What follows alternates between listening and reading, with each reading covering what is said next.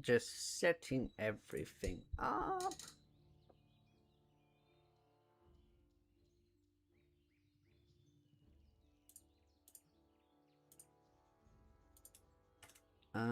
Give me a second.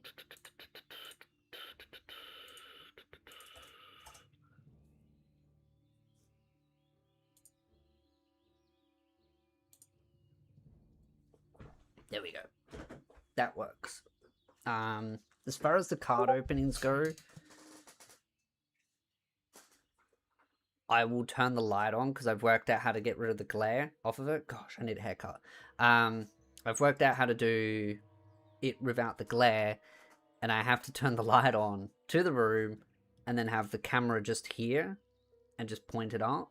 Well, not the camera, but the light to my phone, which wherever it is, it's over here. And then it will remove the glare, hopefully.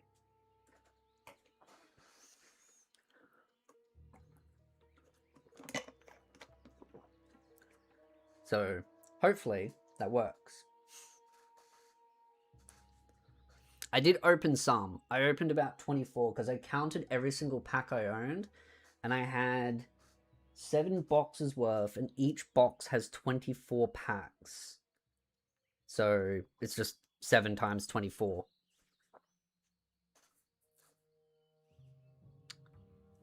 There's a couple of other things that I want to go over. I'm just quickly grabbing those.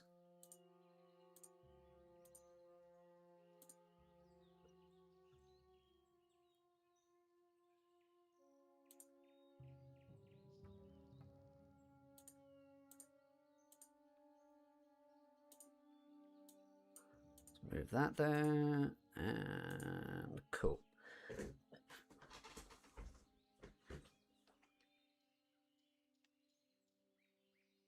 So how I'll do it is like this. So it looks a little bit weird.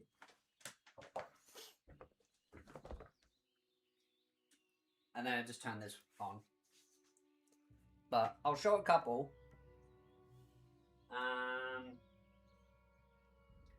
Because I got, these were probably my rarest, or probably my rarest. These were my 2 rarest that I got so far. Which are definitely, I would argue they're quite spicy. Let's see.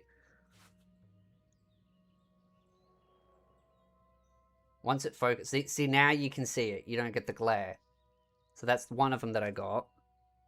And I put them in a case. And this is a legendary. See, no glare now. So those were 2 of the rarest ones that I got. And then I got a bunch of these, which I'm keeping safe. Just funny because that's exactly the same one. It's just slightly different rarity.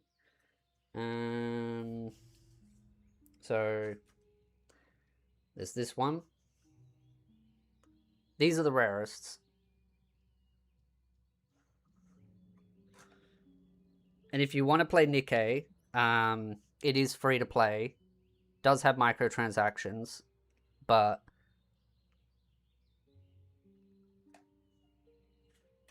it's a good story. I like the story for Nikke.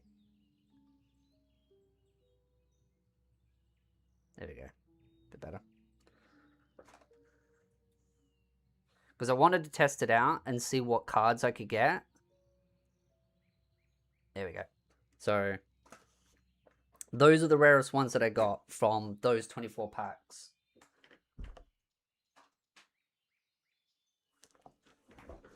But I thought I'd do some openings before we do any reactionary content, because I want to go over Monta Sensei's video. One of Monta Sensei's videos, probably. So we'll do a shorter stream, nothing too big. Maybe a couple of hours. Let's just check.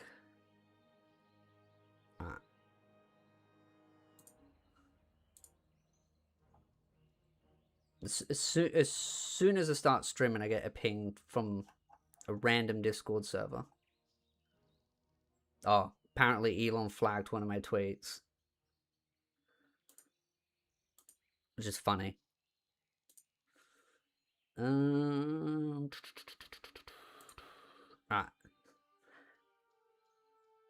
I just messaged you on Discord to show you something. Yeah, I just saw it and I was like, oh yeah, that. I remember someone pointed out to me beforehand that that a bunch of my tweets are getting like flagged as inappropriate, which is funny because technically that tweet, it's silly, but it's not like inappropriate in the sense of like it's non-safe for work, which I just think so stupid. But like everything gets flagged on X now, so it's like Elon Twitter doesn't flag girls in bikini.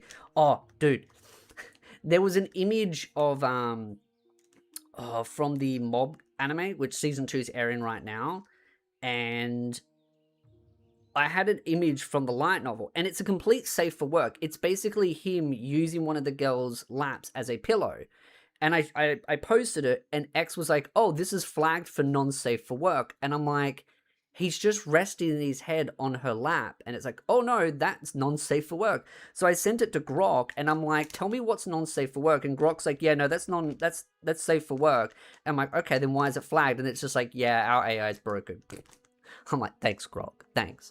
You're admitting your AI's trash. So I've been itching to unbox these for like so long. Like, even though I've had these for like less than a week, I'm just like, I want to see what I get. I want to put them somewhere.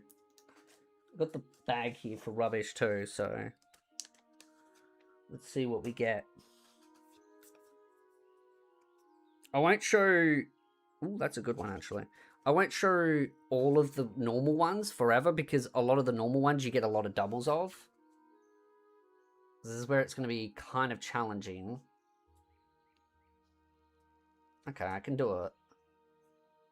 This actually worked out way better with the lighting. I had to experiment for a little bit off stream. Just playing around with the camera. There's a Dorothea one. That's nice, actually. It's an SR.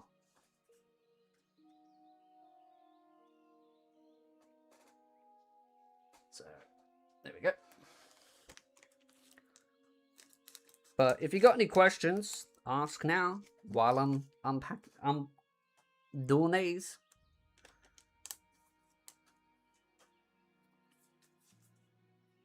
Got another one of those.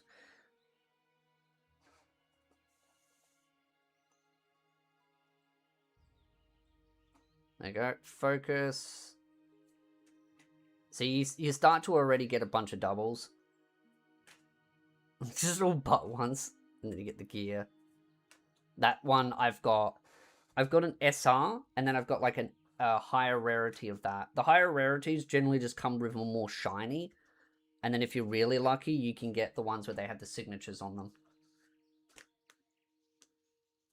Do you have a favorite artist? Not really. Though I do like the artist that does most of the art for my channel, just because she's very low fuss. And I generally just like message her and say, hey, can you do this art? And I'll just be like, this character, this outfit, design it however you want. And then within a couple of weeks, she'll generally just show me a template and I'll be like, that's cool. And there's never, ever, ever any dramas with her. So I'm generally always really happy with her work, just because it's low fuss, low drama. And I generally always give her a tip. So I always overpay her for her work. Yesterday, Twitter upgraded Twitter where it's now hiding posts as shadow banned in some regions. Yeah, I did notice that. I'm not really shocked. Social media is becoming pretty bad when it comes to censorship. Boots, gloves, rocket launcher. That's a good one. I like her as a character, but that's just a normal rare. But I always pay my artists more than the going rate that they ask for. But my artist is very cheap as well because she lives in, I think, the Philippines. So their going rate's really cheap. So I always like to give her a little bit extra on the side. I got another one of the ultra rare. That's pretty funny, actually, because I looked it up on eBay, the ultra rare, and it's worth like $64, I think, on eBay.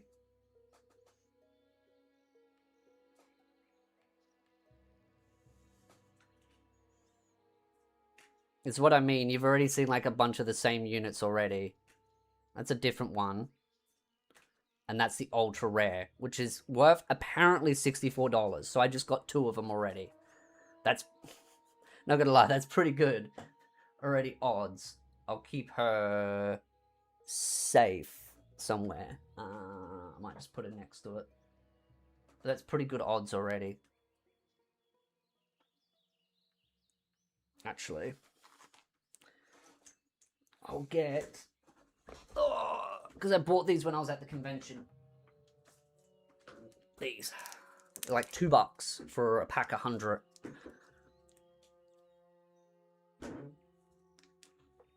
They just keep them safe. I've got a bunch of hard ones as well, but I put them in the plastic, the soft ones first, and then I'll put them in the hard ones afterwards.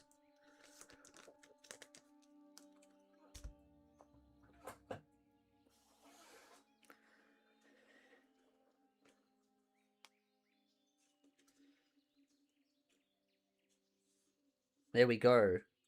2 ultra rares already. I'm pretty lucky with these so far. Especially the Nikkei ones. The High School DxD ones, I didn't get anything super rare.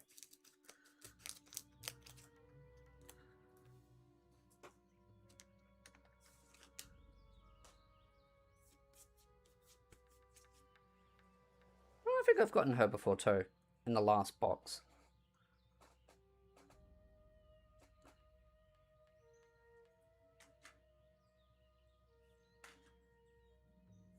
Because I'll have to get a carry slip for all of these, and then I'll have to put them all in there. You know what's funny about about that? Most of them came from news media who doesn't bother to censor topless women, talk about double. Yep. I have this print out plan for learning Japanese within 6 months at its shortest. If you would like to see it later, sure, I'd love to. I do need to learn Japanese. There's an app that I downloaded. It's on my phone, which I'm using as a light right now. But I've got an app that my friend uses, which has got this like little bird, green bird that he uses. I was going to use that to learn Japanese, but because I was so distracted with other stuff that I was doing, like all my karate practice and all that. Oh, that's a nice one. I haven't really been focusing on learning Japanese, but I already know a little bit of Japanese because I learned it in primary school and high school. So I know a little bit of Japanese, but I know the basics of how to learn it as well, like the alphabet, and there's like a little song that they have which comes with all the little letters and everything. So I know a little bit of Japanese. Duolingo, I think it might. Let me check. I will not show. Yeah, it is that. I was gonna almost show you my phone front just to show the icon, but I'm like, no. Then you will see anime waifu that's been on my background phone. It's not that it's non-safe for work. It's just particular characters. Actually, funny enough, yeah, it's Camilla. My background to my phone is Camilla from Fire Emblem. I used to have Hestia on there, but I rotate between Hestia and Camilla.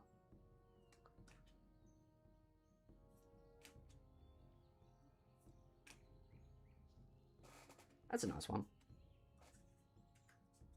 Spiritu, a completely unrelated question, if you don't mind asking out of my curiosity. What do you think of recording in public spaces? This includes parks, stores, businesses, and so forth. So that depends on the context. So I think any private establishment has the right to deny you to record.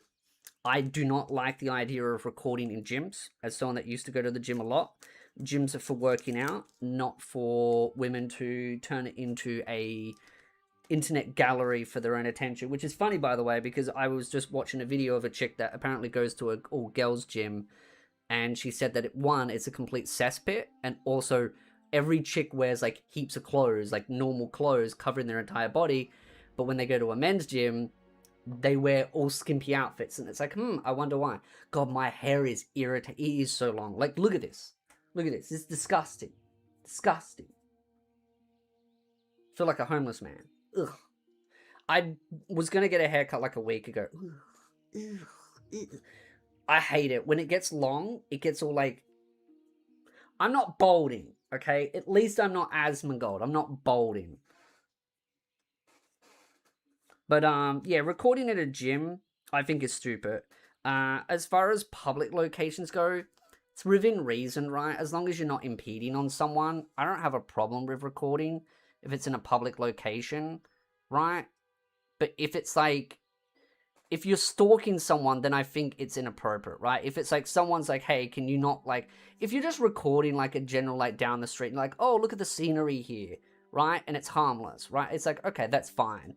But if you're recording someone and just stalking them the entire time, like you're just straight up watching them with a camera, that's stalking. So it's like, that's inappropriate. So it all depends on context. Like context matters when it comes to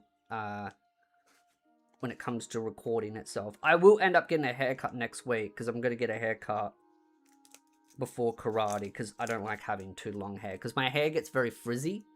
I'd have to take off my headset, but my hair gets very frizzy because it's very thick hair, and I have a cowlick right there, so it flizzes up. So I generally just get it cut to like a 5 length, and then I just mess it up. I know, random facts. Once you colored your hair, it will turn into white early. I used to have streaks in my hair. My mother used to get me to do it because it made me look older and more mature. Because again, I look like I'm in my 20s. Whenever I like get a haircut, shave, present myself, I'll look like I'm in my 20s, which is great if you're dating a younger girl. Because then you look like you're actually maybe slightly older than a younger girl, right? So it looks normal. But for me, it's frustrating because I don't know. But then at the same time, it's frustrating, but I like it at the same time because it's like, oh, yay, I look young. So it works to my benefit to a point. How is winter in Australia? We had like non-stop rain over here for like weeks. And now I've had like barely any rain for like the last week or so, which is good because I need to go out. I need to go to a local hardware store, get more poison, and poison my front and backyard for weeds. Because the driveway's weeded well, but the front's getting a little bit weedy and then the back's getting a little bit weedy. So I need to go out there and do yard work. Need to maintain the house that I own. Otherwise, it gets in bad maintenance. That's the responsibility of an adult. Plus, I've got a bunch of work that I need to do to the house as well over the next week. I've got to... That's a nice rare. Because I've got to try and move some furniture. So I've got to get this room all ready because I've got to do painting in this room. So... I think it would be fun is... I mean, yeah, I'd like to learn Japanese.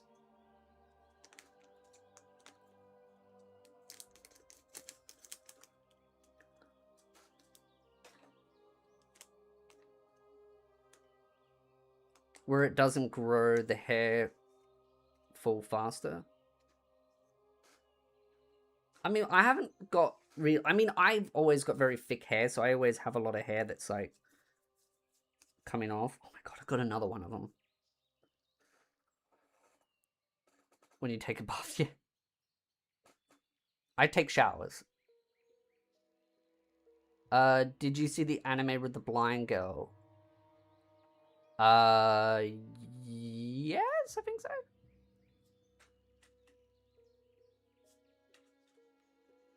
Sounds like some male fantasy. I know, right? That's an interesting one. I haven't seen that one before.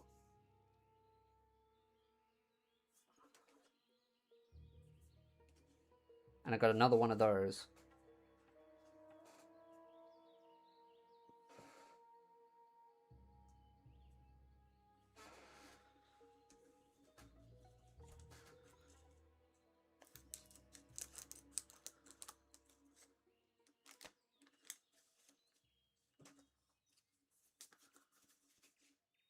Oh, another one of the same.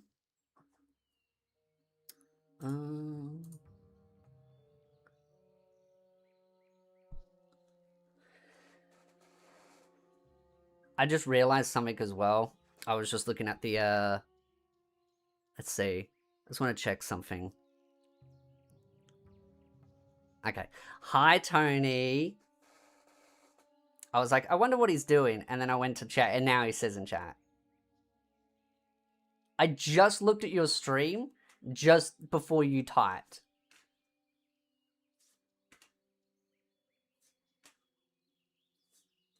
You didn't see, but I pulled an ultra rare very early on. I got a second one of those. So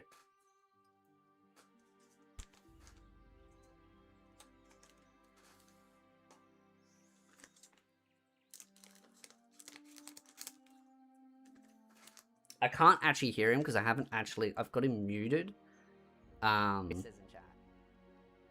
What a little I just looked at your stream just before you typed. Oh, really? Well, welcome. How's it going, you dipshit? Got shit cards. You didn't see, but I pulled an ultra rare. Oh, Now I'm listening to you. really? Very early on. You're gonna have to show me. Pixar didn't I got happen. a second one of those. Okay, alright. So- Alright. Fair enough. Fair enough. I'll give you that, you little shit. I'll give you that. That's a new Bro one. said it, Oh, said maybe it so, bro, listen, he's a little shit. I can't actually hear him because I've got him muted. Really? You got me muted, little shit. Now I don't. Now he's jaded. Little bitch boy, aren't you?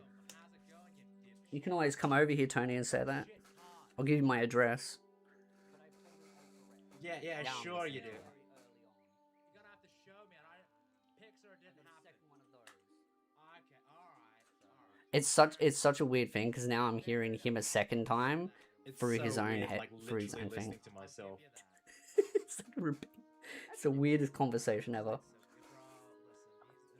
At this point, I'm almost tempted to say to him, "Why don't you just call me, you little shit?" This is so trippy, man.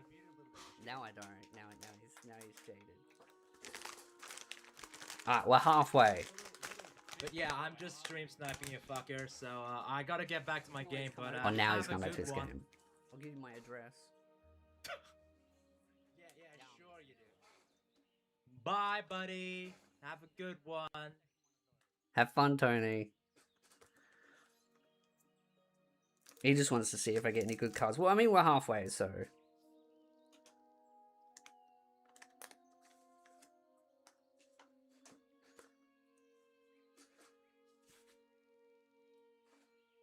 what do we get? We get anything good?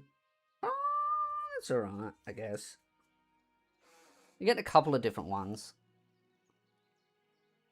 You're getting a lot of these ones. I've had, like, what, like 6 of these already? There's a couple of different ones in there.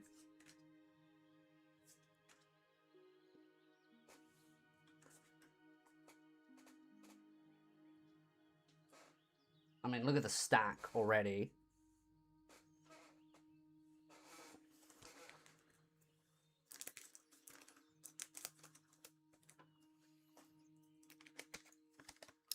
Spare, have you seen the Lord of the Mysteries anime? No, not yet, actually. It is on the list. Lord of the Mysteries is on the list at some point.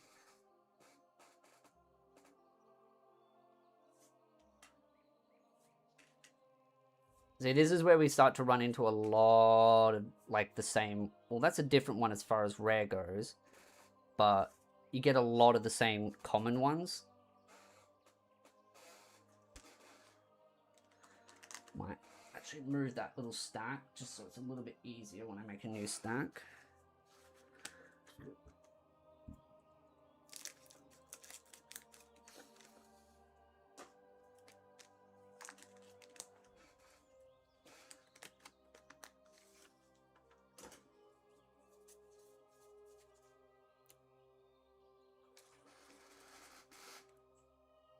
Oh, I just got a really rare one. Holy shit. Holy shit. Okay, you ready for this? Tony's not going to believe this. He's not going to believe this at all. Alright, you ready? We'll get focused. We'll get close.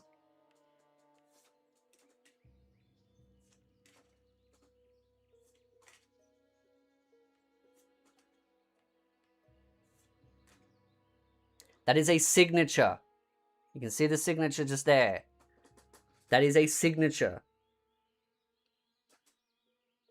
Oh boy. That is... Oof.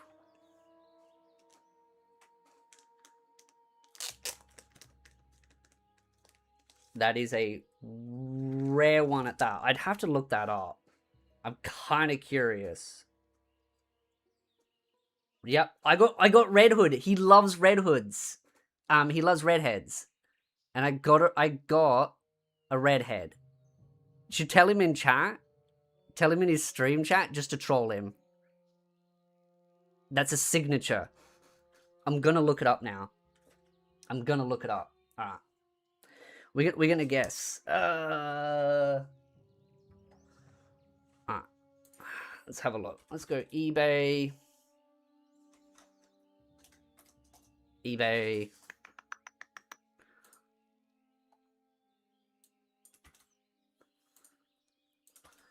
eBay, what is it? BT002. BT002, and then it's card free. 003. SPR. I think I just went SOR. It's meant to be SPR, not SP.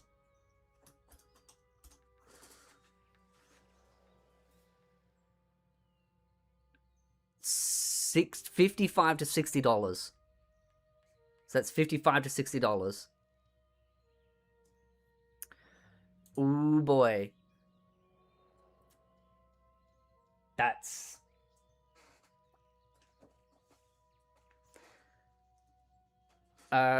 so far, I've got some over there that I've got, but that one's probably a really good one, actually. Can someone run into... Yeah, I mean, he's gonna be so jaded now. He's gonna be so jaded when he finds out that I got a Red Hood.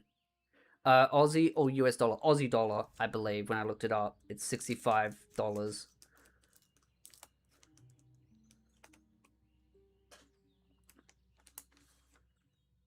That's still pretty good, actually. I mean, once they stop printing these, the value will go up.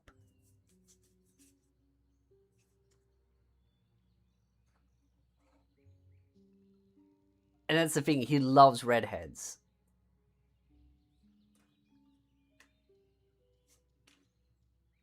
And hey Sparky. We're just getting absorbed in the card pools. Hey, it was cool seeing you again last weekend. Hey, it was good seeing you too.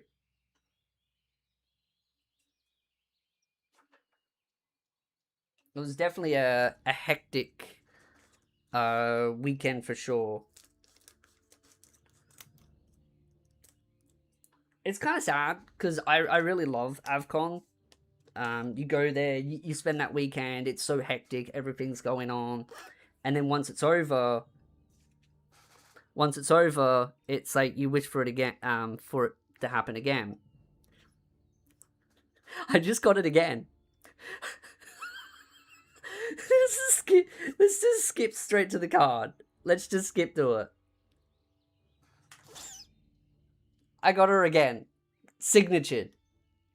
You can see the signature. I just got two of her. Two. I've gotten two. Oh my god, he is going to be so annoyed now.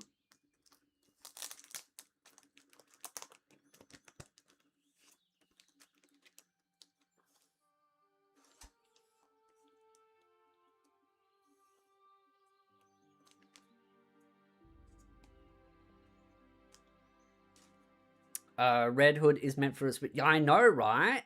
Two. And just so Tony doesn't think that I'm playing with it, they're both here. That's two Red Hoods.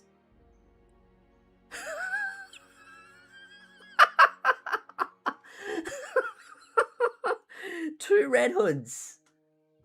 Jesus Christ.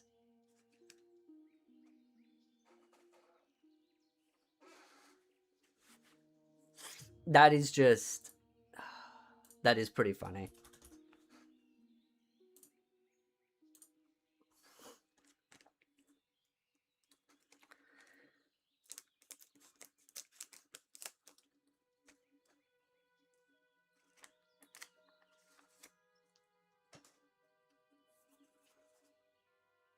Ooh, that's not bad.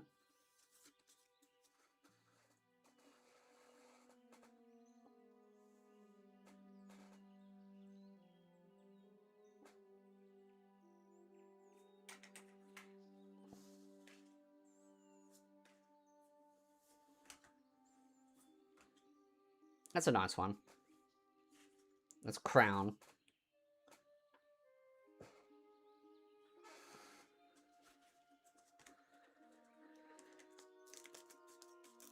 Flash them like they are god cards pulled back from 05.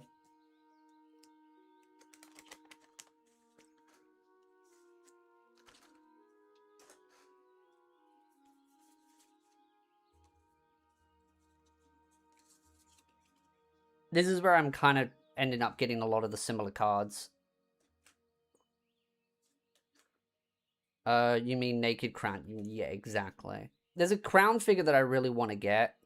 I'm kind of not really showing them close up now because I'm like, they're kind of the same ones.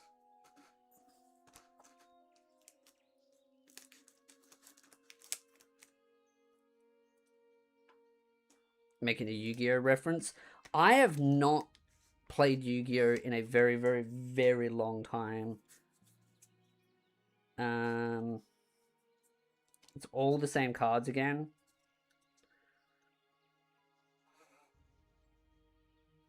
We're almost at the end of it.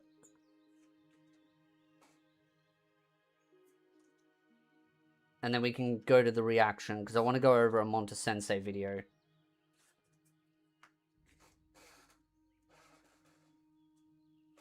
We've got 4 packs left.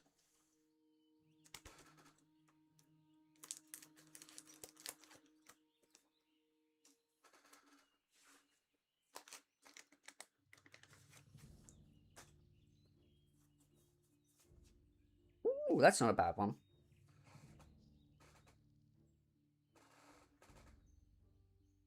Let's get close up. There we go.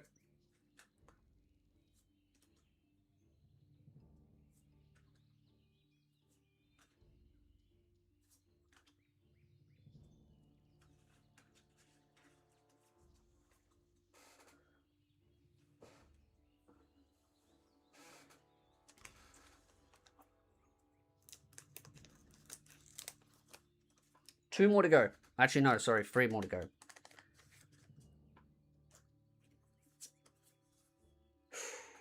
Another Dorothy.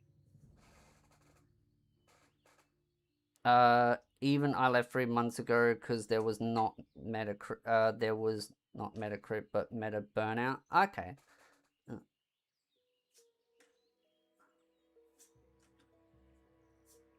Another Dorothy. Dorothy's good. Got a bunch of her already.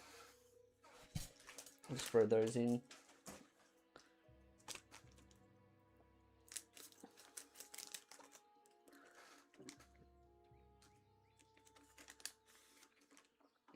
Alright. That's a different one.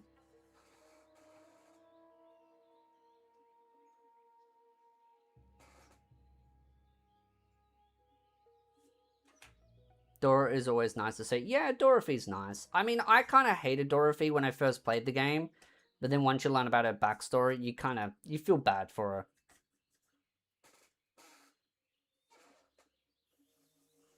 Alright, last one. And then we're off to reactions. Also, I do want to go over one tweet. I don't know. I probably won't play the tweet, but I'll talk about the tweet.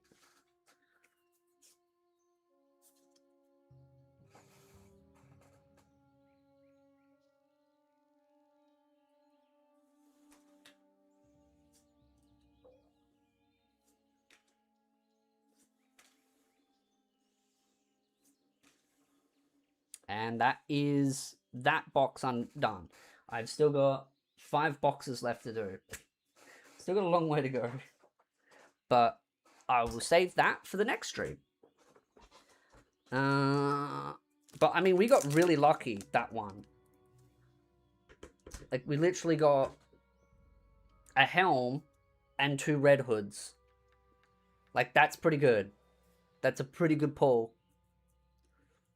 So, it's not bad. All things considered. I'll just put that there. I'll put that with the pile.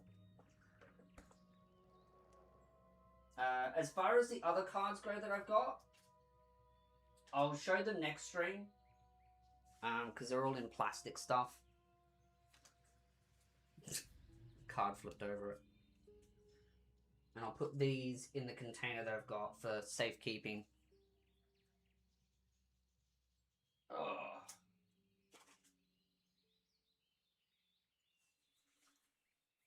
There we go.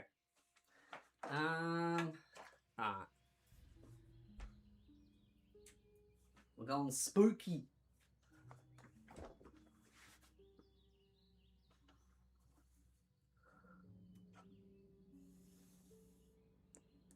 There we go. Hopefully that works. Yep.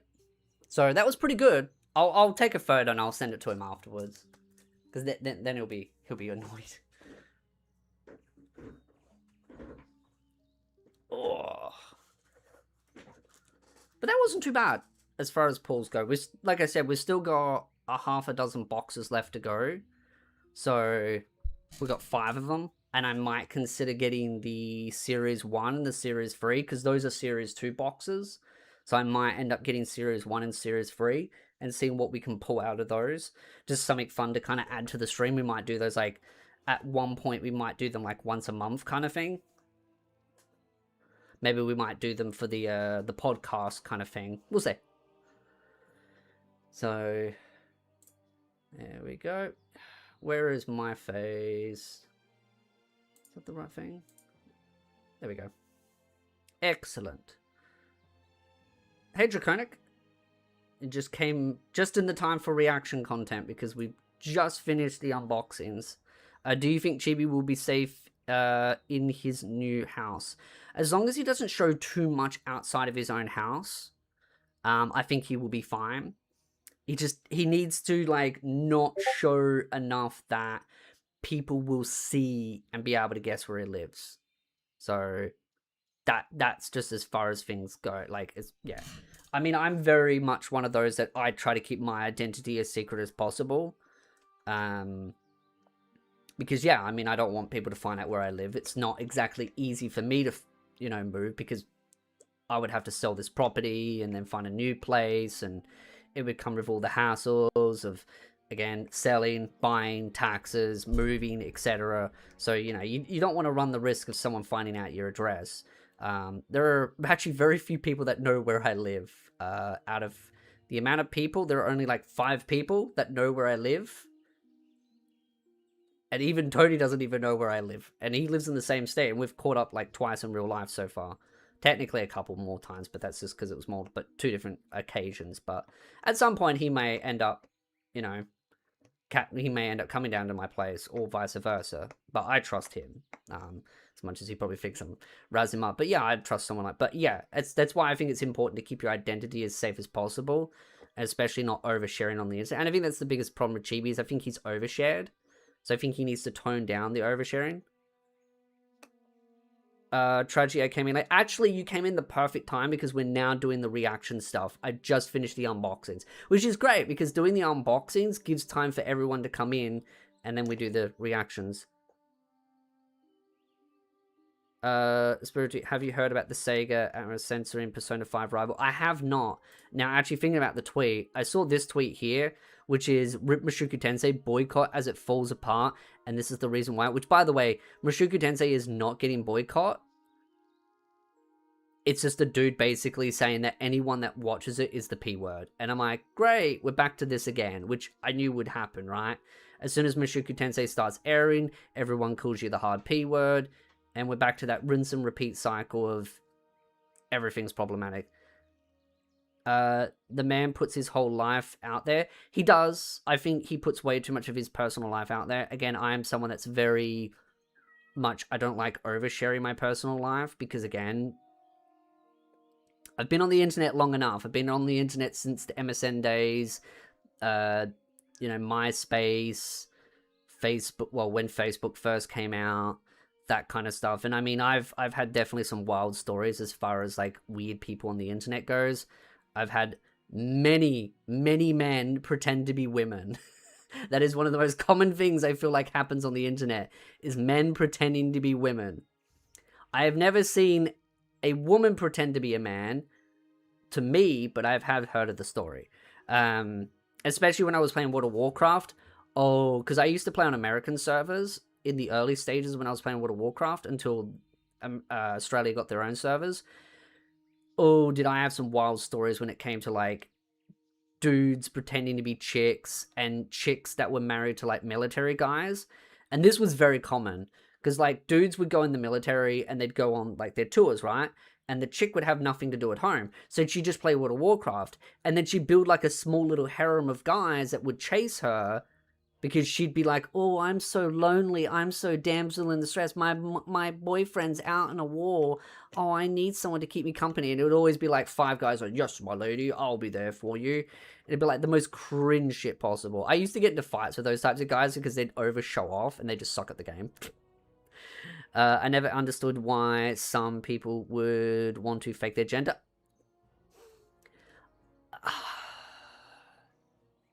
I can kind of understand maybe from a game's perspective because sometimes guys will give stuff to chicks. Like, this is why I always I follow the rule of unless proven otherwise, you're a dude. And you got to understand why I think like that, right? To a chick that's on the internet, she's going to think, oh, well, that's horrible, right? I'm a chick and but the reason why I have the rule set of until proven otherwise, you're a dude is because, again, I've played World of Warcraft. A lot of dudes would pretend to be chicks. I've played RuneScape. A lot of guys would be like looking for girlfriend, paid money for a game. And then they'd be like, a dude will pretend to be a chick to get an online girlfriend to then get free stuff in the game. That's why it's so common. In games, it is extremely common. As far as like online, like Discord servers and that kind of stuff, a lot of it's just catfishing, and it's very common to see catfishing, which is why, again, I have to be very skeptical and I have to sit back and be like, okay, let's talk to this person and see who they really are, like if they're a part of the community, etc. So it kind of explains my mindset because, again, it might seem foreign to a lot of people that are new to the internet, but there is a lot of people that are faking who they are. And so it's really important to, like, if you're talking to someone or someone's part of your community, to kind of get a good idea of like who they are, right? Also, there are a lot of VTubers that have voice changers that use voice modifiers that I know some that are a dude. There are some female VTubers with voice changers that I know for a fact are dudes. That is not public information. And there are some that have voice changers that claim that they're chicks still, but I still question. There are some where I'm like, it feels like... There's one VTuber that I know that uses a voice modifier, and she claims to be a chick, that I do believe she's a chick, only because of what her career is, and she's openly stated what it is, and I'm like, you know what? That makes sense why you're using a voice changer. And the way she talks is like, okay, she sounds like a chick. But there are some out there that talk, and I'm like, you sound a little bit like a dude. Like the way they talk. Why can't these jokers just be honest? There's always something to gain, whether it's catfishing, manipulating men to doing things for them, whether it's content creation. Occo is... Okay, Sparky, you know who I'm probably referring to, because it's part of that same group that I'm referring to, right? But I'm not referring to Occo. But you'll know who I'm referring to when I say, because of their career, I know that they're actually using a voice changer or a voice modifier for a legitimately good reason. But Occo just has a very feminine voice. So whenever I first ever spoke to Occo, I legitimately thought they were a chick. Because they had a female avatar, they sounded feminine, and I'm like, oh, Occo's a chick. And then later on, they're like, oh no, I'm a dude. And I'm like, what? What? And for the life of me, I thought Ocko was using a voice modifier. And I'm like, damn, this is a good voice modifier. I was almost going to say to Ocko, I was like, hey, what voice modifier are you using? Because I want it so I can pretend to be a chick. I was like, it'd be fun to troll people. This is a bit of a troll. I wouldn't actually do it as serious and be like, trick people, but it'd be fun troll. And that's when I realized it was their real voice. But then I realized once I knew Ocko was male, you do hear the male voice in Ocko's voice. It's a very neutral voice. Ocko's voice is very neutral. So it can kind of sound male or female. It's like neutral names, right? Where they can be male or female. You're talking about Ilaria. I don't know definitively if Ilaria is female. I don't really believe it, that they're female. But I don't really care too much for her content or their content because they're just a slop drama tuber that just does really low-hanging drama stuff that just makes up a bunch of rubbish or twists a bunch of rubbish as well. And I mean, they're friends with people like Rimmer, whatever you call Rimy, the horse chick that does the drama stuff. They're friends with that one. And honestly, I've watched enough of her content, and I'm not on a bad footing with her, but I've generally looked at a lot of her content and gone, yeah, there's a lot of issues with how she reports on drama. Ocko's voice changer sucked. I'm glad he went natural. I didn't even know Ocko had a voice changer. I probably was talking to Ocko when they got rid of the voice changer, because Ocko's voice is fine. It's just, if you don't know their gender, you might think they are female, but once you know their gender, you're like, oh, it's a very neutral voice. I know a lot of people who have looked at Amber. I've heard a lot of people think that Amber's a dude because they use a voice changer. But here's the rule. Again, I apply this rule. Unless proven otherwise, you're a dude. So if you're using a voice changer, in my mind, you're a dude. In my mind, you're defaultly a dude. I'm sorry if there's only one exception to that rule. Only one exception. And that is one of Ocko's friends. Because I know why she uses a voice changer. And I understand it. And I've spoken to her enough to know that she's a chick. Ocko they stopped to use it. Okay, so that's why I probably never heard the voice changer. And I think it's better that Ocko doesn't use it. They sound fine.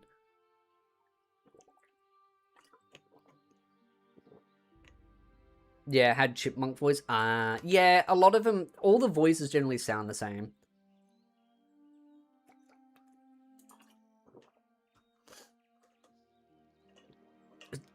Let's just check the volume. Double down. There we go. Yep, volume's good.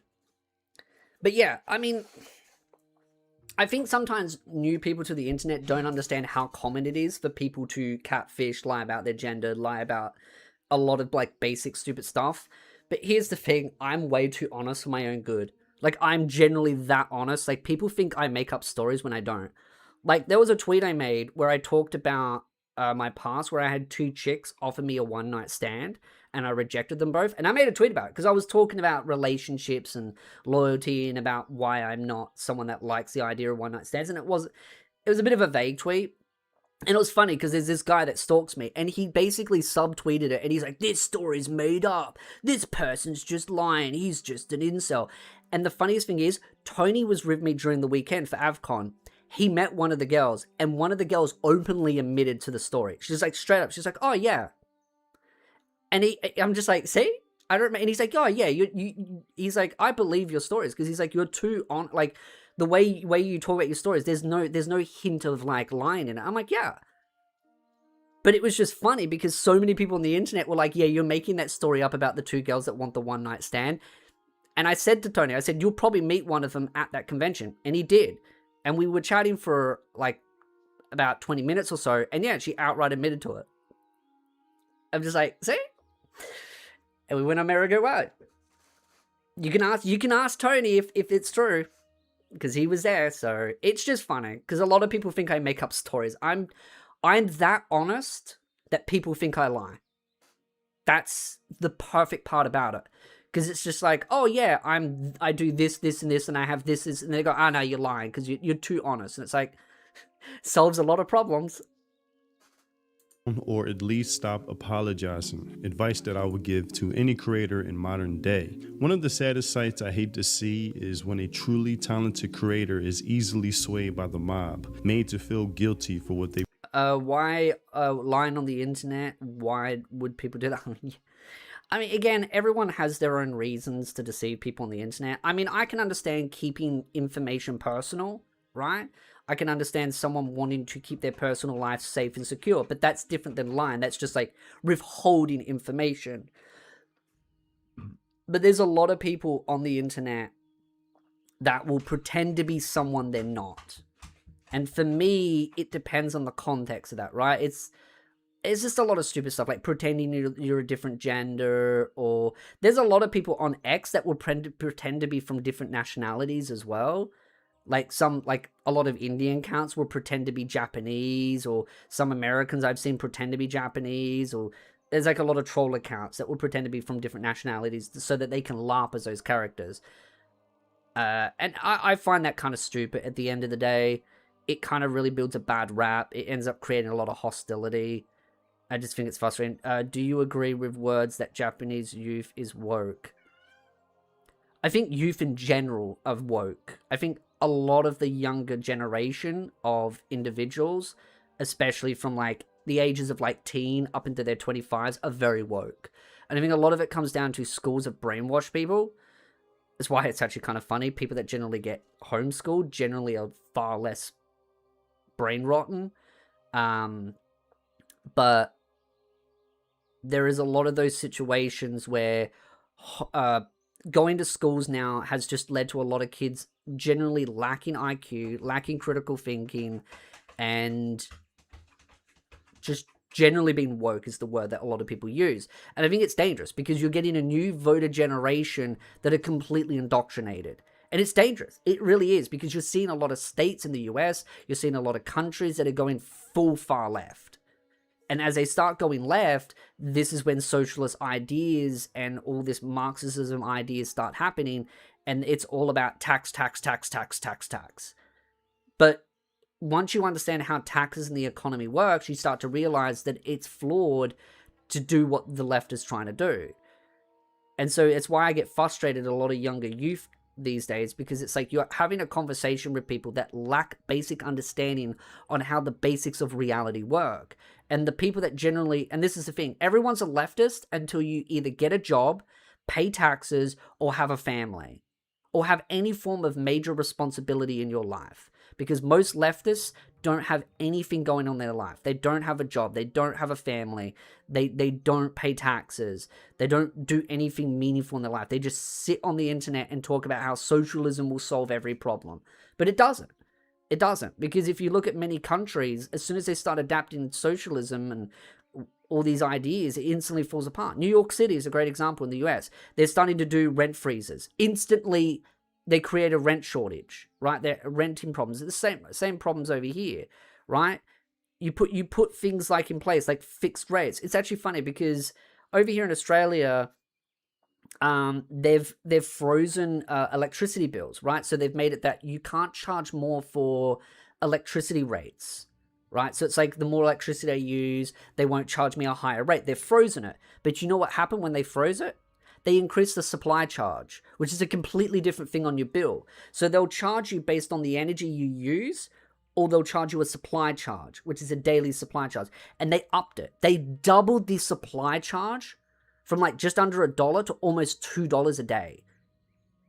So they basically just, instead of increasing the electricity prices, they just increased the supply charge by even more. So it was like, this is what happens when you do things like that. Companies will find a way around, and it ends up making everything destabilize and collapse. And this is why socialist values just don't work. And it doesn't mean that I believe in a complete free and open market, because corporations become monopolies, and monopolies, then it just basically becomes a corporation becomes a government entity. And that's why there needs to be a balance between governments and corporations, to make sure that corporations don't get out of check. But you try to explain that to a leftist, and the left is just far extreme about government owning everything, and it just never works. Why do you think China becomes more and more and more free open market? Because the best way China has grown and prospered is for a free and open market, when competition is at its best. You just make sure there's no monopolies and everything's good. So do you think they will eventually have a resurgence of freedom? I do think there's going to be a point where a lot of people are going to push back. And I think a lot of leftist kids are going to learn what the real world is like and what real socialist values are like, and they're going to realize that it doesn't work. And this is the problem. We've had such a good standard of living growth and everything's been so hunky-dory, but also history has gone on for so long that newer generations don't know what communism feels like and what socialism and Marxism looks like in its most pure sense. And because of that, they don't realize the damage that it can do and how it doesn't work. And so they think, oh, well, we'll make it work this time. We'll make it work this time. But it doesn't. It never works because it's fundamentally flawed in its basic principles. I don't think a lot of people in Japan in our woke, maybe a small amount, but it's mostly in the West. I do think most of the woke comes from the West. I do think there is a decent chunk in Japan, but I think a lot of it's in the West. Yeah, something's going to break soon.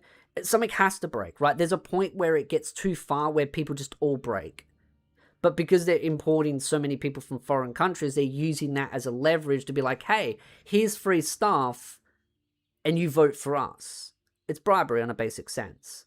And it's not like we can sit there and say, America's the one perfect country to run to. No, America has its own problems as well. Canada has its own problems. Japan has its own problems. Europe has its own problems. UK has its own problems. Even Australia does. But it depends on which countries are going to resist first and resist the hardest. Which countries are going to wake up first. And I do think Europe is definitely declining very heavily. UK is like the furthest into despair. Europe is kind of following behind. Canada is also behind that as well. And New Zealand maybe about there. Australia is resisting. Very heavily Australia is resisting. Japan is resisting. And the US is resisting. And of course China's kind of like a whole different thing because China's China. Women will vote for free stuff. Yeah, because a lot of women don't want to work. Because the workforce sucks. Women, it's funny because a lot of women want to be tradwives. And I understand, right? I don't blame a woman for wanting to be a mother at home and be a tradwife. I respect that.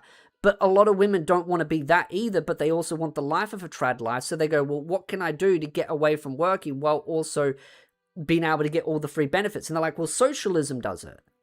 And that's the problem. Have you tried out Guild Wars 2? I have. I played it a while ago.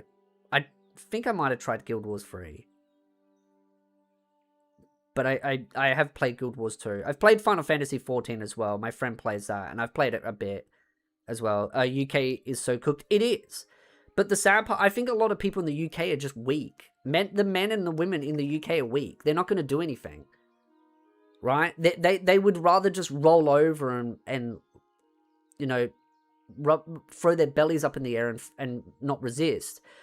A lot of people think Australia is going to fall into that same pit. No. Australia's very different. We are resisting very heavily. And there's a lot more work to be done, but Australia is heavily resisting. There's a lot of seats that the left has lost. And it's going to like groups like One Nation. And I don't think One Nation is perfect in Australia either. One Nation is far from a perfect party, but in my opinion, they are substantially better in many aspects. It's interesting because one of the big things that One Nation wants to do over here is they want to build nuclear power, which is something that's banned in Australia. Nuclear power is banned in Australia, but yet we have all the resources to do it. So they want everything but the label. Yeah, and the responsibility of being a mother. A lot of these women don't like the idea of being a mother because it's too burdensome on them. They want to be able to gallivant around, but I think motherhood is an extremely important responsibility. It's a beautiful thing, and it's a gift given to them. I hope you Aussies get your commie to explore the outback. I mean, the funny thing is, the more further out you go into the country, the less commies you find. The more you go into the city, the more left it becomes. Because leftists don't do anything except sit in an office with air conditioning and sit there and whinge about air conditioning destroying the planet. They wouldn't know what a hard day out in the sun would look like. Australians don't really care about the laws if it's inconvenient. We just don't abide by the laws. We don't like the laws. We don't abide by them. What are they going to do? Ring the cops on us? The cops are useless. Cops are in on it too. It depends on which state you're in, right? So, I mean, the state that I live in is a lot more relaxed. Even though it's a left-leaning state, it's weirdly not as left, even though it's left. But a lot of seats over here have gone over to One Nation as well. So Labour kind of over here has to kind of stay in check because One Nation kind of keeps them in balance. So China government is having a cult personally with this. 99% love it. I mean, yeah, it's funny because a lot of Chinese run away from China to get away from it, but then they end up voting for stuff that creates it again. It's like Stockholm Syndrome. They brought into the world, not by true fans, but by activists, groveling and kissing their feet. And yet we sexualize, we objectify, we marginalize, and we reduce these female characters to a lot less than they can be. And this is coming from a guy that almost made a really misogynistic game. And I had this awakening. I had this awakening, and now my eyes are open, that I am actually just a cock. Exactly at the same time, this Kickstarter happened about the tropes versus women in video games. Made to feel they're beneath these types, the professionally offended, overgrown adult children apologizing. The restriction side of China sucks. I mean, it's kind of really funny because a lot of people use China and South Korea as an example because both of them have banned porn. But it's really funny because if you actually look at the consumption rate of porn in China, it's the same amount as people in the US where it's not banned. Which just debunks how banning certain things in China doesn't work. China is just, like, they do things and it's like, why? It's not gonna work. To them at the second any offense is taken, when any compromise given to them will only lead to full-on regret. I actually want to buy Stellar Blade again on the Switch 2 when it comes out, just so I can play it on Switch 2. I'm kind of curious to see what the frame rates are like and how good the quality is, but I actually want to get it on there because I'm hopeful that it will have a physical and it won't have the digital code, so I kind of want to get Stellar Blade on there. When seeing what you built for years is torn down in seconds. Now, someone who I believe in... Yeah, it's interesting actually, Draconic, how people that advocate for banning porn don't understand how ineffective banning porn is. And a lot of people say banning porn is good because it will fix the birth rate problem. No, it won't. The reason why birth rate problems are so low has nothing to do with porn and everything to do with governments over-regulating. Governments are the sole, not the sole actually, sorry, but they are a major factor of why the birth rate problem is so low. It is mostly government. I would say 80% of the reason why birth rates are so low is due to government. And the government does a multitude of different things to lower birth rates. Between regulations, retirement, super, taxes, you name it. There is so many aspects to it. Well, FF7 Rebirth runs mostly at a stable 30 frames per second on 1080p Switch 2, so Stellar Blade 2 should be okay. Okay, well that's good then. Because I'd love to play it on the Switch 2, because I've got a Switch 2. I haven't unboxed it yet. It's down there. I got it before the price went up. Body the "this is what I'm offering, take it or leave it" mentality is no other than Itagaki. A man. Creator of Dead or Alive with a rock star presence and personality. He's a very striking man. Just looking at him is like put in awe. He's a very sort of rock star guy. Unapologetic of what he likes and what he doesn't care for. I'm creating entertainment rather than just a video game. So in terms of entertainment, it's quite natural for me to create beautiful women. It makes sense rather than bringing ugly women into the game. Damn straight. It's very simple. Naturally. Straight to the point, blunt, it makes all the sense in the world. Oh, and let's not forget, fully embracing the jiggle physics. The first Dead or Alive game featured the first movable breast. Hell yes. In video gaming. I like it. It's genius. Well, I think entertainment needs sexuality and violence. So if entertainment lacks sexual elements, then it's entertainment no more. Someone that I wish I appreciated more when he was still alive, uncompromising with his vision no matter how controversial or novel it may have seemed, hoping others in modern day can follow his lead. Now, it's no surprise to anyone. I think this is the thing. The moment you start to censor games and animes because of sexy characters is the moment it starts to lose that creativity. Like, as soon as you start having to censor yourself, you lose creativity. You lose the ability to create something interesting. Like, if you want to create something where there's not like nude girls in it, fine. But the moment you are having to self-censor yourself, you instantly lose at the creativity game. You have to be free to create whatever you want, to be fully able to create something that you truly love and enjoy, that other people will enjoy. And I feel like the more shackles you put on yourself, the more your art becomes shit, if it makes sense.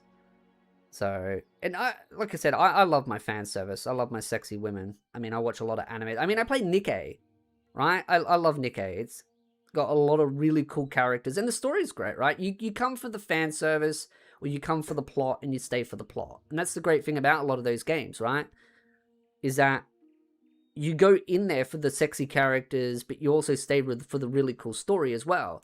But a lot of these people try to use the whole excuse of, well, the sexy characters detract from the story. And it's like, no, because when you create really sexy, great characters that you like, you become emotionally invested in those characters, and you're more incentivized to make the characters feel special and feel amazing. But when you have to sit there and you have to make every character look shit, these people don't become sentimentally attached to these characters. They just feels like an assembly line. Like, they're like, oh, I've got to tick these boxes of the wokeism, and then straight away it all falls apart. So, one familiar with my content, there's just no passion in it. that I am a huge fan of Shift Up, the studio responsible for Stellar Blade, and its CEO, Kim Hyung-tae. I truly believe this guy alone is leading by example of how to navigate the gaming industry, or really any creative field in modern day, which is full of landmines everywhere. Of course, the politically correct types hate him for daring to have attractive women leads in his game, and are now trying to petition outlets to have Stellar Blade Blood Rain suppressed. But thankfully, the love of the fans have outweighed the hate of activists, with a counter. It's funny because there's still people whinging about it as well, but I feel like the whinging will go up when they show another trailer or some type of teaser for Stellar Blade, the new game that's coming out. Petition outshining any attempts from these types. But not only that, I have to say I was truly impressed when he chose to double down in his own way by reposting fan art that basically serves as a fuck off to the haters and activists. For comparing Eevee to a child and labeling anyone a pedo who dares anticipates the sequel, fan art that serves as comedy. That's where Asmongold really messed up, in my opinion. He really showed a bad side of himself that really frustrated me, because I feel like I just feel like I don't understand what his objective there was, just by implying that people are the P word for liking these characters, and then him not understanding what the word lolly meant, him not understanding anime culture, him just failing miserably, and him being so petty that all he wanted to do was nitpick over one specific frame of that trailer, and then just go, well, it's your child, so the rest of it's just like, it was so stupid. I got Stellar Blade on PC since it was on sale for $40. That's pretty good. With Eevee asking, oh, I look like a kid? Then take a good look at this, smacking her ass proudly. I look like a kid? Then take a look at this, and just smack, yo, with the ass smack. That's how you do it. That's how you do it. And this. And this? Can you still say that after seeing these? Definitely adult, but yeah, I brought undoubtedly. I would actually read this. If this was something real, like an official, like manhwa or something, I would read this. I fuck with him, man. I fuck with Kim Hyung-tae. I fuck with Shift Up. As Rob said, take my money. Take my money. Remember when I say I want to get behind supporters who won't back down, who won't bend the knee? I want to get behind supporters. I want to get behind creators that I can trust with my support. Don't switch up on me once I decide to give you my dollar. This is a studio I can get behind, that I trust with my dollar and my viewership, that I can put my full support behind. Don't bend the knee. Don't do an interview where you're apologizing like, oh, maybe I could have done this, maybe I could have done that. No, this is such a big morale boost. See, this is why they hate free speech, and this is why they hate. And he's still going to play the game. Yeah, oh yeah, he will. Asmongold will play this game when it comes out. Which is the more hilarious part about it, is the fact that, you know, he said what he said about the character. He said what he said about the game. He said what he said about people and their opinions on it, and yet he's still going to play the game. Which to me just shows that I don't even think he even takes himself serious. I don't even think he even believes what he said. I think he just doesn't like being wrong, and so he doubled down and then tripled down because he's so stubborn and childish. And that just disappoints me about Asmongold. I expect better from someone like him. But again, I do feel like recently, over the last months, maybe year or so, he's gotten to the point where he's incapable of critical thinking. He's capable of being intellectually honest with a lot of conversations. And just rather than admitting that he's wrong, which he has been proven wrong with hard facts that go against his opinion or headcanon, he doesn't care. He just doesn't care about the facts. It's more about his perspective, right? His headcanon. And it's really funny because he will mock people for behaving exactly the same way that he has. And he has. He has mocked people that have done the exact same thing that he has. Which is why I'm just, again, disappointed in him. Because I expected better from him. But a lot of people will just ignore it. They'll move on and they'll just go on to the next drama that he covers. And I think this is why a lot of content creators get away with saying dumb stuff, because as long as the community is big enough and they will blindly go along with anything, then they can say anything. Like, if I said something like what he said, my career would be over. But because his audience is big enough that they'll just keep going with it, he gets away with it. He needs to go out more. Yes. I remember his perspective on being a millionaire was so stupid. I remember it was like over a year ago, and he was talking about how he believes everyone should be a millionaire by now because all his friends are millionaires. I remember it was such a weird thing that he said, and it didn't make any sense to me. I was like, why did you say that? And that's when I just realized that he's very out of touch with reality, because I think at the end of the day, because he lives at home and he doesn't go really outside, he's isolated to a very small cliquey group of people that don't, like, they're all millionaires, they're all content creators, right? So he has a warped sense of perception of reality. I think I'm very blessed and lucky that, you know, I have friends that aren't all content creators, right? I have some friends that are content creators, but I have a lot of friends that aren't content creators, and I do a lot of things that break me outside of that bubble. So I'm not as sheltered. So I feel like I'm a bit more well-adjusted. Not perfect, let's just be honest here. Sometimes I crash out on Twitter about relationships and dating, because dating is a nightmare. But maybe there's some hope at the end of the tunnel. Maybe there's some hope for me. Maybe. You know, maybe there's a little. I'm saying that with a hint there. But it's just slow, painful. Got to be cautious, because you know how the internet is.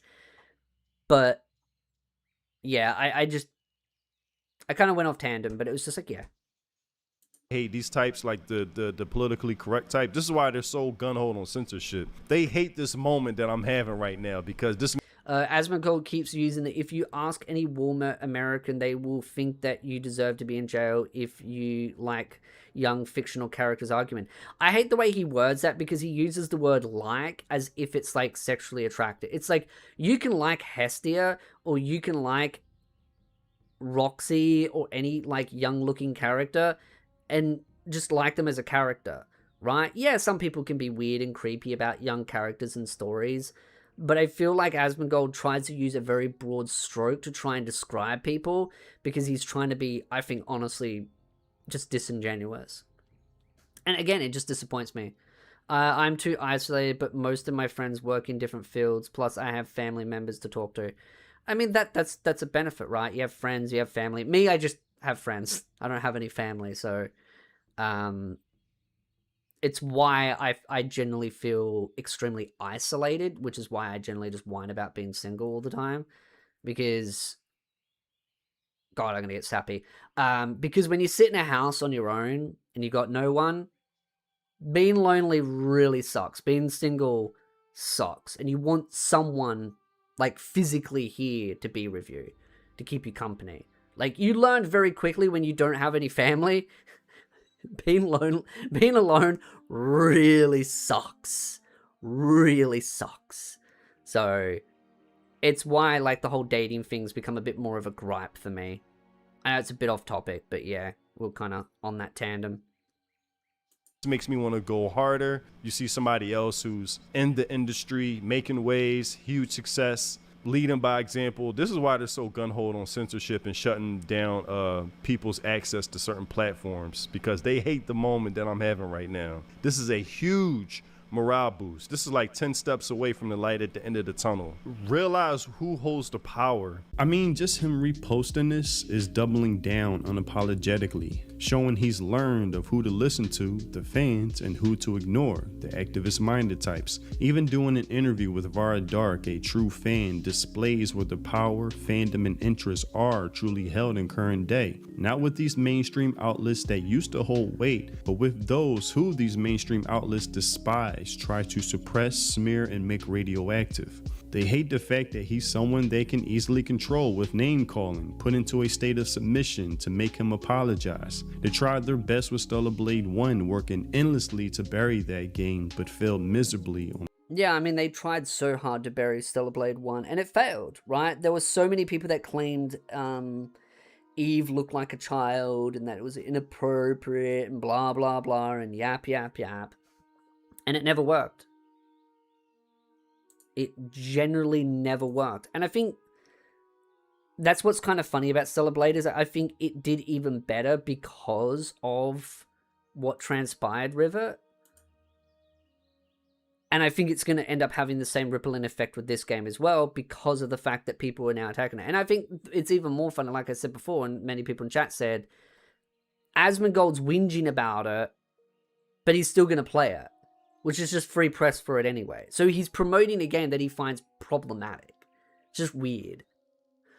Asmongold keeps you... Oh, yes. On console, and with Steam when it released a year later, still doing remarkable numbers. Creators like these are who I'm fully I think it might be because of his dad. It could be. And I didn't really want to bring that up in a conversation because I didn't really want to sound like I was taking a jab at him personally, like a cheap shot. But I do think, if I'm being honest, I do think Asmongold's mental status has declined since his father's passed away. Because I think his father really kept him in check and kept him a little bit more humbler. But also, I think Asmongold is struggling. And I can kind of understand and be sympathetic to that, because I think, I don't know what family Asmongold has. And as someone that's got no family left, it's alienating. It's very...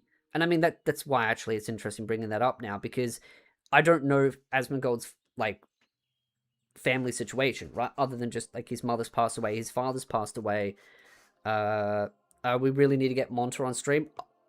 It's not as hard as to do as you think. I mean, me and Monta talk quite frequently. We're on very good terms.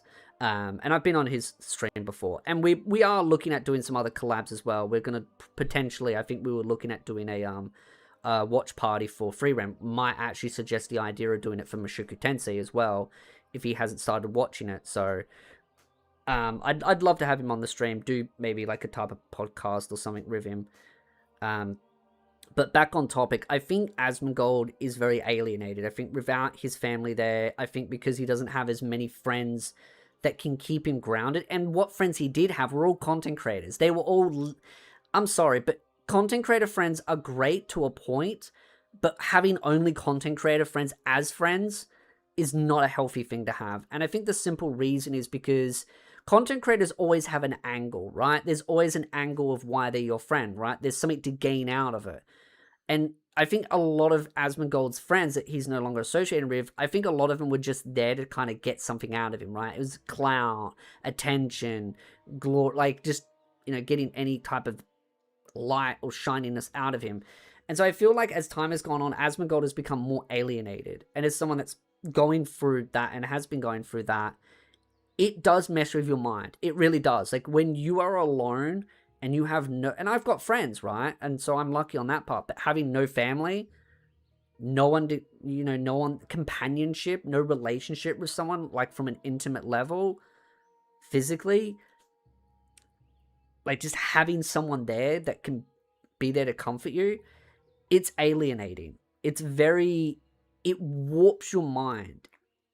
And I can't imagine what's going through his head. I generally have sympathy for him on that. Because, again, as someone that's gone through that and is still be honest, going through that, it's hard. It generally is. And it's not something I talk about even publicly to my own friends because I just feel shameful about it, which is ironic because I'm telling a bunch of randoms.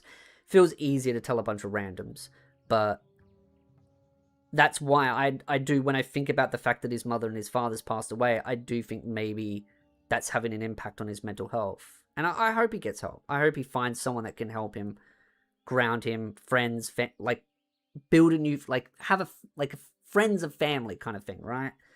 So, I don't know. I think that might be what's making him go down that downward spiral.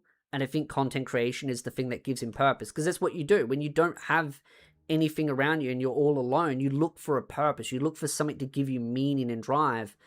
And I think maybe streaming's that only thing, that catalyst that's giving him meaning. But that may not necessarily be enough, right? And it may be downward spiraling him into a bad path. So, I don't know. And you have to be cautious of who you trust and who you let into your life. Yeah, you do. Real life and online. Especially online, but definitely in real life as well.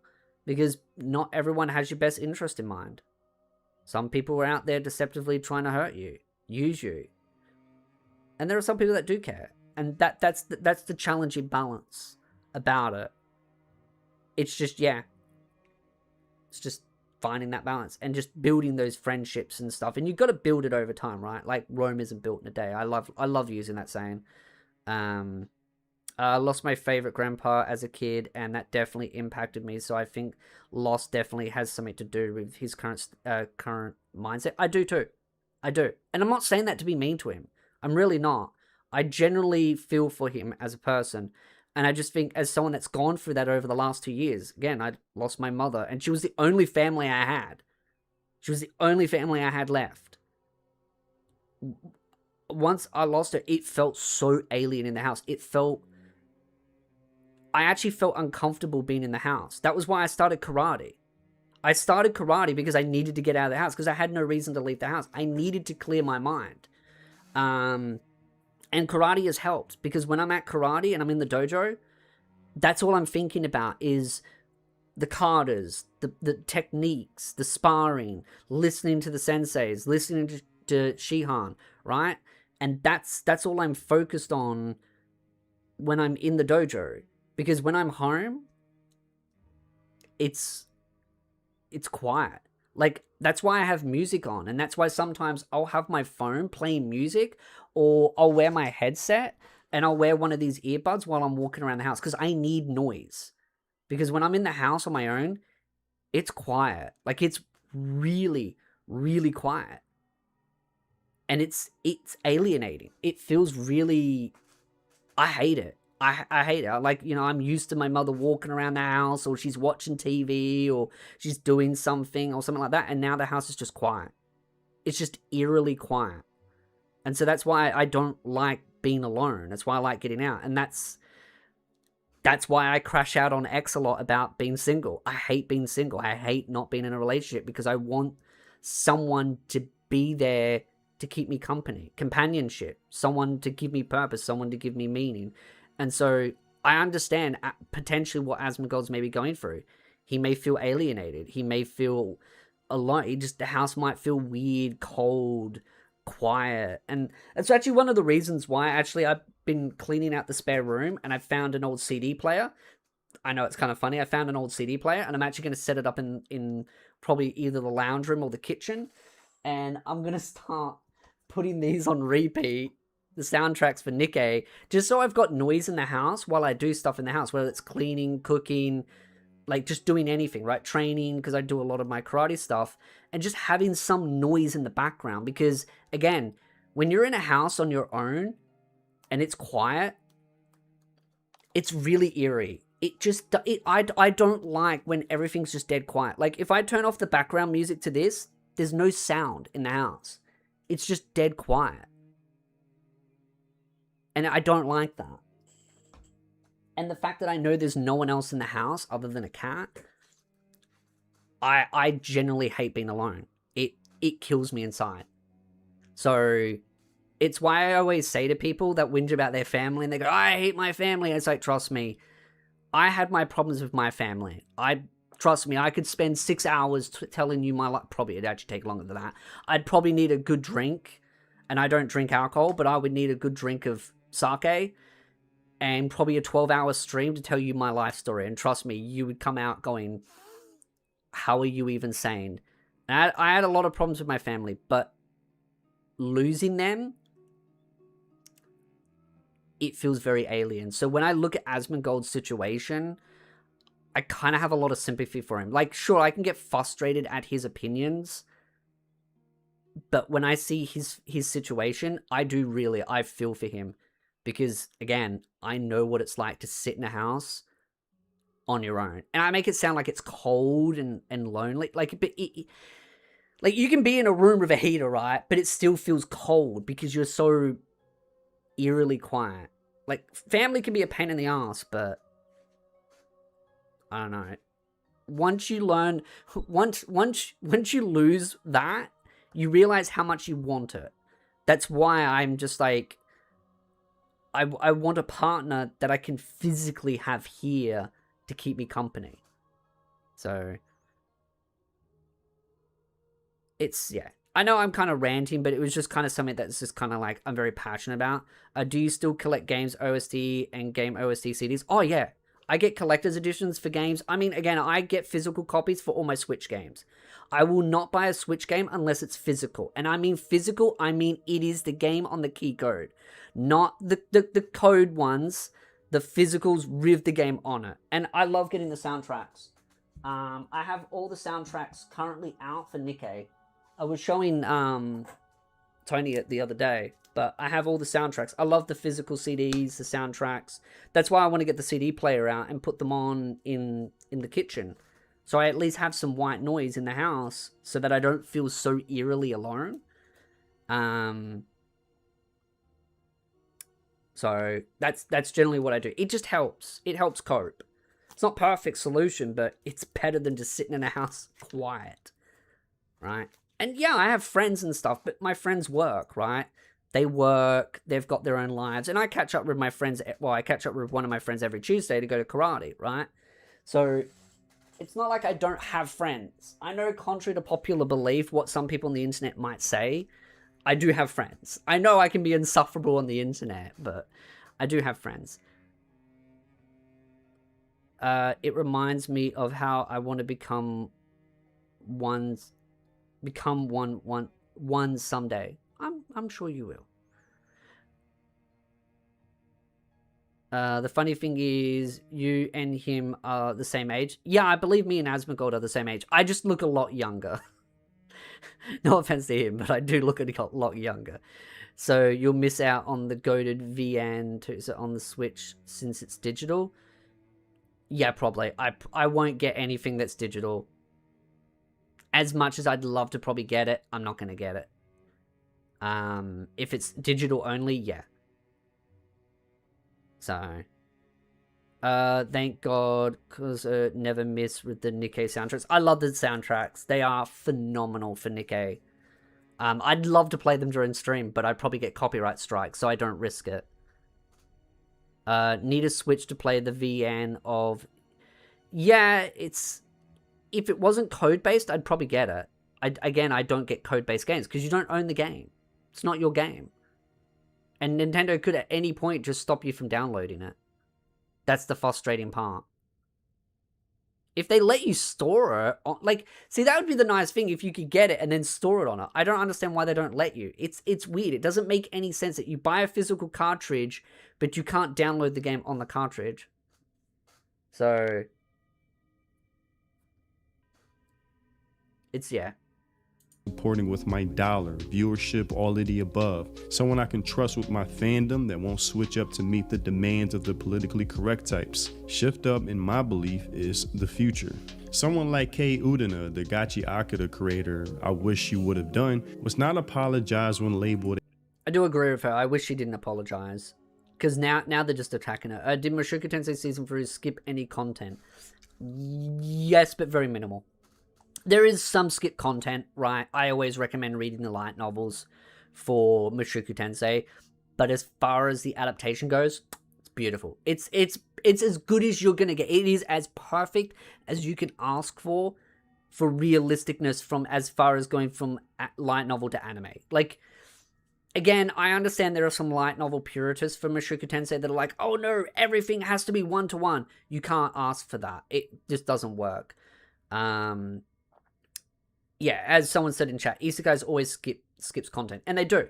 And that's due to a variety of reasons, because they can't cover every minute detail, and sometimes it just drags it out too much. Like, there's just too much. But as far as those 2 episodes go from Mushoku Tensei, it's beautiful. It is spot on. It is a great adaptation. But again, if you want that perfect extra little bit of oomph, you've got the light novels. It's a brilliant anime, brilliant light novel. Both complement each other. At least the key cards, you can share it with others. Still a bad practice, but certainly the option is there. Yeah, I mean, it's better than what, say, like PlayStation and Xbox do, because at least, yeah, you can share it and you can trade it in, etc.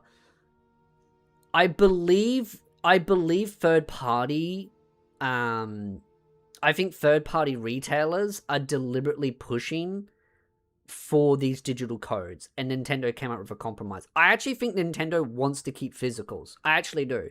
And I know that sounds fanboyish, but I actually think Nintendo understands their consumer base, and they understand physicals are very important to their consumer base. Because when I was going over the numbers for how many physicals get bought compared to digital, it's 45% of people buy physicals to digital when it comes to the Switch and the Switch 2. Which that also accounts for indie games that do not have a physical. So it shows that physicals are something that is desired within the Nintendo community, which just debunks Asmongold's whole point that no one wants physicals. But again, when has Asmongold ever been intellectually honest with some of those points? I'm sorry, but he's been kind of a little bit all over the place with that. Thank God MT Community blasted the publisher for censoring the English light novels and got them uncensored. Are they? Because I've heard that they're still somewhat... Oh, that's right. The wordings. I keep forgetting because I've read the light novels. But there are some bad wordings in the light novels still, but they never really fixed it. But it's not the worst, but it's still annoying. Light novel is very different medium than a show. A novel has lots of information and details, while the show is... Yeah, and that's the thing. You're never going to get a perfect adaptation between light novel to anime. And that is simply because... A light novel, again, just has too many details. Manga's a lot more can be done adaptation because it's a different type of media. But... Shut up, cat! She's scratching at my door because she thinks she's going to get food. I fed her, like, an hour ago. She doesn't need... Well, about an hour ago. She doesn't need more food. She's fat. She just wants attention. You're right. He's been intellectually just... Yeah, and it's just the frustrating part. Like I said, I don't hate Asmongold. I've watched his content for a very long time. I just, again, if someone says something stupid, I'm going to call it out. I don't have any blind fanboyism for people. I'm one of those people that generally says how I feel.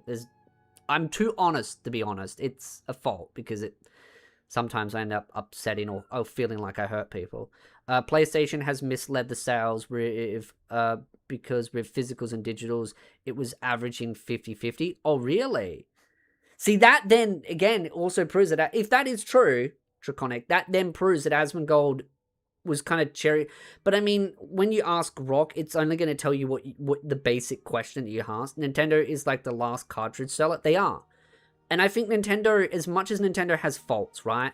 I'm not a big fan of how Nintendo does some of their practices and how stupid and scummy they can be. But I do think they understand that physicals are something Nintendo fans want. And I think they know that if they got rid of physicals, it would hurt their medium. It would hurt their medium. But I also did read an article that PlayStation doesn't intend to backtrack on this, because they realize that they're just going to have to bite the bullet at some point, right? And PlayStation, and you can hear the cat. Yeah, she's pain in the bloody ass. It's because she wants food. She wants food. Again, there she goes. Will you stop it, you fat little marts? What do you want? You smell. Or maybe that's me. Who knows? Surprise me, cat. Surprise me. Look at the camera. You're meant to be entertaining, cat. Look at the camera. Be like, woo, woo, woo. Now you don't like being held. Well, then why did you come in here? Why did you come in here? Why did you come in here? Off you go. I'm not giving you food. No! You want some dry? I already gave you dry. Give me a sec. Move it. This way.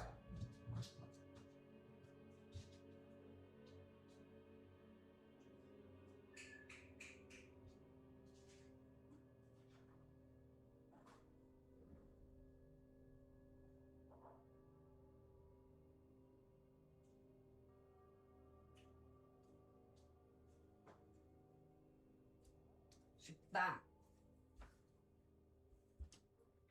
I don't want her in here because when I'm streaming, when I stream, I don't like her in here because she'll go under the table and she'll wrap herself around the power cables, and because her tail can sometimes be very stiff, I know, stiff, she'll yank it, and so I always get worried that she'll pull one of the power cables during stream, and I'm like, yeah, no, I'm not risking that. So I don't like having her in the room while I'm streaming. Generally, she just sleeps down there in her bed, but she's screaming her lungs off in the kitchen. She wants food. She got fed like 2 hours ago. She can have food after stream. I think even Grok that considers based is compromised.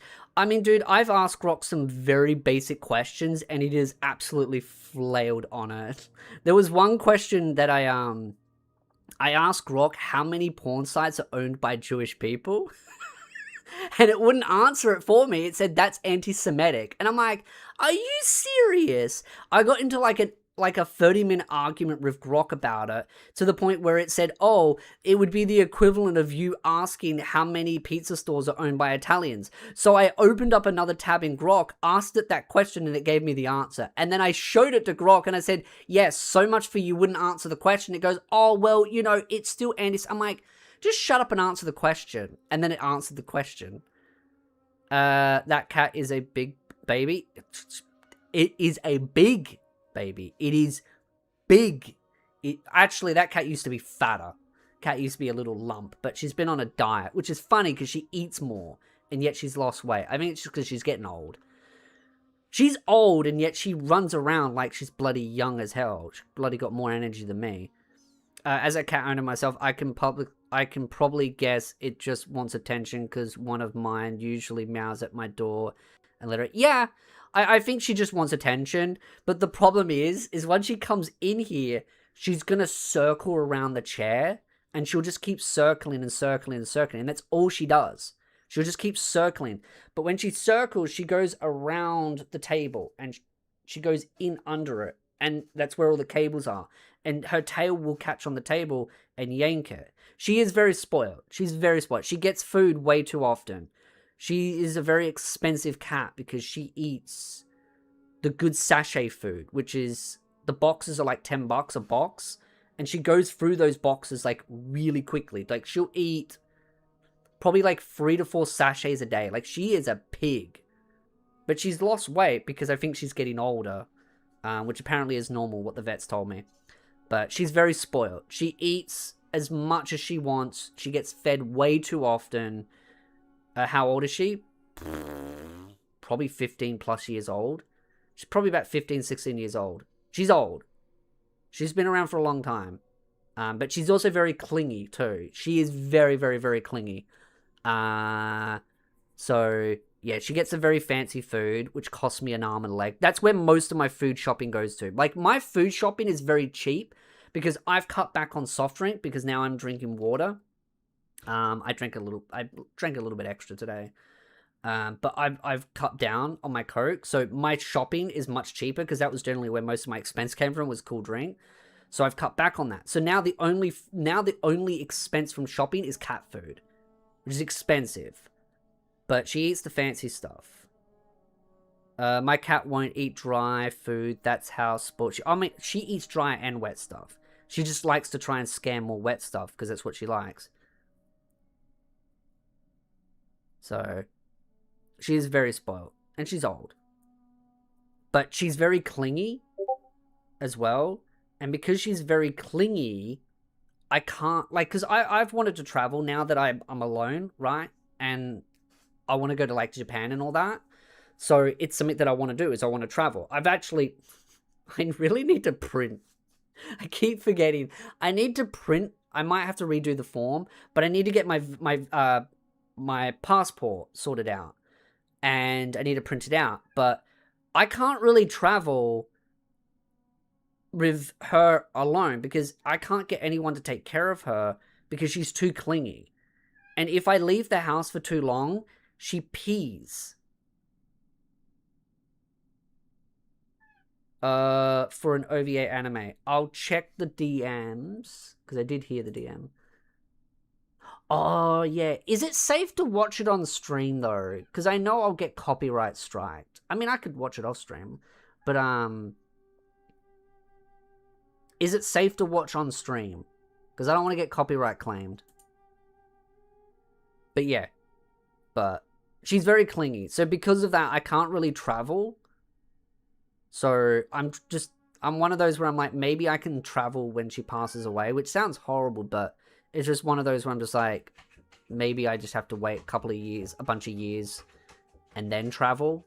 Which I've still got to do a bunch of other stuff that I've got to sort out anyway before I can travel. Because, yeah, I'd like to go to America and Japan. Those are the two places I want to go to. It's just America and Japan. And mainly I want to go to the US just to visit a bunch of people that I know. Content creators that I'm really good friends with, buddies and all that. And potentially other people as well, so I haven't got hit yet. Okay, I'll do it after the Sensei one.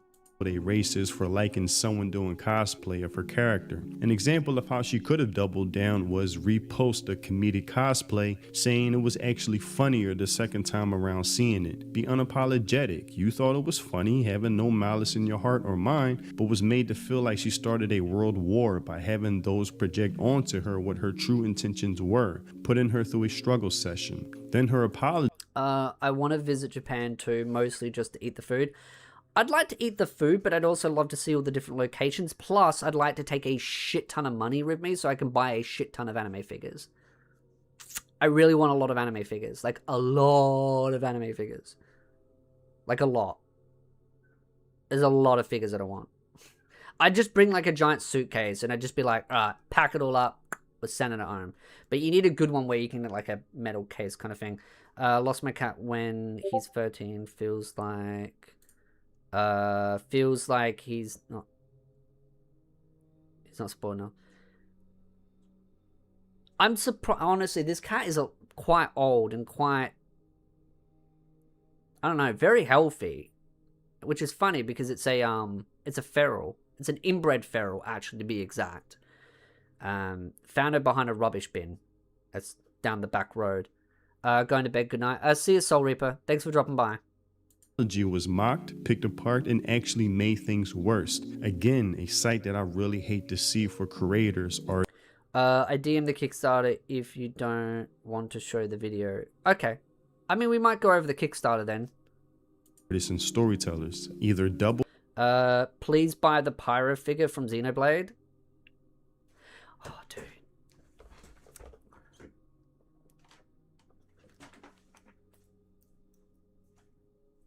I don't know if I can get it out. Because it's buried. I don't know how far buried. I mean, it's at the bottom.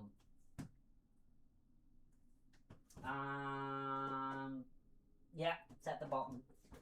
I've got Pyro and Mithra down at the bottom. So... okay.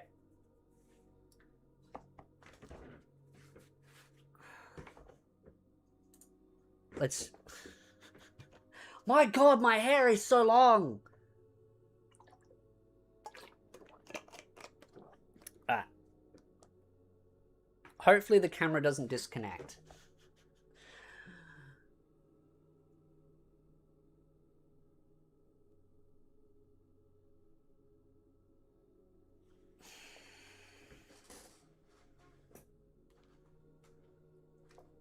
Let's see if I can show the other camera.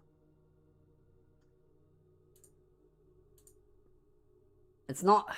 The other camera's over here. Got the other camera over here. Let's just see if I can try and, like...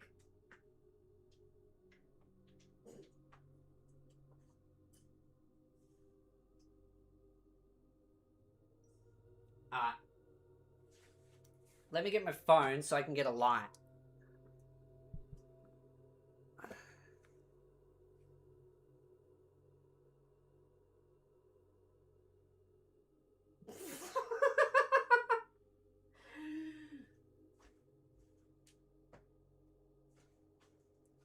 That's a lot of figures. That's a lot of ass figures. I mean, the figures go all the way up to here. It's above me. It goes above me. Like, it's that much higher than me. That's how much it towers over me, the figures. And I've got, like, all kinds of figures here. I just got these two last weekend, which is... I showed a photo of them. But I got those two.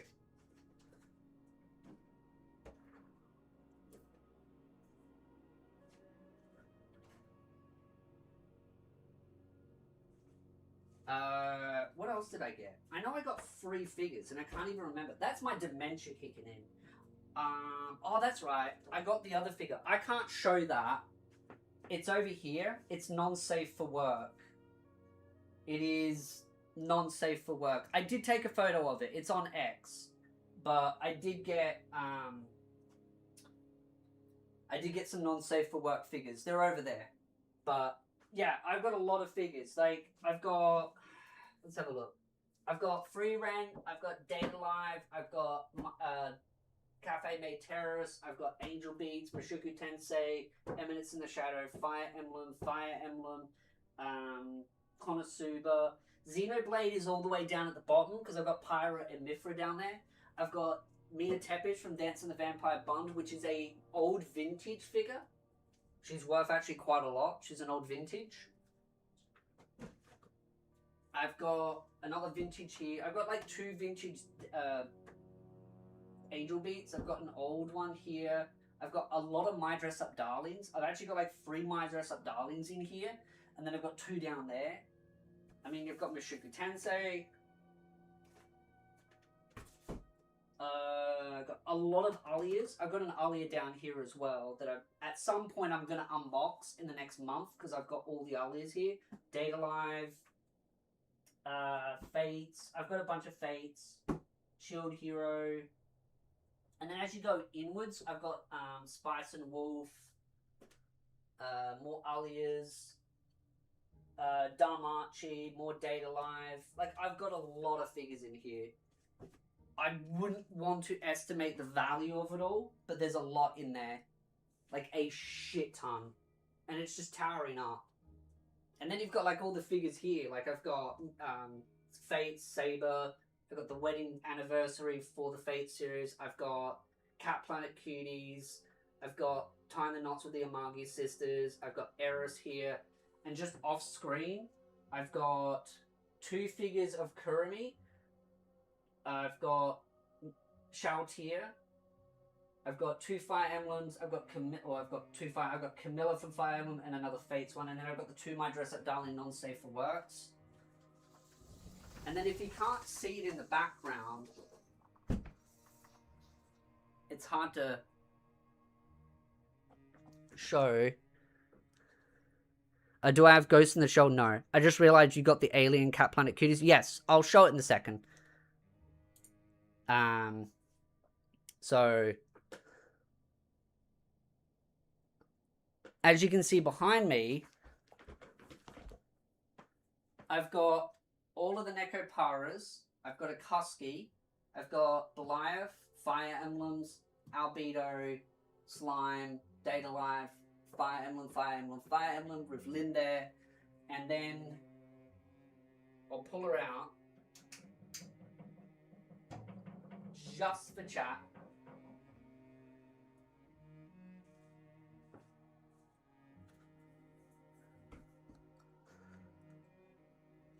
Cat Planet Cuties, which is also a vintage figure as well. I got that for my birthday, not this year, but last year. Let's see if it... I need to get closer to show.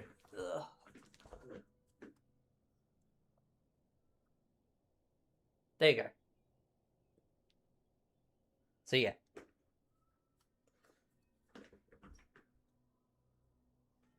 So as you can see, I have a lot of figures. Once I get the room sorted out, because I've got to do the painting, I've got a bunch of painting that I have to do in the room. So I've got to finish painting, seal up some holes. Got the painting here. Started finishing the painting. You can see the green strip here. I just got to paint, fix some scratch marks and all that.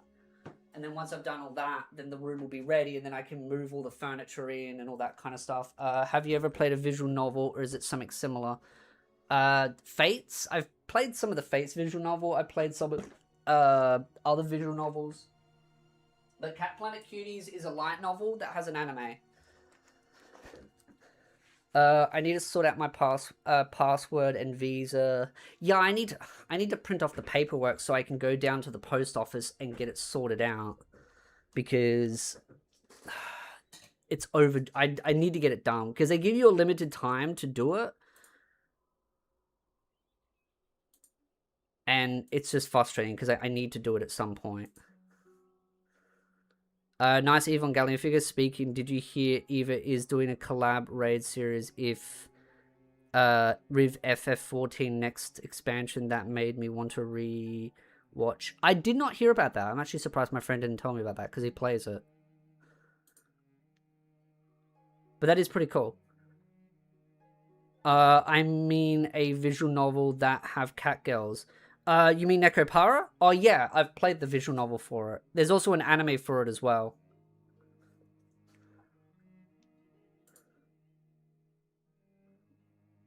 But at some point, the plan is to do a big unboxing for all the figures. It's just, I've taken a lot longer to get this room sorted out than I intended to. But I will get the room sorted out at some point. I'm getting closer. I've just been cleaning a lot of the house, sorting out different cupboards, because now that the house is mine, I've been trying to sort out all the rooms, get things fixed up, get things repaired, and it's just a slow process and slow money, all the rest. So it's just been one of those where I've had to prioritize, and because when getting this room sorted out, I need to clean the spare room out so I can move the computer table in there into here to move this computer table into the shed, but I need to clean the shed out so that I can fit it into the shed, so that I can then empty out my to-be bedroom, which has all the mungas in, so that I can then bring all the mungas into here. But I need to clean out all the other rooms, so then I can finally move my bed from the lounge room into my bedroom, because I'm sleeping in the lounge room. So it's just process of cleaning everything and then getting everything repaired. So getting the house all fixed, to say the least. Down, or at least stop apologizing. When someone tries to be offended by your work, instead of going somewhere else that suits their interests, double down when they try to play dictator, feeling more entitled to your work than you yourself. Like with this story where an adult manga creator, Aiue Oka, I hope I'm pronouncing her name right, faced death threats through email for objectifying women in their story, highlighting the growing inability. It's a hentai artist. Hentai artist. Of mentally ill people who can't distinguish. Some of the best artists are hentai artists. They really, it's insane. The best artists are the hentai artists. Between reality and fiction, but instead of apologizing, groveling, bending the knee to arbitrary demands, they double down by saying, I've come to the conclusion that I need to draw even more manga centered on satisfying my own demands. Yes, that's awesome. And man, would you get a robot girlfriend once they become available? Absolutely. Without a doubt. To be fair, it was shadow dropped 30-second trailer or so. And it is really that. Thank you, D Runaway, for the $5 super chat. I have the same issue in the process of cleaning everything, so I unbox So I unboxed that. I forgot that stuff that was in it. It's funny because I just took boxes out to the shed because I've been kind of storing a lot of stuff, and that's like only half of the cleaning process, right? I just had to clean out the bedroom full of all of my mother's old stuff, and then I had to put it in the shed. But then before I was able to do that, I had to clean the shed out. So I had to clean the shed out so that I could put stuff in the shed, and then I need to clean the shed out again so that I can put new stuff in the shed. And then I need to clean that out to put more stuff. It's like a cycle. So it means I can't even put my car in the shed. But on top of that, I also need to finish the kitchen because the kitchen just has stuff everywhere. And so it's frustrating. I've got a lounge room suite in the kitchen. It's weird, but I've just got like stuff everywhere because I'm cleaning things, moving things, just sorting things out, and just trying to learn what's in what cupboards. So I've been finding stuff that I didn't even know existed. Like I found like glasses and stuff that I didn't know were in certain cupboards. I found jewelry in certain things. I found like weird like contraptions and devices, hats, clothes, jackets, weird things everywhere. It's just like odds and ends. Like I found like a weird metal pole that's for like a hot water service, and it was just like rammed in like the middle of the like in the spare room, and I'm like, what the hell is this and why is it here? Like you just find the weirdest stuff. So I'm like trying to sort through it all, and then it was also just going through a lot of diaries and stuff. Like I found a lot of her diaries and stuff, and it was like going through that and sorting through all the paperwork and stuff. And it's just like it's slow, very slow, going through it all. So once I'm able to clean all that, then I can start moving furniture around and start sorting out this room, and then I can start unboxing everything. So that's what I'm kind of like trying to get towards, but it's a slow process. And then there's also fixing the house and stuff and getting things all tweaked and all that. Because if you're ever going to have someone come around to the house, I don't want it to look like... Well, I mean, it doesn't look like a cesspit regardless, but it'd be nice to kind of get things fixed up. So just work, do stuff, yeah. And I'm trying to do some of it myself. That's why I'm doing some of the painting myself, which I've done a really good job, actually. The paintings turned out really good. I feel like a professional. So, random facts. It's simple. I want more creators to stop apologizing to activists. People like Kim Hyung Tae are aware of the current landscape and climate we're in. Activists who disguise themselves as fans, like the person forwarding the petition to get his game suppressed, saying fans are concerned, which is bullshit. But more and more upcoming creators aren't easily fooled by this, seeing through the bullshit, while these studios who've been around for decades still are completely blind to these activists and their tactics, still taking the word and advice from outlets that have that Anita Sarkeesian mindset, convincing old school classic creators and studios to commit cultural and creative suicide on what they've created, which again is just a sad sight to see. But real quick, since last video I did a sketch for Darkness, this video I decided to draw Aqua from Konosuba as well, thanks to... I actually found all my art as well. I have it stored in the spare room, but I have a lot of my old art that I used to draw. There's a lot of stuff I used to draw back. I used to draw a lot of World of Warcraft stuff, but I have not drawn in a very, very long time. I mean, I could probably actually find some of it. Actually, speaking of which, let's have a look.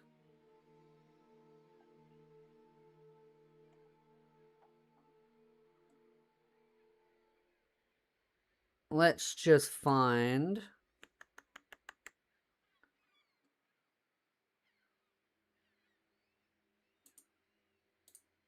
I just want to find...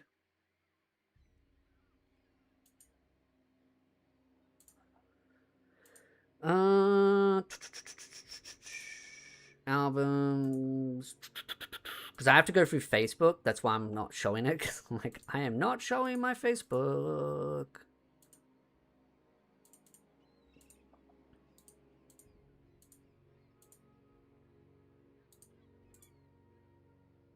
Good evening, Mr. Spiritu. Hello, good sir.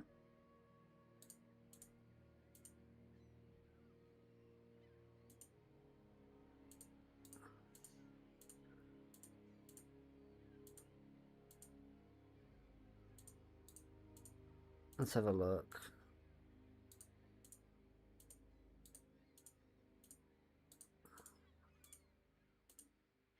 Ah.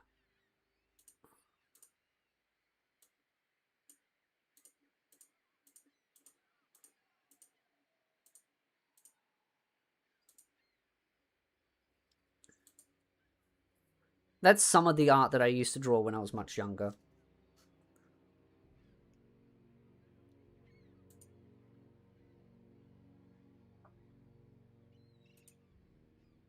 That one I wasn't as big of a fan of when I was a kid, because I realized I used a black pen to outline. Wasn't the biggest fan of it.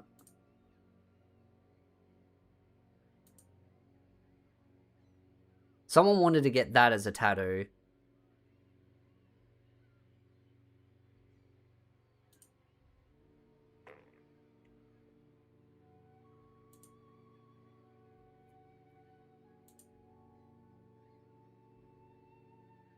A Mountain King from Warhammer. That's a Mountain King from World of Warcraft. So...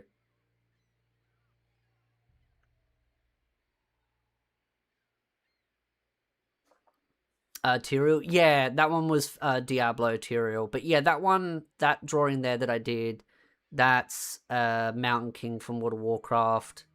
That's a Druid from World of Warcraft. Why don't you draw any more? I lost the passion for it. And I kind of unlearned a lot of the stuff as well, which is kind of frustrating. Urukai. That is Warhammer. That is Warhammer. Not Warhammer 40k, but just Warhammer. That one's the Urukai from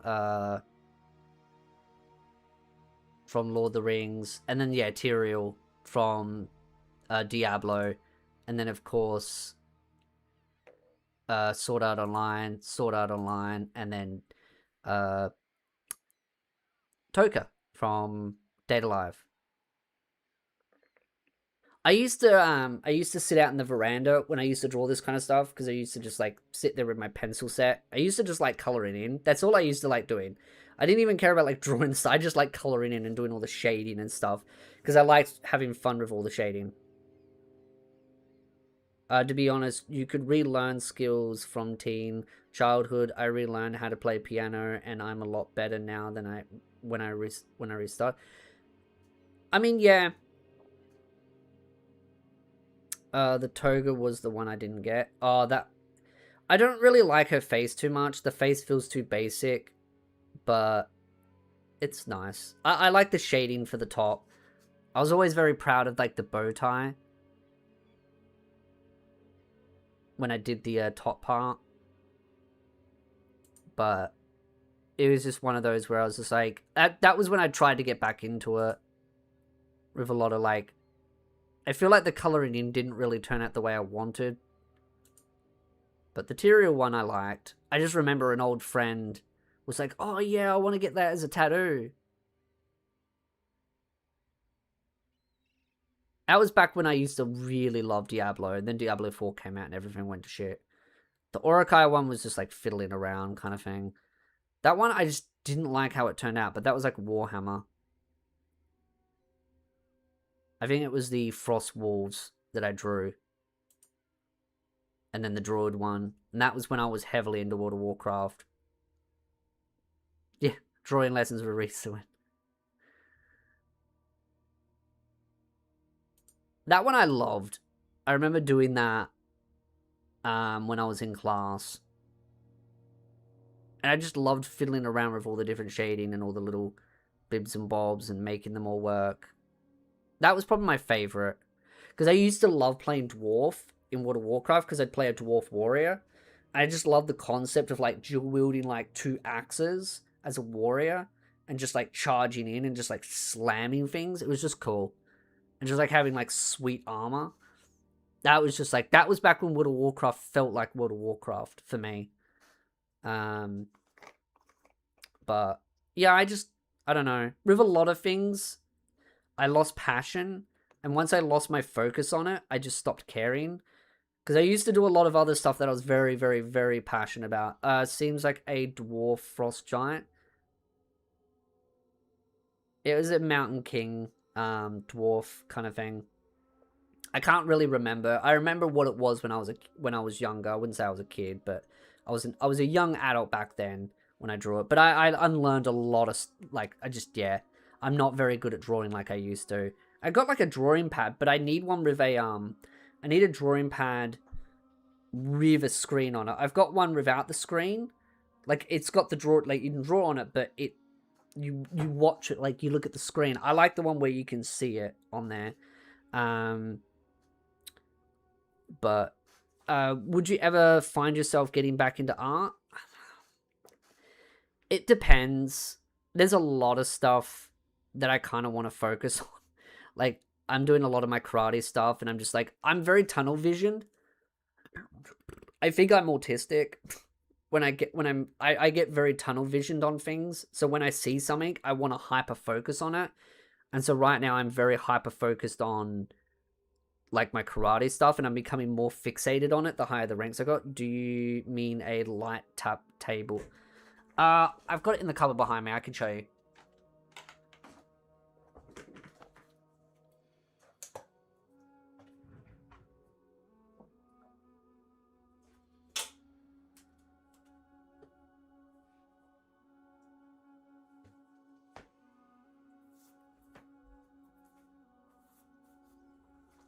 It's like this.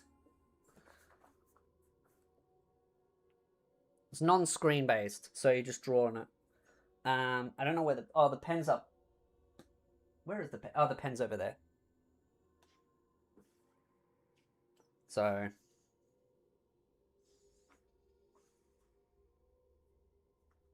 and it just connects at the bottom. Wherever the bottom is now. There it is. There. So, I haven't used it in a while, but I did kind of want a screen-based one, but I just don't know if I'll get back into drawing. And there's a lot of other stuff that I kind of want to do. Like I said, I've become very fixated on things when I start doing things. I use a Wacom. That's a Wacom as well. I got it from JB for a discount because a friend worked at JB at the time, so I got it for friends rate kind of thing. But I mean, as far as getting back into drawing goes, I don't know. It's just there's so many other things that I want to focus on. Like, I wouldn't mind learning Japanese, so I'd like to focus on other things, and then I'd become very fixated on it. So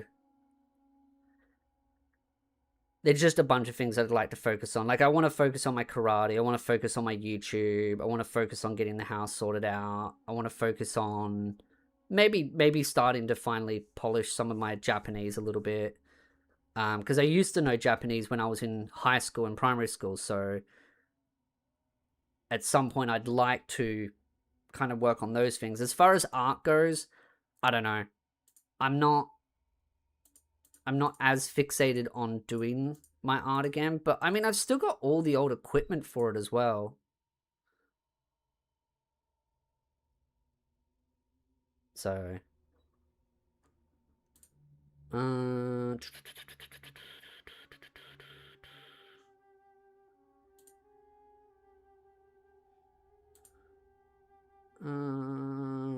we go. I was trying to find Mondo Sensei's video game. But yeah, learning Japanese so I can hear anime without looking at it at the top. I mean, that's one of the reasons. I mean, when I go to Japan, I want to be able to learn Japanese. I always did kind of debate about moving to Japan, but when I heard from a friend that the taxes there are really harsh, and the problem with living in Japan is just, yeah, unless you know the language fluently, it'd be very difficult, but the taxes there are apparently really harsh. But I mean, taxes in any country is pretty annoying, but it's, yeah. I used to work at a game studio before it went out of business in 2017. Oh, wow. That's pretty cool. Did Runaway. Vagabond. But yeah, I can recommend you some affordable tablets with a screen. I mean, if I was to get back into drawing, I would probably get one, but it's just, it's focusing on certain things, and I don't know if I want to do, like, drawing as well as all the other things that I want to do. I kind of, like, have to, like, pick and choose what side quests I want to do in my life.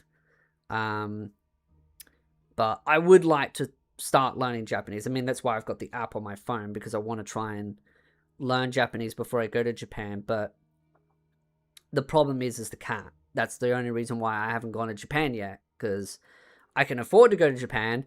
I just can't really leave the cat on her own because she's too clingy and she needs me to be there, because if I left the house for like 2 days out of the week, and she ends up losing her shit and she ends up pissing under the chair because she gets upset because I'm not in the house. So even though I'm waiting to relearn art since my surgery, I want to prioritize.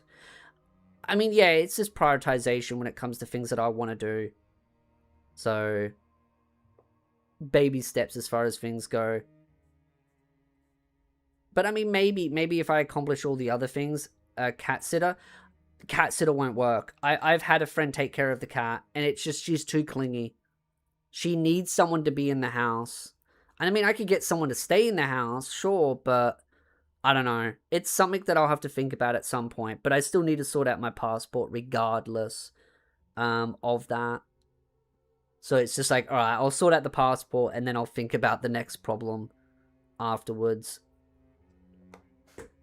To those who requested it. Maybe next time I draw her from the angle to solve the mystery that many viewers wonder about, but maybe the mystery itself is what makes her character so attractive in the first place. Plus, I'm still working to learn how to draw the whole body. I'm not quite there yet. Now, I didn't spend too much time going in great detail to bring this sketch more to life. I'll admit I was a bit tired after work, being outside all day in 96 to 100 degree weather during this heat wave, but I did make sure the heavies were still drawn shapely, especially for her character, regardless.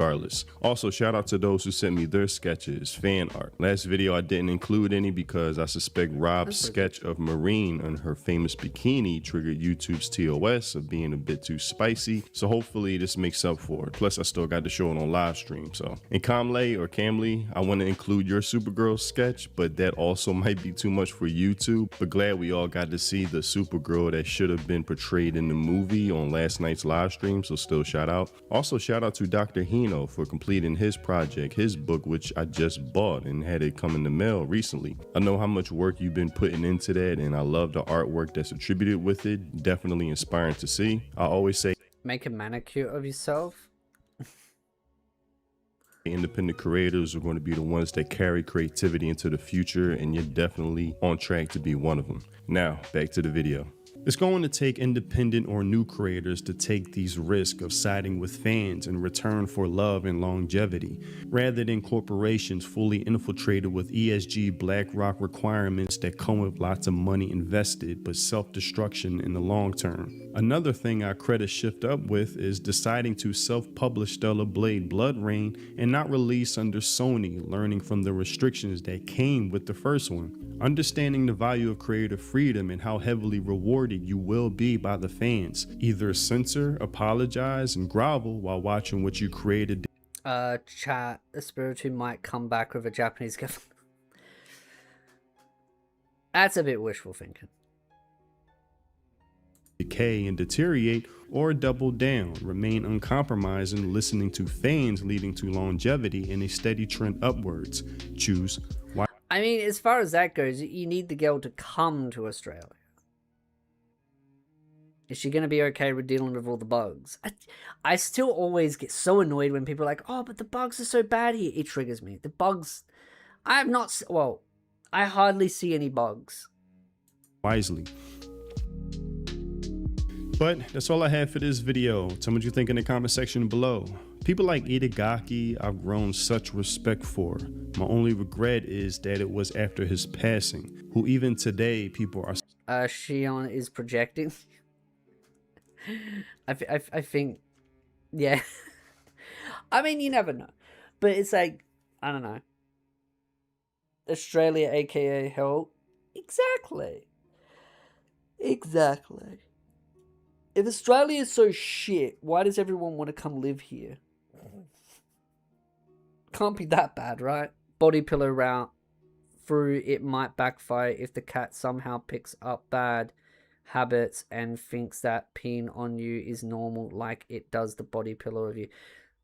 Yeah, it might be a bad idea. Asmongold's room is full of roaches, scares me more than...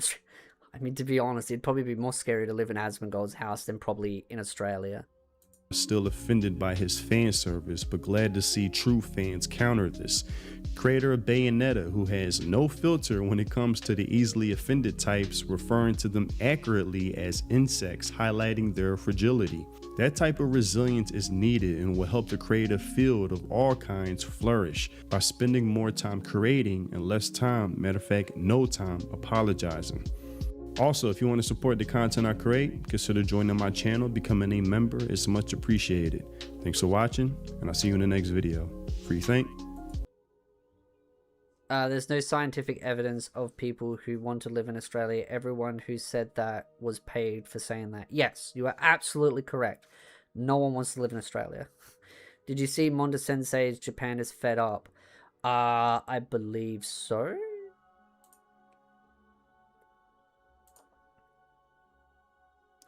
I haven't watched his Too Gross video yet. I did... Japan has had enough. Yeah, I actually haven't watched that yet, but I was planning to watch that off stream because it's a 34-minute video. It was actually on the list and I forgot all about it because that was 2 weeks ago. I was slack back then. I could see Australia government doing a psy-op to promote living in Australia. I mean, it depends on what state you want to live in. My state's the best state. But I do need to also go over his video called Anime Heavies Must Be Protected, Double Standards, which is his 12-minute long video. But I need to watch the Japan Has Had Enough off stream. I like watching these on stream, they're fun to watch. So I will save that one. I wanted to go over this. Apparently, there's a GoFundMe for taking a Galaxy anime pilot. Anime pilot for the spiritual successor to the... I mean, that's the guy from, yeah, I forget his name, but I remember watching a bunch of his different shows. I mean, they're gonna make it. They'll make it easily.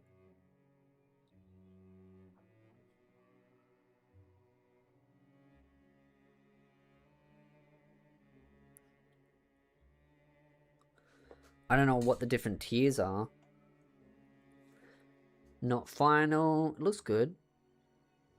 Characters.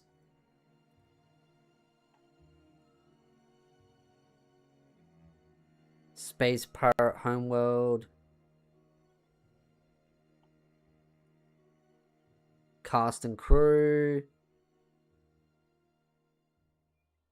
Not final. I like the characters. I always like how cool they are.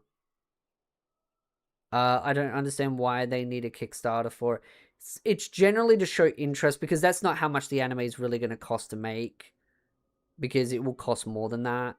But at least they'll make some of the money back. Some animes have had to Kickstarter to even get it off the ground. Because they just don't have the financing backing. But at the same time, you get all the big popular ones that will just always get new seasons. Wait, they're selling a VCH. That'd actually be kind of funny. These will be VCH tapes. Please see what region your VCH potentially is here. Use a region-free VCR. That's actually pretty funny.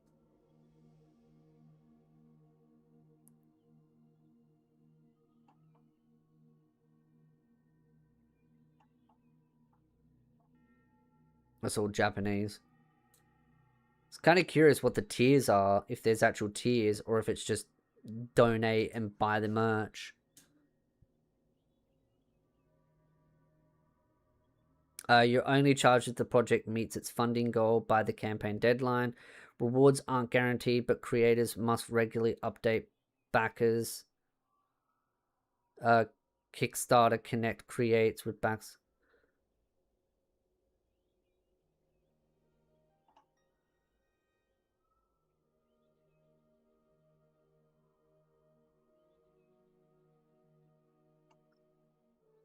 Oh, there you go.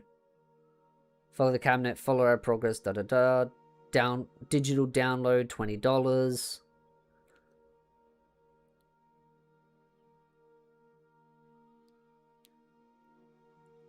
Follow our process through the campaign. No rewards are included with this tier, but you will be notified about the new project as they post.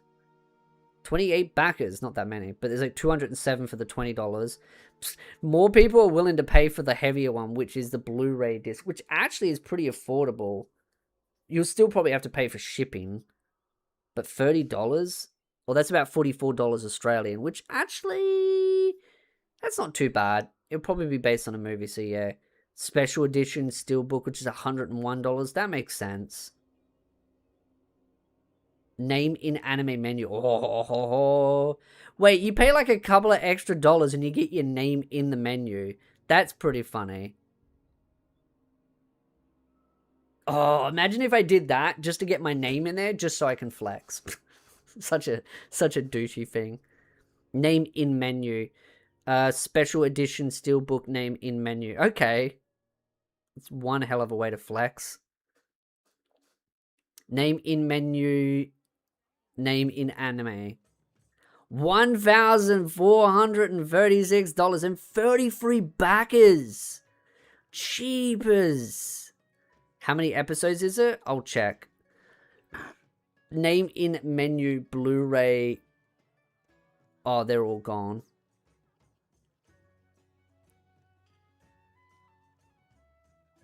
Steelbook name in menu. Okay. I think they'll draw your name. And it's only like 10. There's like 100 for that. 10 for that. Cheapers.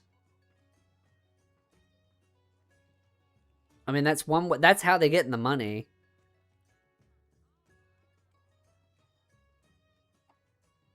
They're definitely getting the money. Many years, story, characters, pilot. Does it say cast and crew? Does it say how many episodes, or is it going to be a movie?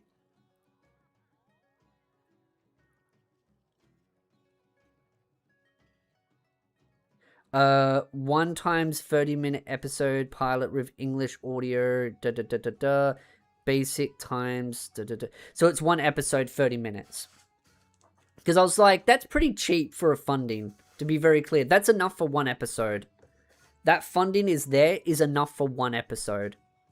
Purely just enough for one.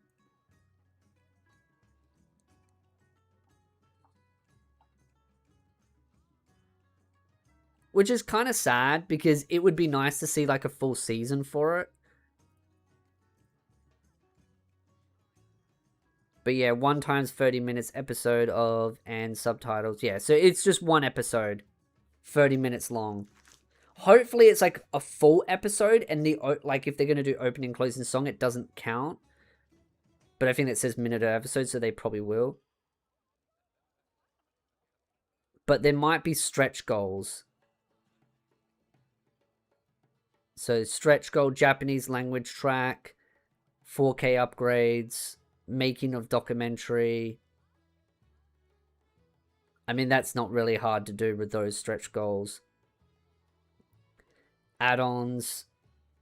Oh yeah, sticker sheets, $10 USD. 2 variants of sticker sheets are available. 1 sheet feature. Yeah. Just extra merch that you can buy. Patches, posters.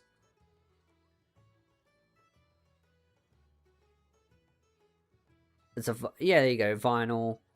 That's pretty cool. And then you can get the VCH. That's just funny. I love the way they're selling like old school stuff. Is there fan service? Probably would be. Have you ever tried small latte? No, I haven't.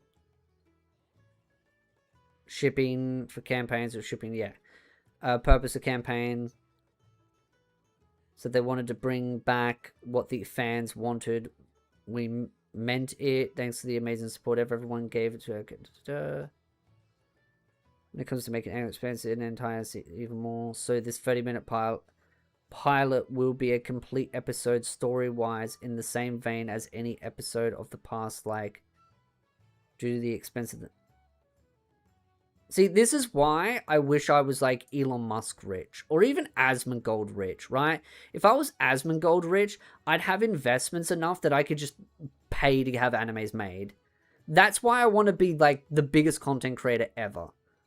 So then I can just do stupid shit like this, like have investments and just like pay a studio to just make stuff.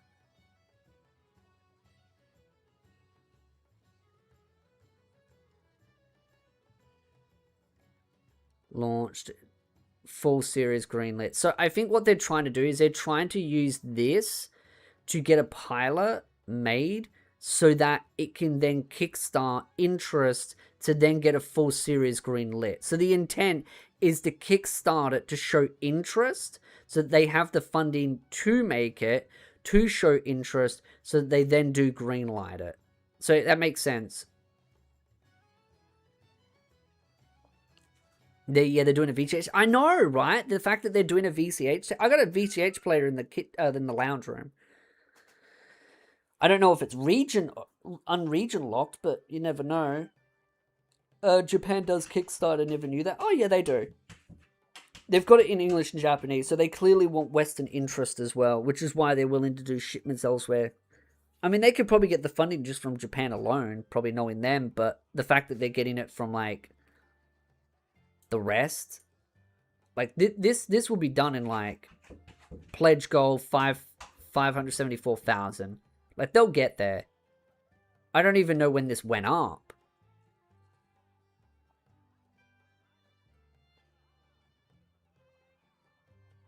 Because whenever it went up, I think it's gone quick. I still own a VCH player. I do too.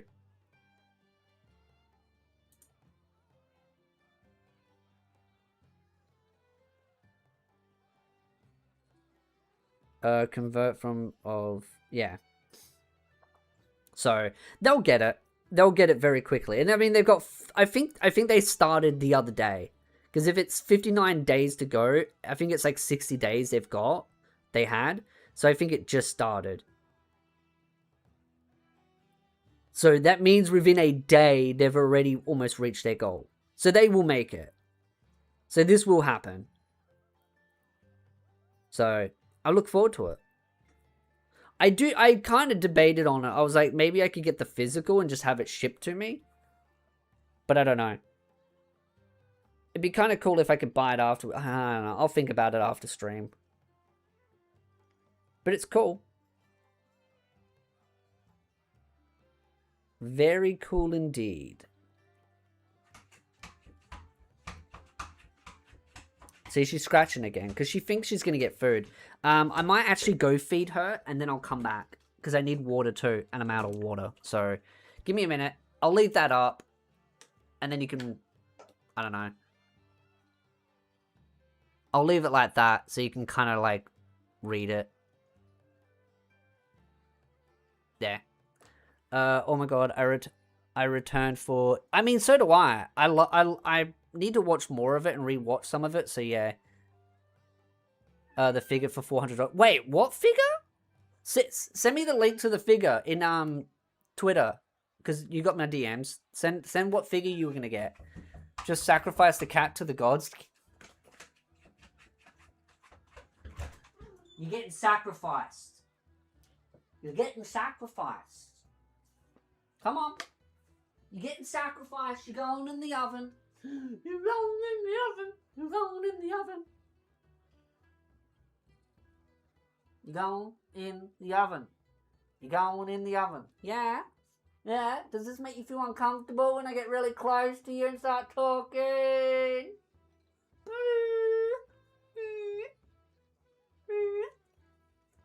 Get your fat ass out here. I'll get some food. Yeah, I know. Come on. Come on.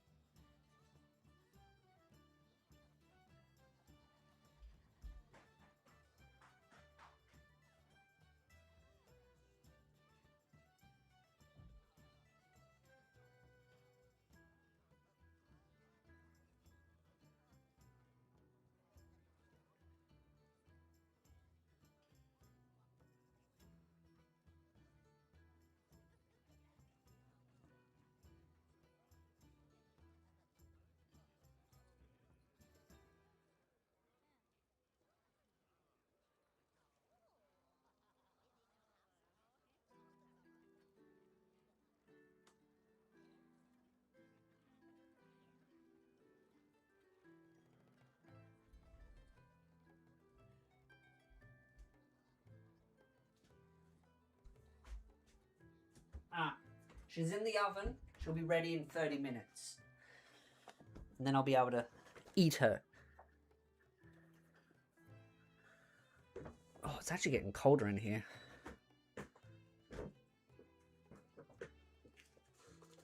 Oh. Okay, I'll check it. I'll even bring it up on stream, actually.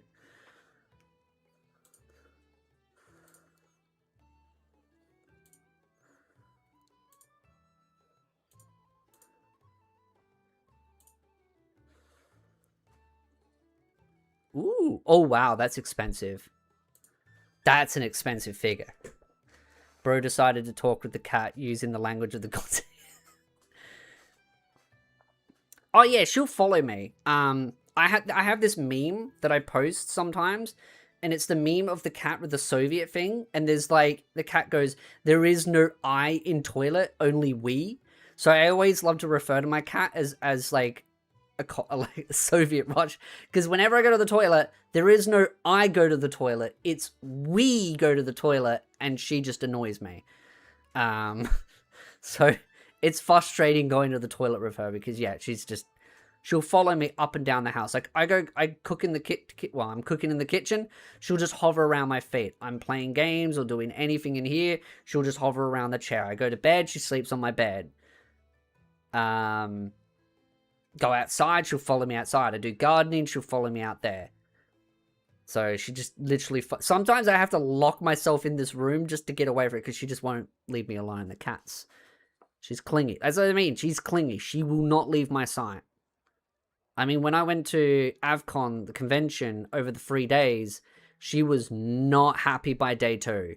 She peed under this chair because she was not happy that I left the house for the whole day. But yeah, that's an expensive figure. But it's retro, that's why. So it's a retro old figure. I believe so. It probably costs a lot as no one's selling. I mean, yeah, but that's normal. That's normal price for some of those figures. Because if it's a really old retro figure, people will sell those for a lot of money, especially if they're like very rare. But it shows that the value of the figure is like astronomically high. Like, for example, my Camilla figure is worth about that much. She's worth like over $1,000. My Akuski figure, which is just there, that's worth over $1,000. Because it's so rare to get. So that figure there is worth $1,000. But yeah, figures can be really expensive if you're going for old retro ones. But it costs a few $100 at base price. Here I went for the 600 USD at start value. Okay.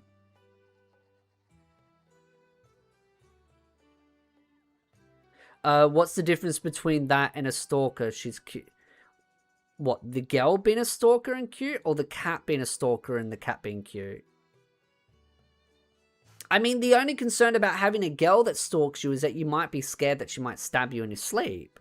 A cat, I don't know when my cat's going to learn how to stab me in the sleep. And plus, the cat needs me to survive so that it can continuously keep getting free food. So, I don't think my cat's going to stab me anytime soon.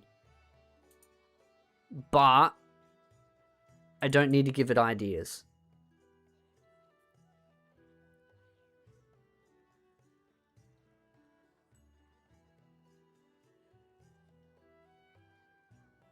The cat being a stalker. I mean, yeah. Chibi just made a video an hour ago called Diddy Media. I'm kind of curious now what that is about. She's at the door again. She just wants attention at this point. And I can't give her attention. Has the cat ever climbed up your shelves before? Funny you mentioned that.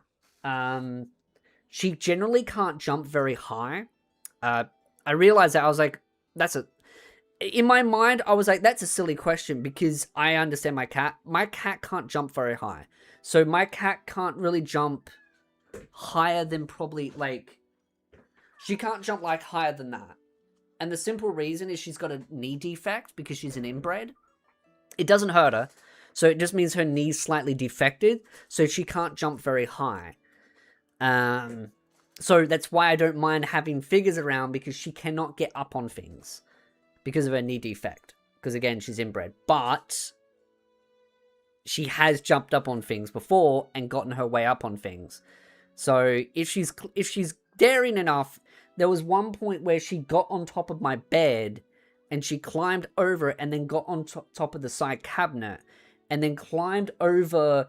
This was back when my room was completely set up different. Then she climbed on it and then she climbed over these, because I had a bunch of these lined up, and she climbed over it and knocked over one of my figures, which was my Yoshino figure, and she broke the Yoshino figure, and then she threw my Switch across the room and cracked it on the side, which it still works. So, wasn't particularly impressed with her. And then she got up on there once and broke the lamp. She shattered like an old kind of almost antique glass lamp. She shattered that. So I wasn't particularly impressed with her on that. So whenever I set things up in the house, I design it so that she can't get up on top of things because she doesn't jump very high. Alabama cat? Yeah.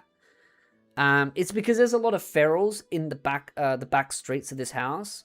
So there's a lot of feral cats. There's a lot of cats in general. And so they inbreed. I don't know how the hell she threw my Switch, to be very clear.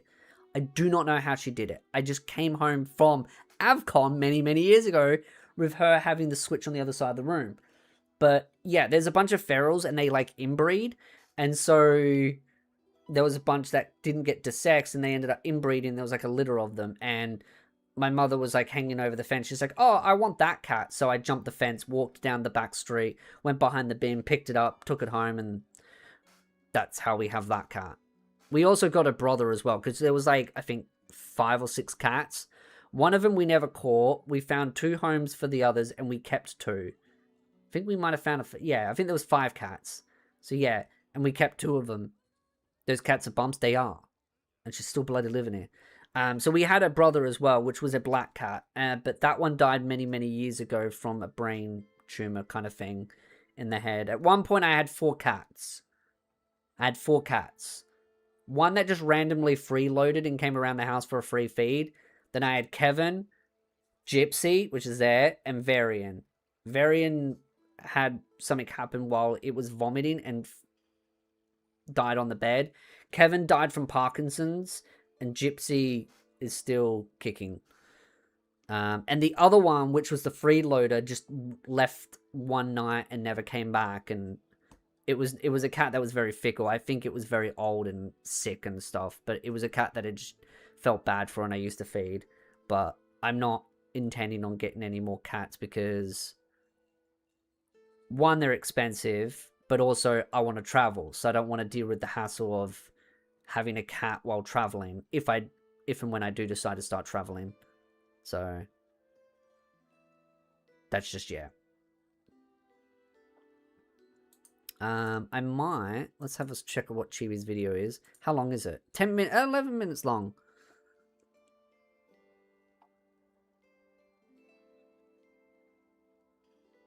I think he's finally moved, actually. What's her name? What, this cat? This cat's Gypsy.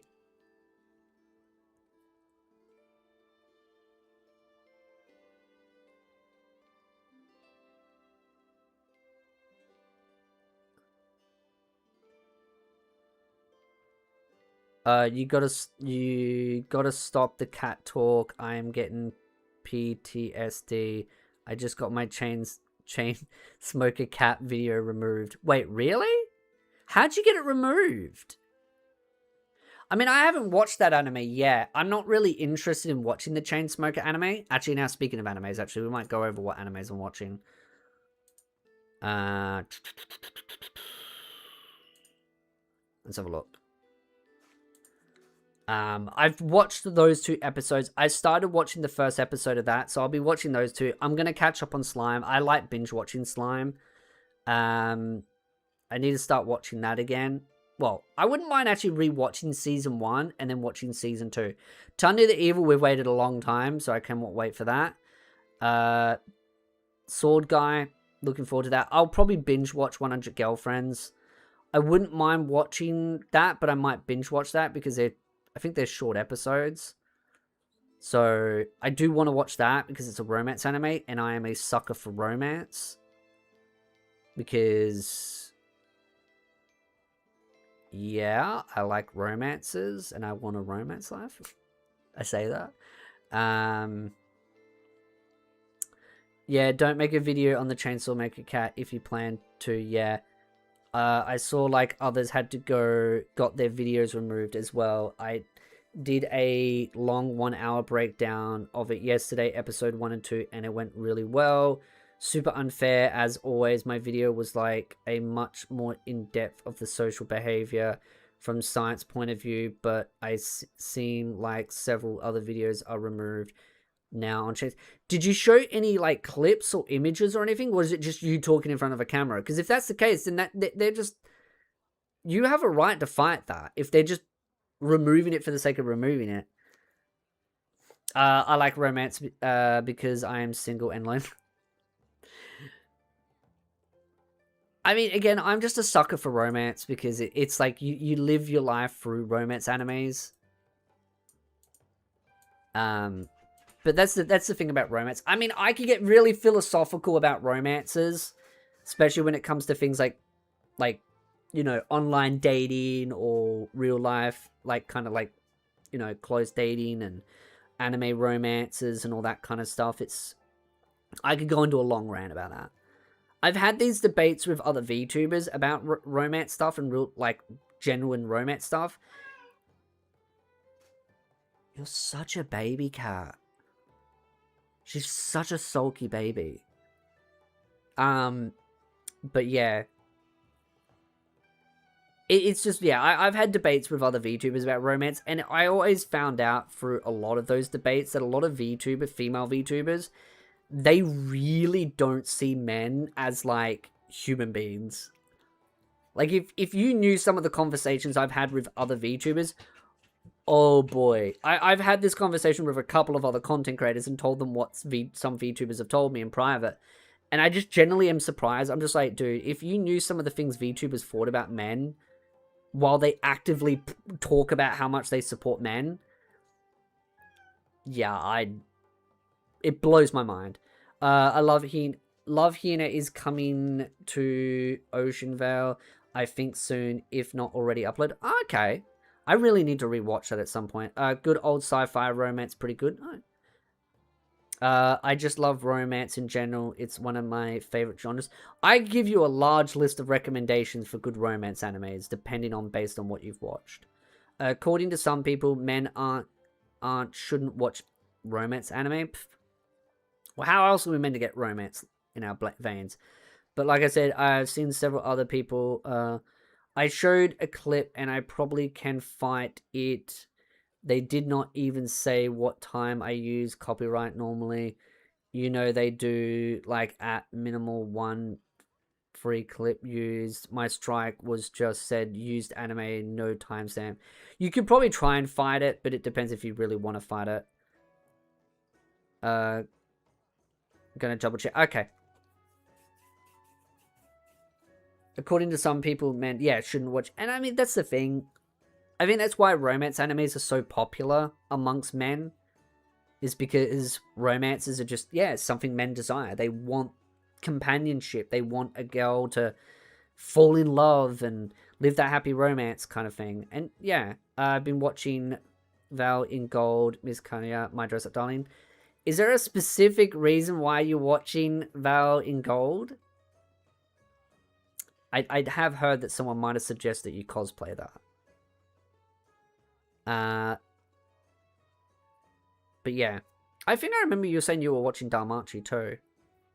Which is a romance anime too. Damachi is romance.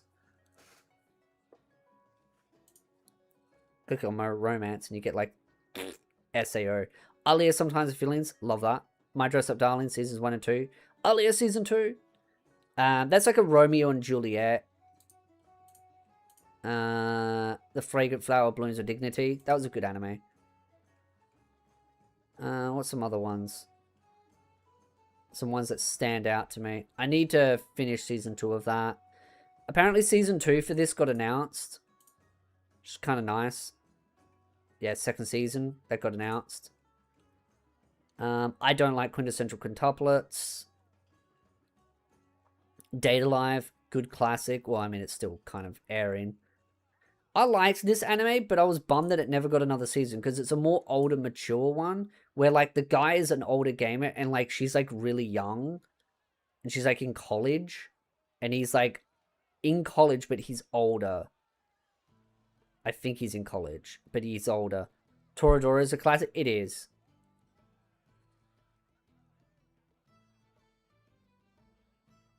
Oh, I just realized. As I saw the chat, I was like reading up and I saw the icon. I was like, you know what time it is? 6-7. I cringe at myself every time I do it. I generally die a little bit inside every time I do it. But yeah, that's a good romance anime too. Nasika. I've got all the mangas for Nasika right behind me. Which I'm moving in the wrong place. It's behind the Nekoparas. But I've also got Mayo Chiki. Mayo Chiki is an interesting anime too.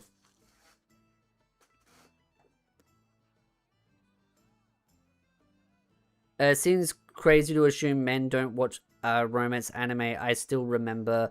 It'd be interesting, actually. I wouldn't mind doing a video on that if I could find some tweets where people attack men for that, because it'd be an interesting video. Okay, thank you, Draconic, for saying that. I might check it out. I need to finish watching this, because this was last season. I've been watching a bunch of it. I need to finish watching it. I was going to watch some tonight, but because I was streaming, I didn't. Maybe I might finish some of it tonight, and I might watch more later. Like, I might watch some of it tonight and tomorrow. Because I actually want to get a video of that out. A certain someone did recommend. Yeah, I know who. I know who.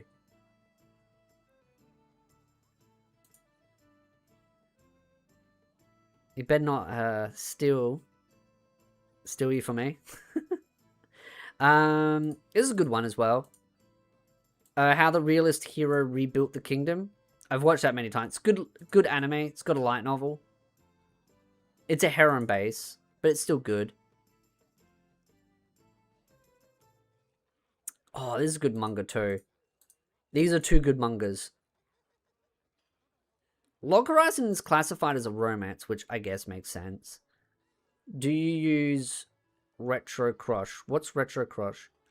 Chunibyo is my favorite. I do think it's a good anime. It's a good one as well. Chunibyo.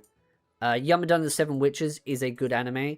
It's a good manga as well. I've got the mangas behind me as well. They're kind of just in sight. It's a good manga. Love is Hard for Otakus. The manga for that is in the other room. That's a good one as well, because that's a mature one. It's like office based. Log Horizon, I just finished rewatching that because I just did a video on the other channel. I love Log Horizon, but of course I got the Akatsuki figure right behind me. That's a light novel, but it's never been completed because the author just kind of like drops off the face of the planet. But I love Log Horizon. 3 seasons of that. I need to rewatch that. I've watched that. Oh, Gamers. That's a good one. Got the manga for that. That's a good classic. That's a good light novel. That's alright. I've read the light novel for that. That's got a season 2. Gamers, I love Gamers. Gamers is a really good romance. I call it the series of misunderstandings because basically the dude is just socially awkward. And this, by the way, the reason why I love Gamers is because Gamers is a real good representation of how chaotic romance can be. Because romance is romance is a fairy tale and not a fairy tale at the same time, because romance in itself, have you seen the Spice and Wolf remake? Yes, I just finished rewatching it. I actually need to do a video on that. But the reason why I love Gamers is because it's a realistic depiction of romance, where it's just like, romance just never goes perfect, but it's like a fairy tale, but it's chaotic, where it's like the dude ends up going out with her because he accidentally asks her out, but he does kind of like her, but she really likes him, but he thinks she's into him. She thinks something else. Like, she thinks her boyfriend is cheating for, like, that chick, and that chick thinks that she's into her. Like, it's a complete misunderstanding where everyone thinks something different and chaotic, and then it ends up just finding out that they all find out that there's just like a misunderstanding, and those two are like all lovey-dovey, because she used to be like if I remember correctly, he used to be a really nerdy looking goofy dude, and so did she, and then they both changed their appearance to look popular, but they still really like each other. I've got to rewatch it at some point. I've done like a review on it. I'm not gonna watch Spice and Wolf remake. So I love the Spice and Wolf remake. I think it's great. But they end up getting together, and it's like such a cute couple, because they basically just get together because of misunderstanding that just kind of like escalates. You know the scene I'm talking about, right? Episode, the one where everyone finds out and everyone just stares in the... Yeah! It's so good. It's just so good, because it's just like so chaotic. But that's like how romance is, because everyone panics and everyone thinks, like, everyone overanalyzes the situation and everyone gets confused and everyone freaks out and they're like, oh, but they did this and they did that, so maybe this is happening, maybe that's happening, and so they end up building a conspiracy in their head. That's romance to me. Romance is just like pure chaos and like you getting so worried about the esoteric stupid things, and then when you sit down and communicate, everything just kind of works itself out. And that's the thing I've learned. And even I still fall for that to this day, where it's like you just need to sit down sometimes and communicate your feelings to someone and be like, hey, you know, maybe we didn't articulate ourselves very clearly, right? So, but I'm like partially dyslexic, so if I type this on, it's like always terrible. But that's why it's like the moral of the story is communication is key. That's the great thing about that anime. Shigemura is not just a cutie. Got the manga. Love the series. I hated when it came out and people attacked it, saying that it was woke because she's like a strong female character that likes him. I hated that. I love Spice and Wolf remake. I just wish they had kept the original songs. I get why they changed the original songs, probably because maybe there was some copyright problems. Sometimes it's really hard to get the rights to them. Maybe it costs too much. It depends on a variety of different things. I like the original. I mean, you can like the original and also like the remake as well. I like both. Golden Time is very drama focused, but it's still really good. I love Misunderstandings. Sometimes yeah. And you thought There Is Never Girl Online. This one's like the polar opposite, right? Of like online dating, where it's like dudes pretending to be chicks. Sorry. Dudes pretending to be chicks, but in this case, it's actually chicks pretending to be dudes. Except the one chick that actually admits that she's a chick and admits that she's a nerdy booking type, and then they end up meeting and then finding out she's actually a nerdy girl in real life. And then they end up hooking up. Because they meet in the game, and then they meet up in real life, and they only agree to really... Well, they don't actually go out, but they're kind of together, but not really together. It's just like her delusion. But it's a good... I like it. I've watched it many times. Are You the Only One Who Loves Me? This series was like... I don't know. I got a lot of mixed feelings about it because it was fun, but the fact that they ended it the way they did and they were never going to do another season annoyed me. My Next Life as a Villainess, All Routes Lead to Dune is basically a reverse harem. Well, it's not a reverse harem.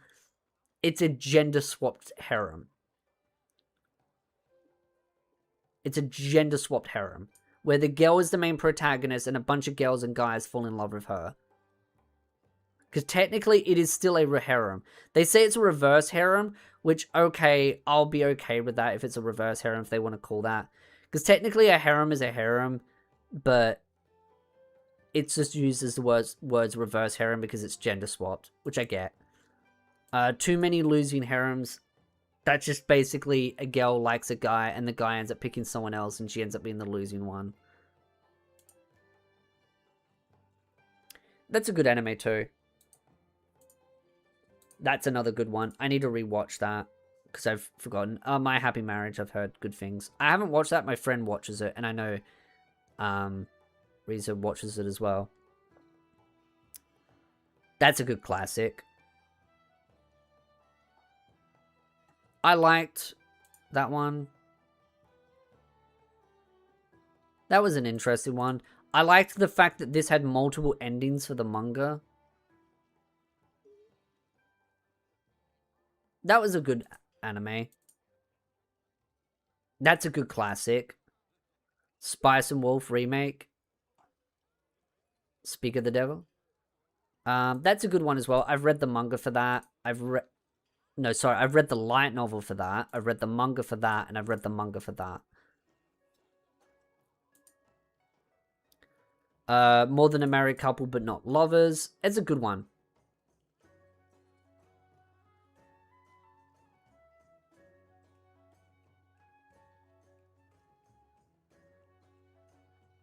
Because it leads to the trans. But yeah, I feel like this is based on the story of like if Japan has to fix their birth rate problem, so they force everyone together. But I mean that would never fix the problem. The birth rate problem's more complex. But this is like a story based on the whole issue of birth rate problems in like destined partners. It's a cool concept because both of them end up falling for him, and he's got to pick. Our dating story, the inexperienced you and the experienced you and the inexperienced me. It's kind of sad story, but a cute story because she's already had many experiences and he hasn't. And so she wants to experience those first times with him, right? Like, you know, hand holding, kissing, doing other intimate things like, you know, nightly activities, like those kinds of things, right? And so it really delves into those different topics of like first times kind of thing, because she's had sex before, he hasn't. She wishes she hadn't so that it could be their first time because she wants it to feel more intimate and more personal, because clearly she regretted doing it the first time. Our Last Crusade, The Rise of New World. Love season 1, love season 2. I hate the argument about season 2 because people say it was censored. It was never censored. They just simply fixed boob ratios. My first girlfriend is a gal. It's a fun anime, but I feel like there are better gal animes than that. This is like mediocre. Do you watch also Yuri romance animes? Some. I'm not the biggest fan of Yuri, but there are some really good Yuri ones out there. My stepmom's daughter is my ex. That's right, yeah. Because those two used to go out, then they end up finding out they're step siblings, and then it's very clear they still like each other.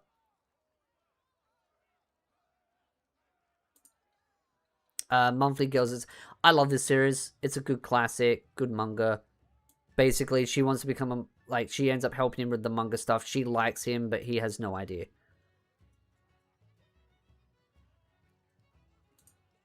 Bottom tier character. I liked the light novel and it frustrated me at the same time. The reason why it frustrated me is because I didn't really like the way the girl was so fixated on changing him into the perfect boyfriend, when in reality she kind of just liked it. I mean, yeah, he looks like a drag, he kind of could fix his hair and all the rest, but I really hated the way she wants to change him because she felt like she had to change to fit in with everyone else to fake who she is. But in reality, she somewhat reverts back to her real self while he ends up becoming someone else. And then it's very clear that they both like it. Yeah. I've read parts of the light novel after the anime. It's good and it's yeah. Tying the Knots with the Amaki Sisters, good manga. Ended really well as far as mangas go, because he ends up picking all girls, creates alternate realities because of how magic and powers work, and then gets rid of all of them, and then merges the realities together so that he can be with every girl. It's a good way of making a harem ending work. And each girl has got their own charm to it. Like, you kind of like each girl. And I've got the figures for it too, which I showed before. Boarding School Juliet, which I like as well. I've got the manga for it. The thing I like about it is it's like an anime-ish version of Romeo and Juliet, but just with like some cliches in it, which I like the cliches. I think it's a really good romance anime.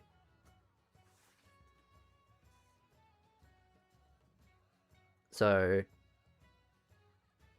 I need to finish reading the manga because I've got all the mangas. They're down in the other room, so I kind of want to finish reading it. That's a case of her having Mr. Fixer-Upper mentality, thinking she can fix it. Yeah, I think that's the thing that frustrates me about that anime. This one is, and I wouldn't mind actually, I don't know if I've done a review on it or not, but I would like to rewatch it and break it down, because the thing that frustrates me about her, especially as you go through the light novels, is, are you going to watch the other reaction videos? I might save the other Monta Sensei video for next stream. I need to work out other stuff that I need to cover. There was actually a video that I was going to talk about, not watch, but I might talk about it before I downwind stream. But yeah, I just found her frustrating as a character because, yeah, she's like a fixer-upper. Like, she wants to change him to become the perfect boyfriend, but in reality, she's only doing it as a coping mechanism because she feels like she had to change to fit in with a bunch of people. But in reality, a lot of the girls fall for him for who he is, while she's trying to change him into someone else. And then she kind of realizes she likes him for who it is. Hestia is my favorite girl. I like Hestia. I do also like Freya from DanMachi as well. Like, Freya's pretty balling, even though she's pretty wild and crazy. But Hestia, I like Hestia. I've got like a background for her for my phone, but I don't use it because I use the Camilla one now. But it's a solid romance. The other thing I wanted to talk about was this, which, to be honest, I don't know if anyone even knows who, out of my community, who knows Kaka, who Kaka is, and who Light Novel Historian. I know some people probably know who Light Novel Historian is, but I don't know how many people know who Kaka and Light Novel Historian is, like, if you know both of them. Hestia gave me simp vibes. I mean, Hestia, the thing about DanMachi is that Hestia wants to be with Belle in an intimate way that is different to what the other girls want. Because Hestia lives forever. And because Hestia lives forever, she sees love and romance in a different light. And so her feelings for Belle are kind of different. Right? I know who Kaka is. Okay. So basically, Kaka and Light Novel Historian are in a drama right now. And I'm kind of frustrated at it because Kaka says something at a specific point in the video where I generally get irritated because he says something that's kind of demonstrates kind of stupidity in itself. Lol, you're going to talk about the unemployed. I mean, there's something that he says in here that frustrates me. I know Light Novel Historian, but not Kaka. Okay. So Kaka's a reaction channel. He does reactionary content, but he does cover some drama stuff. He's not solely focused on drama, but he does cover some drama stuff. Him and Light Novel Historian have had back and forths, but Kaka's always tried to give him the benefit of the doubt. And so basically what's happening is Kaka's like crashing out, which fairly so, right? To be very clear, Kaka is fairly crashing out because he's learnt the hard way after too many attempts at giving him good graces that Light Novel Historian is notoriously known for taking things out of context. He twists words, he implies things that aren't real, and he will weaponize communities and people to attack people based on lies and fabrication. So Kaka is finally starting to learn what a lot of us have been saying for many, well, probably a couple of years now, quite a while now. But what frustrates me is this specific part here where Kaka really doesn't know what he's talking about to start with, and I don't really like the way Kaka presents himself as this moral superior person in how he tries to present himself. And I'll play the specific part. He's not afraid of you. But I just don't, again, I have no hatred towards Kaka. No hatred towards Kaka. I just don't like how he worded this, and I'll explain why, because I don't want to react to the entire video, because it is a long video. I watched it off stream, but I understand how Kaka feels about Light Novel Historian. But here's a reality check. We've all dealt with this, and I'll explain why when I go over this section. And again, I have to say, this is fucking stupid. This is high school drama shit, but you need to understand. Have you ever seen people argue online? Actually, I'll just bring it up. Ellen Historian and Espiritu are cheap or whatever. So he brings up me and Chibi here, and I'll explain why this whole argument really is stupid. Before they block each other, what do? They just argue on Twitter, but all they do is quote retweet like this, right? Quote retweet instead of replying to the official post. Why does someone does that? Because when you're in a drama, when you're wanting to get your ideas presented rather than getting it buried, because you don't actually care about a real conversation. So this is the problem I have with Kaka right here. To start with, Kaka, you are factually incorrect. I don't quote retweet Light Novel Historian. You want to know why you're wrong? It's because I've had him blocked since the first time I ever spoke to him multiple years ago. There is no quote retweeting him, Kaka, because I've had him blocked. I screen dump his tweets and then put him on blast. So I don't quote retweet him. So let's just get one of the first facts there right. Maybe Chibi does, but I don't. Now understand, Kaka, what you do with videos is no different than what you're describing with retweets. You're not engaging with him, but you're simply putting him on blast. And you have every right to do that. But to throw a jab at me and Chibi for putting him on blast, when again, I'm going to make it very clear to you, Kaka. You know why I don't engage with him on a discussion on one-on-one in his comments? Because he is the same person that has implied multiple consecutive times that I am the P word.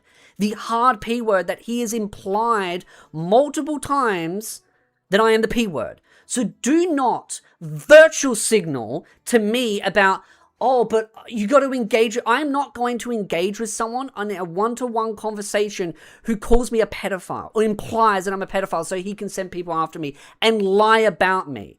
I'm not interested in sitting down at a table with someone and having a one-on-one conversation with someone that says the things that he says about me. Because if you are in the same position, which you are now even dealing with 1% of the bullshit that I have to deal with, Kaka, and I hope someone clips it and sends it to him, right? Do not sit there and bullshit me on here when you know damn well what he has said about me and Chibi. And you expect me to have a civil conversation with Light Novel Historian? Are you... Kaka, look at my face and seriously tell me to my face that I should have a one-on-one fair conversation with a dude that calls me those names, that implies that I'm those things. Because you now are starting to realize he uses the same dirty tactics that he has used on me and Chibi, he is now using on you. Where he doesn't directly call you something or say something, he implies it. He uses dirty tactics. So why would I want to have a conversation in his comment section where he has called me those things? No, I'm going to screen dump it and put him on blast and expose him for the hypocrite and the compulsive liar that he is. Just like how you are making a video, 2 videos, doing exactly this, Kaka. Doing exactly this.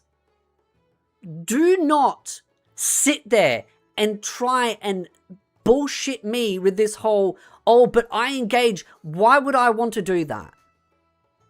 Why would I want to sit down and have supper with a person that literally thinks that I diddle kids? Are you that delusional? I have no interest in having an intellectual conversation with him. I do not like the way that you are trying to paint yourself as some moral superior person because you engage in the comment section when by you making videos is no different than me retweeting. Which, by the way, again, I don't retweet. I screen dump because I've had him blocked since the first ever conversation me and him ever had. And you want to know what that conversation was? Because I've mentioned it multiple times. The first conversation me and Light Novel Historian ever had was when he compared 3 light novels to 3 other light novels and said these 3 are better than these 3, and then he openly admitted that he had only read 2 of the light novels out of the 6. And Mushoku Tensei was one of the ones that he said was trash, and he openly admitted that he had never read the light novels. And only months later did he then come forward and say, oh, I finally read it all. Which is why I do not believe that he's read it. Because I think he bullshits and lies. Again, I generally get irritated when people try to do the whole, oh, moral superiority bullshit. You care about the optics. And to be very clear, I think Light Novel Historian is a grifter. And I've believed that from the very beginning after our first conversation. I believe he's a grifter and a tourist. Which is exactly why I blocked him and I do not quote retweet his stuff. I simply take a screenshot and I expose him for who he is. A hypocrite and a fraud and a grifter. I'm not interested in having an intellectual conversation with someone that has implied that I am the P word. That has implied that I'm a predator. That has lied about me. And that is clearly not interested in actually engaging in analytical content over the stuff that he covers, and instead is more interested in sticking communities against each other for his own personal amusement and for his own grift. No, I'm not going to have an intellectual conversation with him. And if you think I should, then you are stupid. Especially seeing as you're now crashing out. But I guess when you do it, it's okay. When I do it, and I call him out, well, that's just not engaging in a conversation. Be honest. I'm trying to be nice here, but this really rubbed me the wrong way when I went over this section. Because it feels really intellectually dishonest on your end. And maybe it's because you're all worked up over this drama. But this wasn't done fairly. And you need to be honest about it. To start with, I don't quote retweet him because he's blocked. I screen dump. And I do that deliberately to people I don't like. But most of the time I just do it in general because I just don't really care to kind of quote retweet a lot of people. I very rarely quote retweet people, to be honest. Because I generally just farm impressions. Because, again, you make money. And the ratios and whatever, they just quote retweet each other's response over and over and over again. Which I don't do. I screen dump. This is a very common Twitter drama behavior. Again, but that's no different than you doing a video about another video and then them doing a video on your video and then vice versa. It's no different. It's just a different social media app. It's no different. You're not being honest with yourself. Why, again, would I engage with someone like him? Be honest about it. Because that frustrates me. Again, I know this sounds fucking stupid, but I'm telling you the context. There's no context because you got the facts wrong. He didn't have to. And yeah, I'm admitting straight up that I deliberately go out of my way to screen dump and not engage with him. Because I have no interest in engaging with Light Novel Historian. Because he's a hypocrite, he's a liar, he's a grifter, he's a tourist. And again, I'm going to re-emphasize, he has implied that I am the P word and a predator.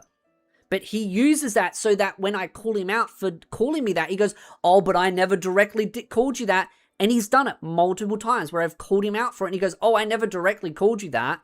No, he just implies it. And he's doing the same tactic to you where he implies things. He twists your words. And now you're dealing with even a smidgen of the shit that me and Chibi have had to deal with him. So for you to then say this, it's a little bit of hypocrisy and a little bit of irony. To put me on blast on his Twitter. He could have simply replied, amicably on the replies in this original. And again, I'm not going to amicably reply to someone that calls me a predator and the P word. When you accuse me of things like that, because if I am one of those things, then report me to the police. Report me. If you think that I'm the hard P word and I'm a predator, report me to the police. But none of them will. Why? Because they know I'm not.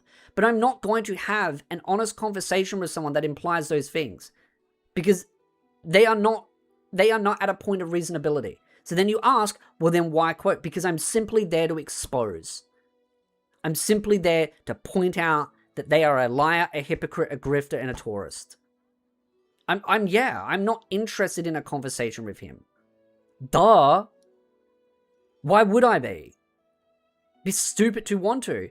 I know you have, but that's you. And I think you're stupid for ever doing it. But hey, that's you, not me. I clued on a long time ago that he was a disingenuous, lying hypocrite and constantly twisting words. You took a while to catch on. Congratulations. You caught on. Only a couple of years late. In a post, and we would have been done with it. He decides to quote. And yeah, I'm coming off a bit condescending here because I'm just a little bit frustrated at this, like, bringing this up and trying to paint this moral superior card. Because it just frustrates me.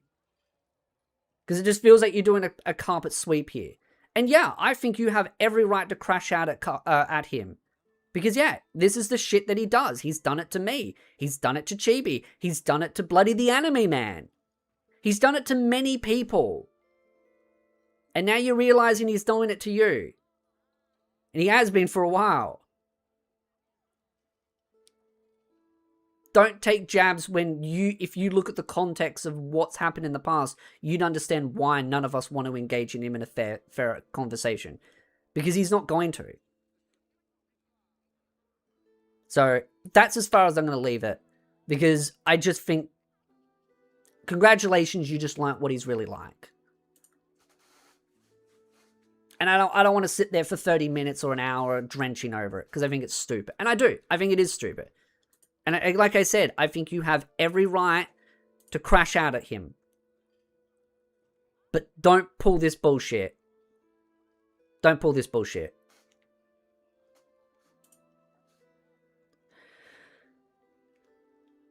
Honestly, Spiritu, you don't think he knows this. He's just faking it to pretend to be angry to get that right. I don't know. Again, I'm trying to give Karkar the benefit of the doubt, but I'm just going to be very blunt and very clear, right? I'm not going to sugarcoat it, because it does frustrate me. It just frustrates me. And like I said, I have no hatred towards him. I just like to do my own thing, and that's about it. Right, I like calling out tourists and grifters. And yeah, I've called him out many times. Light novel historian, I'm referring to. But I just... When a fan actually linked it in my Discord server, in my Patreon Discord server, and he showed it, and then I saw the new one.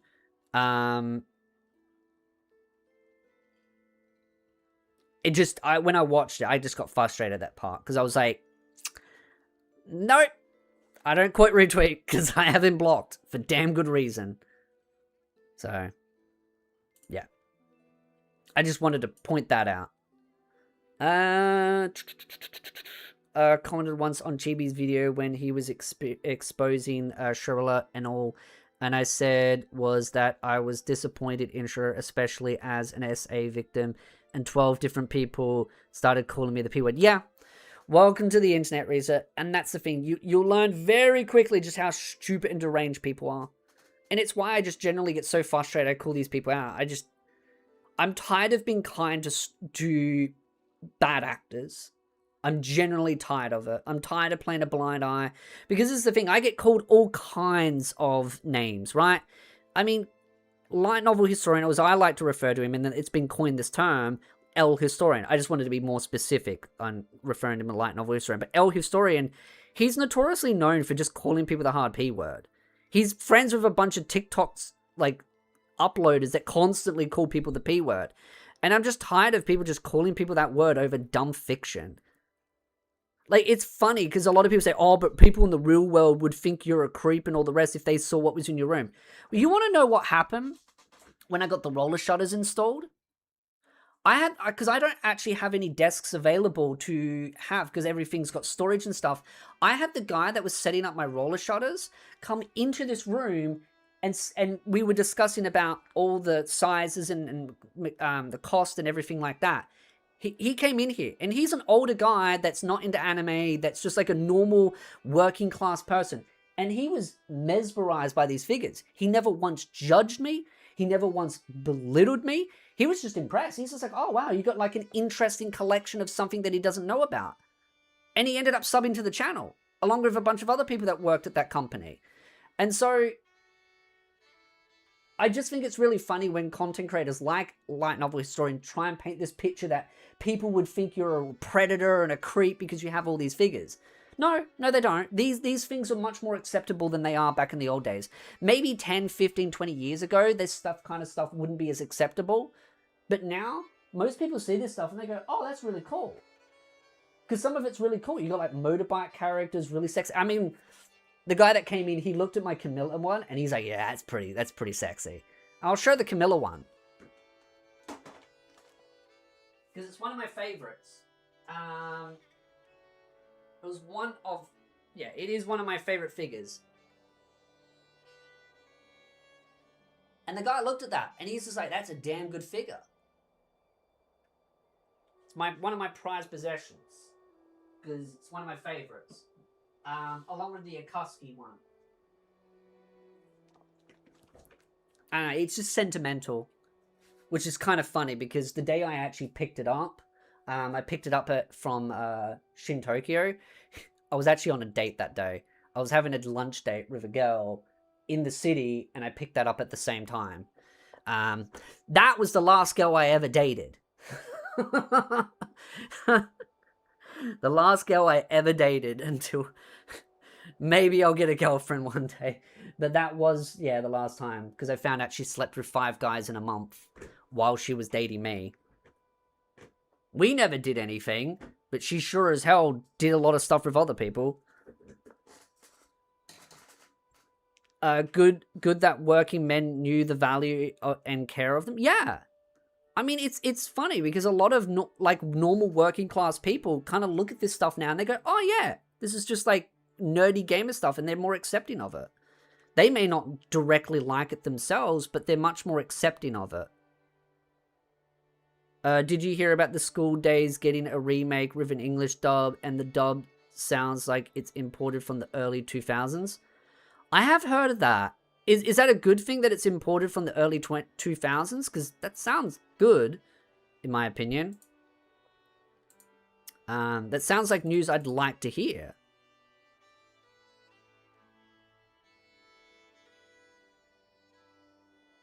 Ooh, speaking of Mushoku Tensei, we just got some news here.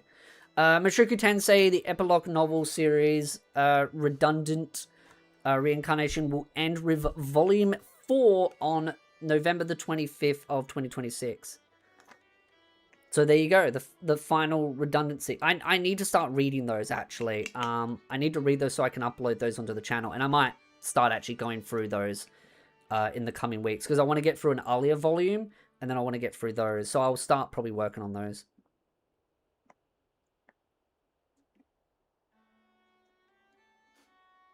But yeah.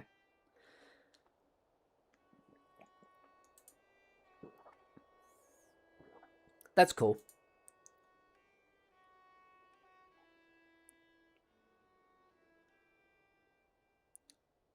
But yeah, anyone want to ask? Even though I had caffeine, I'm still feeling sleepy. Sometimes caffeine actually makes you more tired. That's one of the things I actually learned about drinking a lot of Coke, was that it actually made me more drowsy. And once I actually cut back on Coke, I actually feel more awake. I don't need to sleep as much because I feel more energized. And I think it's because Coke will make you very hyperactive during the day, but it burns you out quicker. So you feel you have more energy for short spurts, but you have those periods where you need to sleep more. So I've noticed I've got more energy, more like spread out. And then as I'm getting fitter with my training, I'm just able to do more for longer. I actually feel much fitter. I actually kind of starting to feel young and spring again.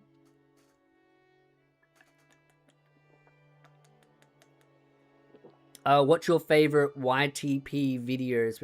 You mean YouTube video? I don't really have a favorite YouTube video. It's like I felt more sleepy once I drank it. I don't know. That's a bit odd.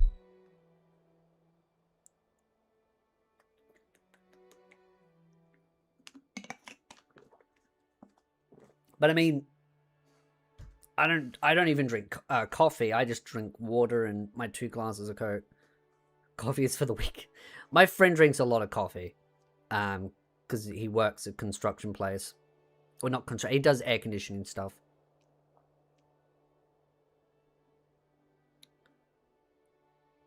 Spiritu is becoming a spring chicken once more. I know, because part of my training that I need to do, YouTube poop Spiritu. Okay, because one of the things that I'm having to start doing with my training is I have to start practicing fist push-ups,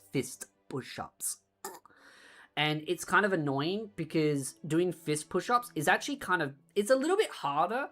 Actually, it's kind of a bit harder than doing normal ones, because I generally feel like I have to go down further, but it's also just, you have to do it on a hard surface, because I have to get used to doing fist push-ups on like concrete or like a flat hard surface, and it's just, ugh. So I have to start practicing doing fist push-ups. It's probably going to take a while for me to get used to doing fist push-ups on a hard surface, but I'm practicing, getting there.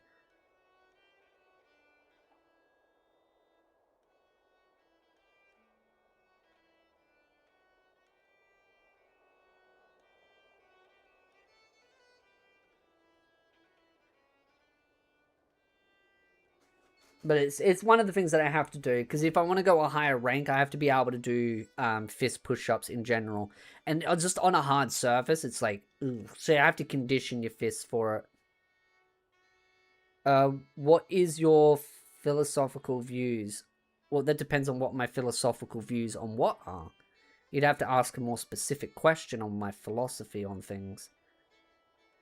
I know you said fist, but my brain registered it as fish. I could go for some fish.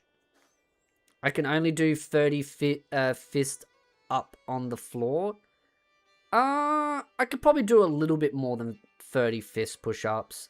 I need to get back into the shape of things again, because I used to do about 60 push-ups a day. And 60 push-ups, 60 sit-ups, and then a bunch of squats.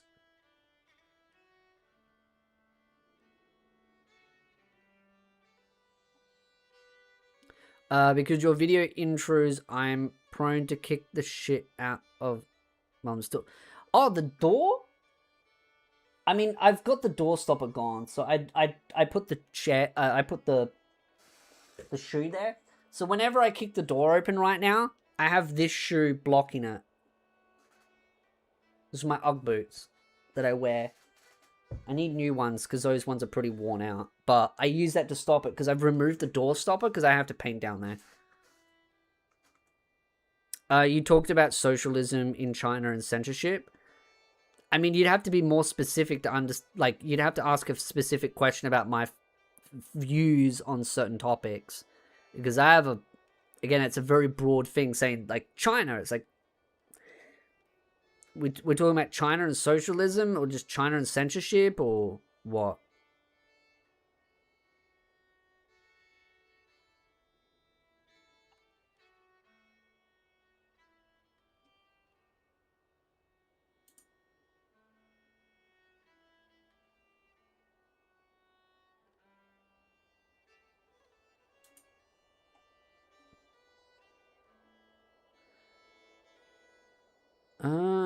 Both. I mean, I talked before during the stream about how I believe China was becoming, during a period of time in history, China was becoming more pro-capitalism because they realized an open market does benefit them as far as free trade goes. Because again, socialism just doesn't work in the way that a lot of countries have been doing. And so China became more capitalistic to counter the problems that come from socialism itself. As far as censorship goes, China is very censor heavy. which is kind of ironic because a lot of people in China use VPNs. And even if you ban VPNs, people will work ways around it. I've been studying homemaking so I can turn my house into an anime decor haven. You wait until you see what I'm doing with this house. It's going to be pretty wild. Don't get me wrong about China. I enjoy the gaming side of China, but at the same time, I despise the restriction side of China. It's kind of, that's the thing about China. China's very heavy against, like, non-safe for work. Like, they'll allow some non-safe for work stuff, but they do clamp down on two extremes because, again, you got to remember China has banned porn. So if they view something as like porn, they will get rid of it. But the line for porn is very broad, which, again, I'm just being honest here. I don't think banning porn in China has done the benefits that they hoped. And I think, if anything, it's just made things more all over the place.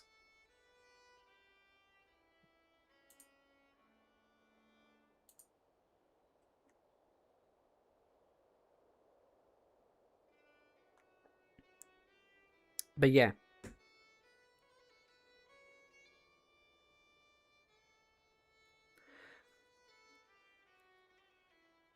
I'm excited to see what you do with your house.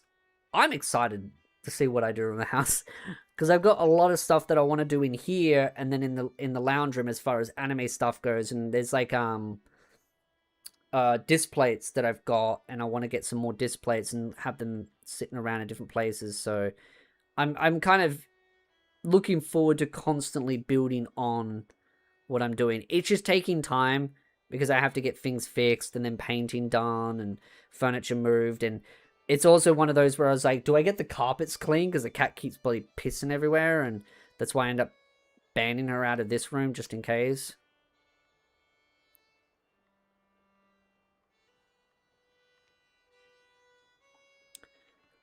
But it's going to be fun. And then when people come around, it's going to be awesome. Like, if I have people come around to the house, like, I'll have the Switch 2, which I've actually got a Switch as well. But if I have the Switch 2, then I can play multiplayer games.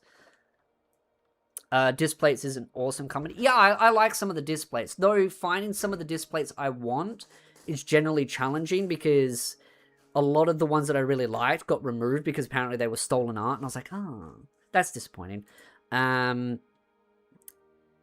But the plan is that, yeah, I'm going to have like a whole, like, in the lounge room, I'm going to have like a really cool setup with anime figures and stuff like that. But then I'm also going to have like the TV, not the PlayStation. I was going to get a PlayStation, probably not anymore, but I'll get the Switch 2 out there so then I can play multiplayer and have all the seating out there and all that. But then in here, you'll have the computer. I'll have all the figures. I'll have figures in there. I'll have figures in here. I'll have books in there, books in here. All the DVDs and the Blu-rays in there. So then I'll probably end up getting a Blu-ray player. That kind of stuff. So then I can, like, it'll be a great entertainment room. Like, it'll just be like, anyone that comes around will have endless entertainment. It'll just be limitless. There'll be no... It'll be like a toy... Like, it'll just be like a playground for, like, a nerd, right? An anime gaming nerd. It will be an absolute playground because it will just look awesome, but it'll be super well set up. So, yeah. And it's a more fancy kind of house kind of thing because even if there's power blackouts, the house doesn't lose power. So everything's kind of really like well set up and everything's really well done. And then I'll have the disc plates. I want to get some disc plates in the lounge room and have them set up on the wall and all that to kind of add a bit of flavor and all that kind of stuff. And I've got this whole idea, this whole vision in my mind of what I want to do. It's just I've got to get a bunch of stuff done. Like I've got to get holes fixed up, things removed, like old air conditioning unit removed, potted those holes up, cement stuff, brick stuff, repaint the ceiling, repaint the rims everywhere and the walls and all that. So yeah. Are you going to get a 4K player? Is there even a point of getting a 4K player? I feel like the word 4K player doesn't really mean what it means. They say, yeah, this is a 4K player, and it's not really a 4K player. So, it's going to be awesome once I get the rooms done. Because then you'll have the workspace here. You'll have all the other gaming stuff in there.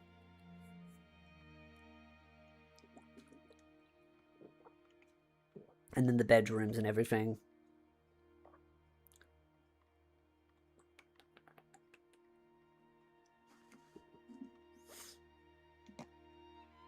And then maybe one day, if I'm super, super, super loaded rich, I might get the shed redone and get it expanded and then get a dojo out there, but also get like a big gaming anime room out there and then move my workspace out there and then have like a big gaming setup out there. And so then instead of having the workspace here with all the anime stuff, I can put it all into that gaming space and then kind of just have like the lounge room as a basic setup and then have a bigger setup out by the shed and turn it into like a big room. That'd be like the end game, but kind of getting this all set up will give a basics setup. And then if I could ever do that, but that's like long down the pathway. There are physical media of 4K like anime. Yeah, I did see those, but they're so rare. I don't know if it's really worth it. Damn it, I kind of want to go. So I've got a lot of things that I want to do. It's just, again, I just want to keep grinding, doing YouTube, keep making money, keep growing, keep building stuff. And then, yeah, just kind of build the ultimate dream house, the ultimate nerd gaming house. Instead of making like a man cave, it would just be the weeb land, because it would be my property. So it'll be great. And then when people come around, they'll have, you know, all the rooms that they can stay in, multiple rooms that they can sleep in, and then you'll have like the big gaming setup and everything. But I want to get the basic setup done, and then once everything's kind of fixed inside, then sort out the shed at a later date. That's a long-term project though.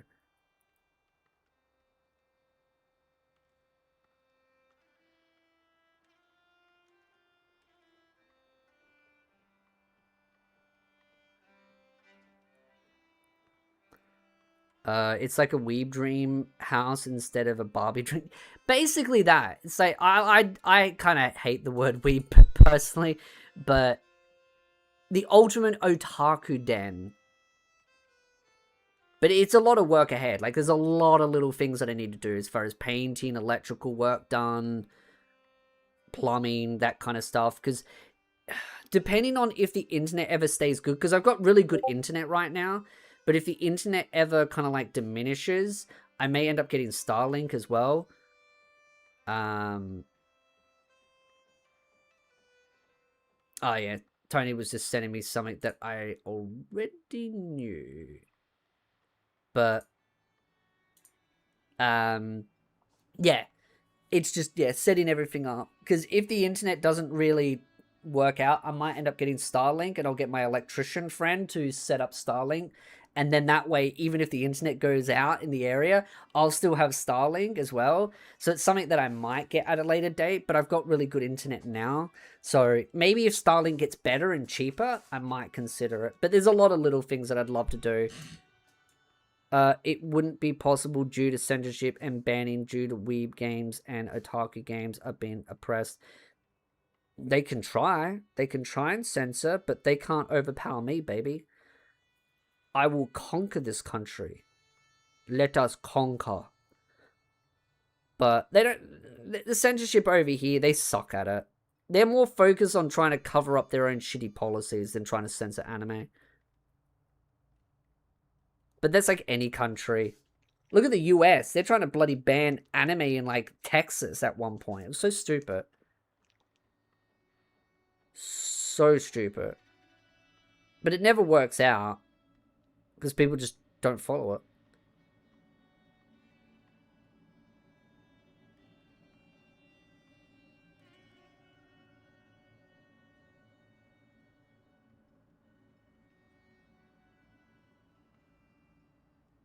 I honestly don't see the difference when it comes to 4K. I don't either. There's a point where it doesn't... I mean, there's like 8K now too. And it's like, what's the difference between 4K and 8K?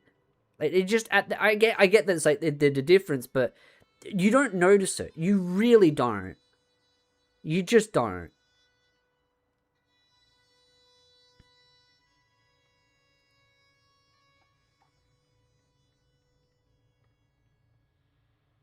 Huh. There's a new DXD figure coming out.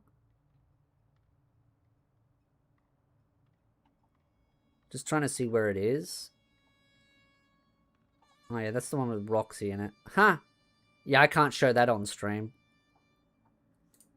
I'll send that to Tony. Because he'll be like, ooh.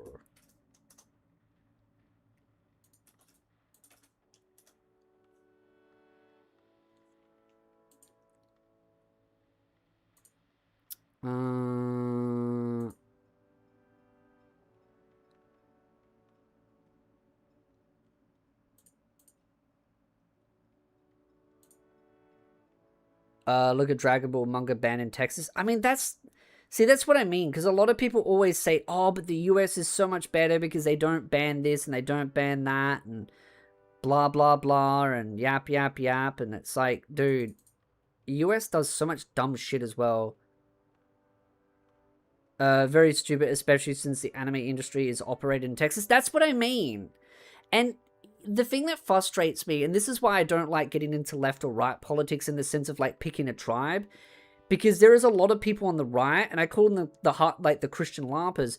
They constantly want to ban anime, and then they scream about free speech, and they're like, oh, but we want to ban anime, and then the left is like, oh no, let's censor this, let's censor that because it doesn't follow our ideology, and it's just like, it's why I always use the horseshoe theory, because it's so frustrating how certain groups on both sides will constantly push to ban stuff. Like I said, you see a lot of people in the US, they're like, oh, well, our country's so much better because we don't ban this kind of stuff. And I'm like, again, Australia hasn't banned Dragon Ball manga. I don't even understand how you can ban that. Couldn't you just like buy it in another state and then transport it over? Like, how does that work? How do you ban a manga like that in Texas? Because couldn't you just buy it and then just transport it over? Unless they're going to check your bloody baggage. I don't really think that's going to really work. And their constitutional right would bypass that. I think banning porn should be against the Constitution of free speech.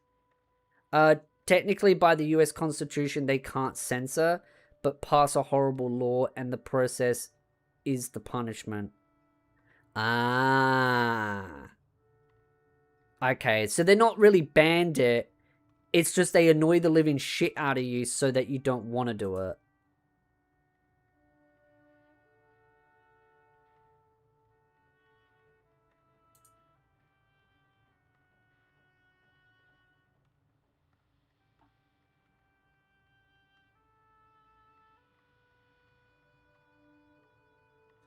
Usually the courts block it or suspend it. Okay, yeah. So, my theory is kind of correct that they can't implement it because it's unrealistic, but they have the law there to just be as annoying as possible. Like that annoying parent.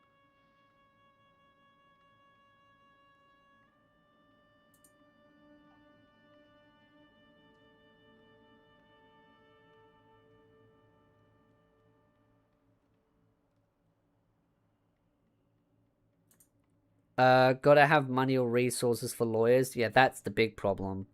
See, this is why. I need to become super powerful and wealthy so then I can just topple governments.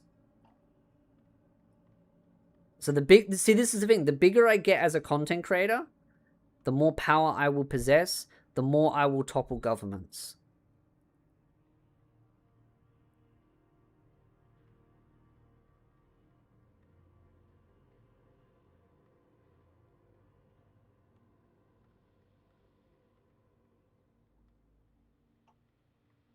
Yep, each state has some ridiculous laws that aren't enforced nowadays. And I mean, that's probably the one benefit, but it's just annoying how they do it. Because, yeah, it always comes down to, well, they implement this law, but you need lawyers to combat it and to fight for your rights. Like, see, that's stupid, because basically they're just using money to suppress you. And it's bully tactics. And really, a government should be punished for that. Because that is just a straight-up bully tactic.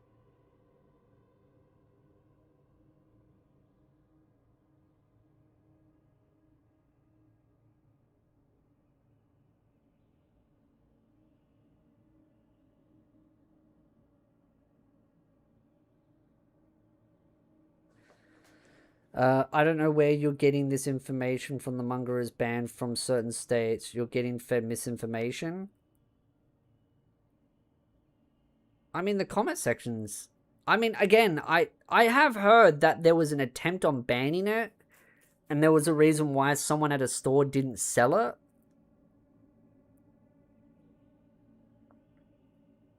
But there was apparently that it ended up getting blocked by the courts. So you're allowed to get it still, but there's apparently like they're just like being obnoxious about it.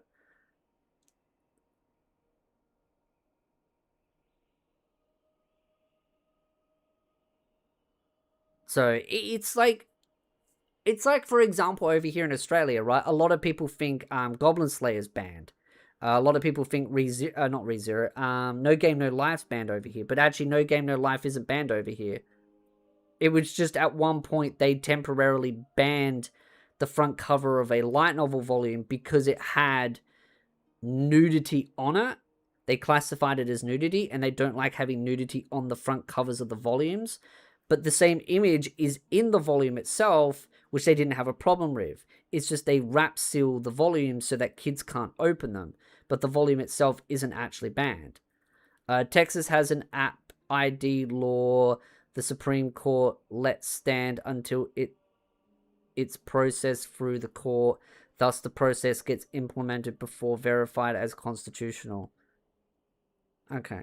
It's all fake. People spreading misinformation. It's their owner of the comic book shop not selling because Goku is naked in the early volumes. I mean, Dragon Ball Z had a lot of like wild stuff in the early volumes.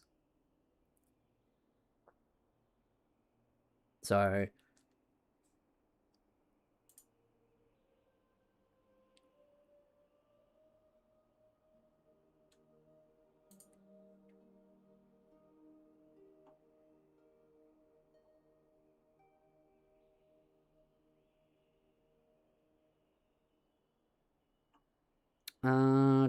there isn't really too much going on in the content creator space. But yeah. If there's anything specific, I'm just checking if there's any updates on anything. I mean, we had the Mushoku Tensei update.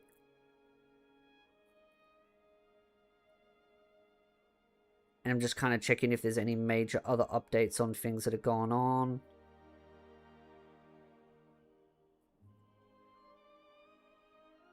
But there isn't really much anime news, other than there was like a couple of announcements. I'm just trying to check.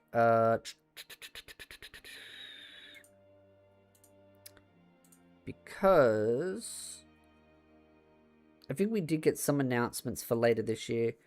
A content aware scale. Oh, yeah.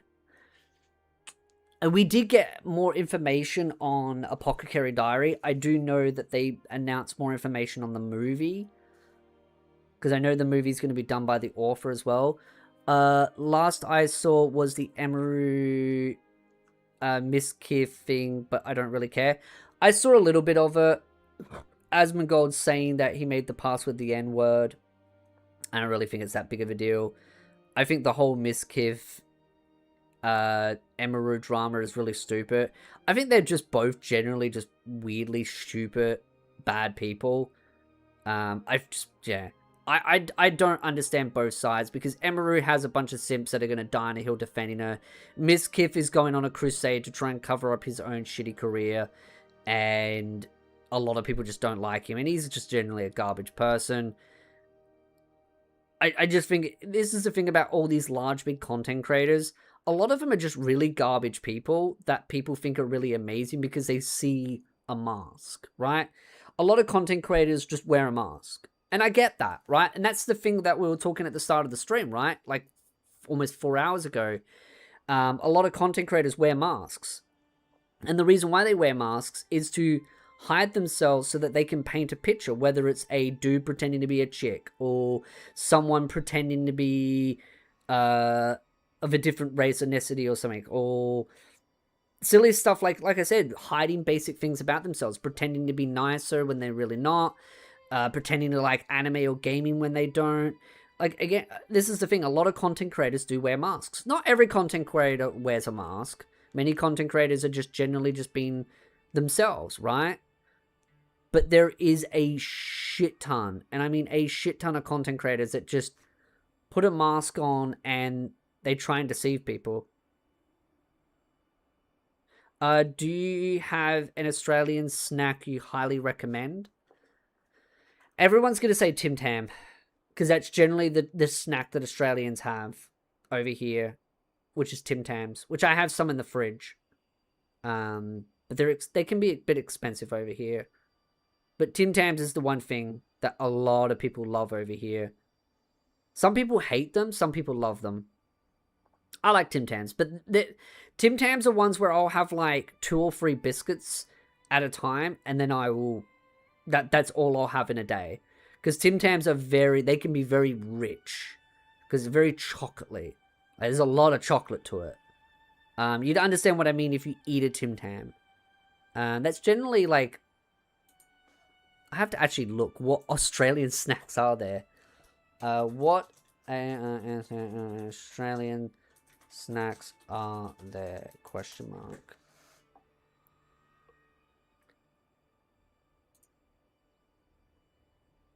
Because I don't know what America has and what they do and don't have. I saw those yesterday. They look extremely good. They can be quite rich depending on the person.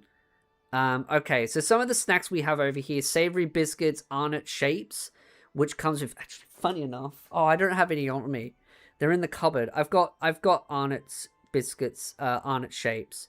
I generally get the pizza and the barbecue flavor. Those are nice, but they're like a cheaper snack. They're like $2 a box. They're much more cheaper. But they're a savory snack. Chocolates, cherry ripes. I do love cherry ripes. Have to look up what cherry ripe is. That's a cherry ripe. That's cherry ripe. Leon won't eat it since he said he doesn't do sweets. Yeah, I get it. Some people don't have as much of a sweet tooth. Do you have ranch?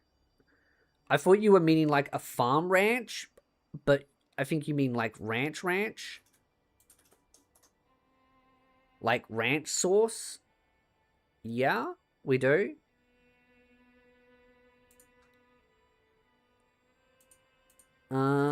What are other ones we have? Lollies, candy, Allen's. Oh yeah, we have like a lolly brand over here called Allen's. They sell like frogs, snakes, killer pythons, and musk sticks. I have no idea what musk sticks are. I have a feeling... Oh yeah, I know what musk sticks are now. They're alright. I don't mind them from time to time. Musk sticks.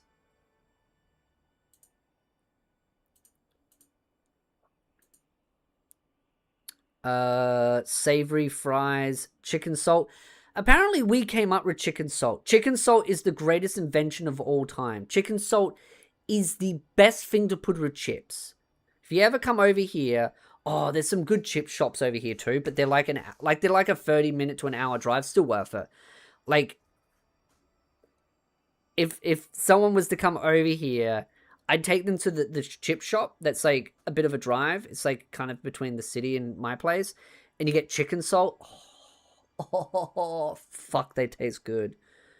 I had some of the chips a couple of weeks ago because I came back from karate training.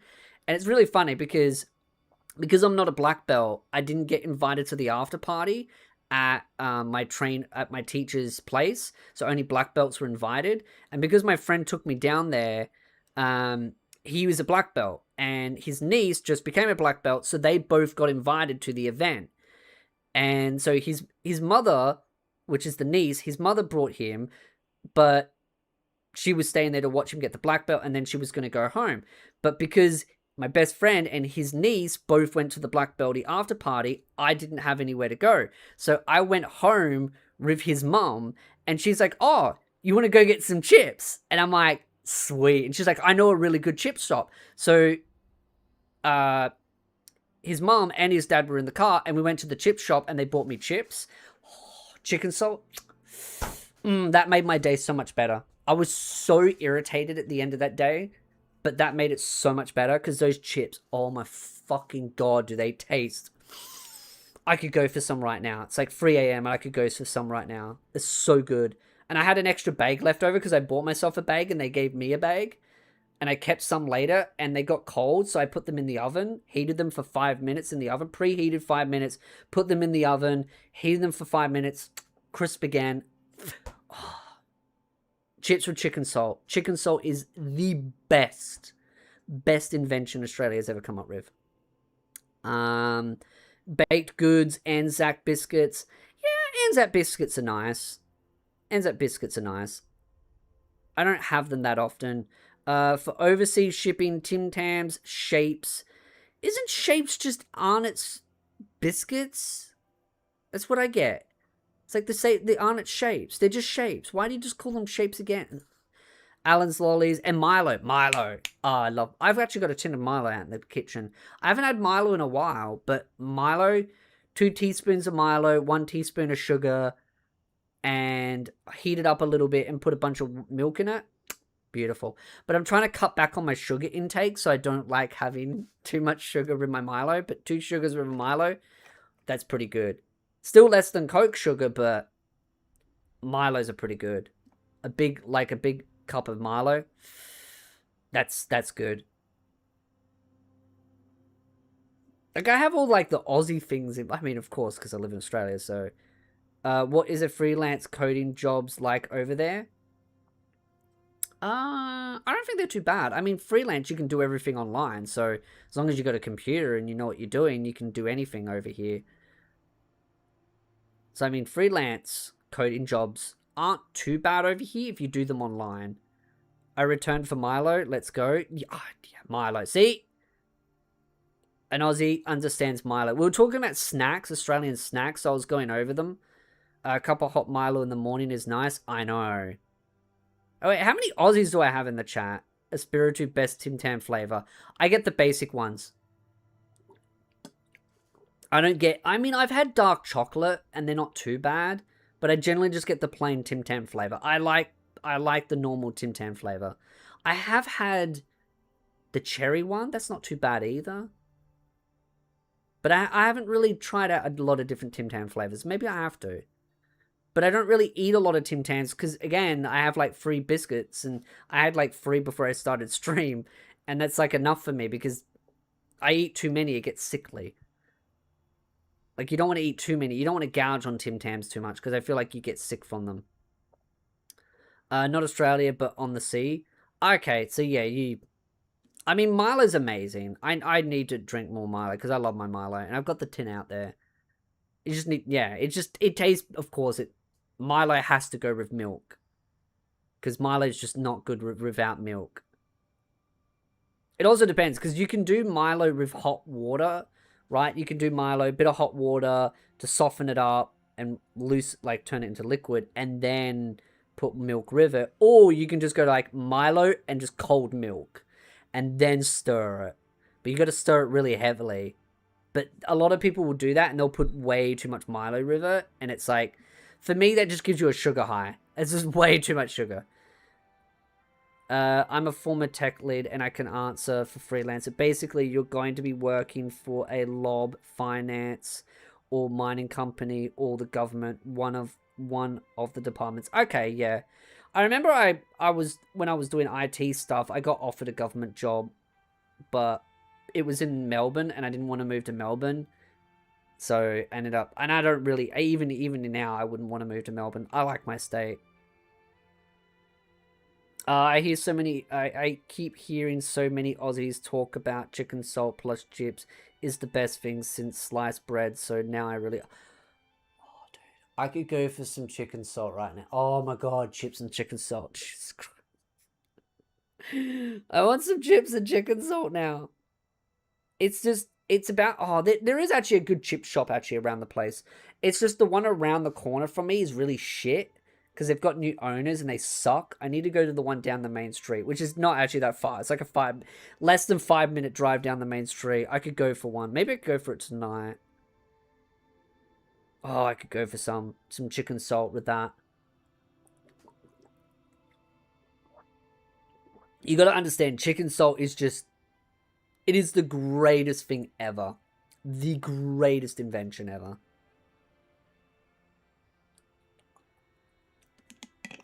I don't know how any country can live without chicken salt. Like, apparently the British don't have chicken salt. How uncivilized. I can see why your country's been conquered. Careful, your cat might want some... Yeah, I better be careful. I don't want to say too much about food. She'll be at the bloody door. I have potato chips. I've got some potato gems in the freezer. You know what? I might actually cook some after stream. I know it's like 3 a.m. or, well, it's like almost 3:30 a.m. I might just cook some potato gems in the oven after I finish stream. Because I could go for some right now. But I don't have any chicken salt in the house. But I generally have tomato sauce. Actually, funny enough, it's just like I have tomato sauce, like right there. Shocking. I gotta clean that out.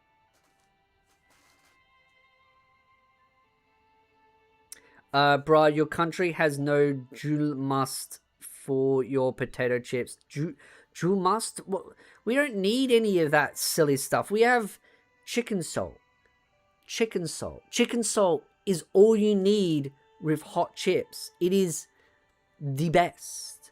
The best. It is the greatest gift we have given to mankind, and yet no one appreciates it.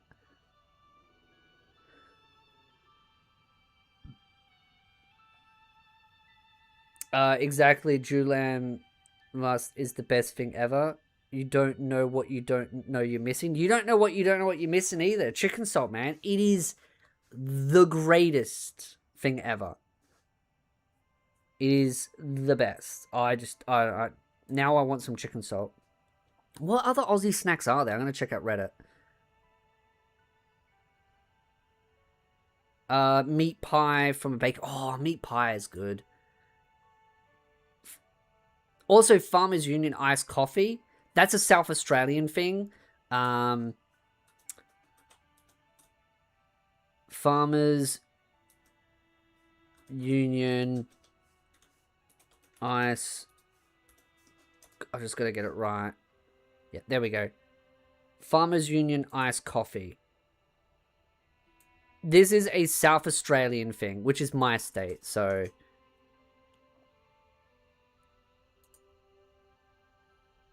This here.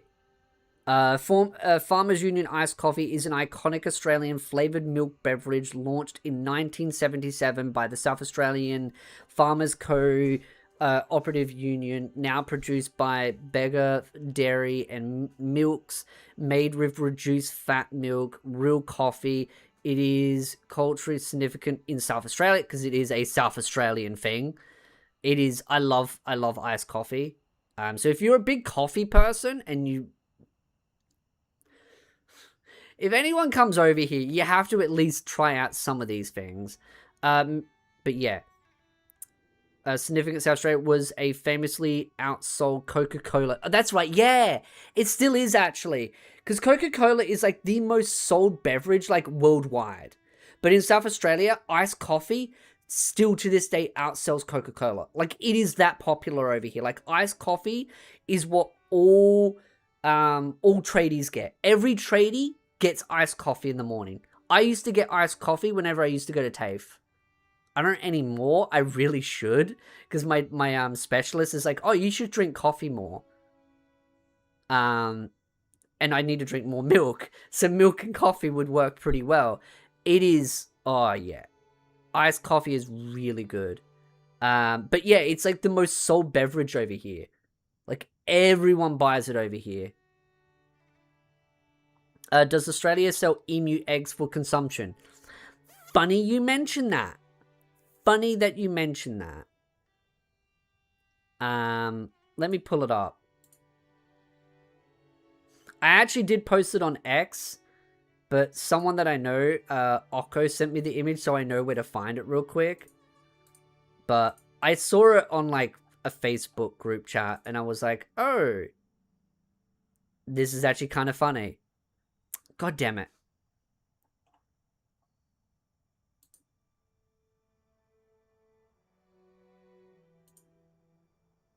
It's annoying because the image is really, really, really, really, really large. I'm just trying to, like, get the image to be a little bit smaller. Oh my god. Okay.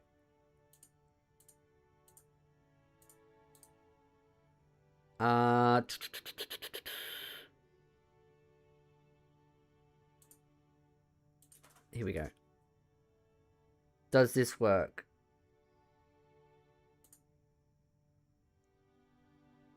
I'll just open it as that.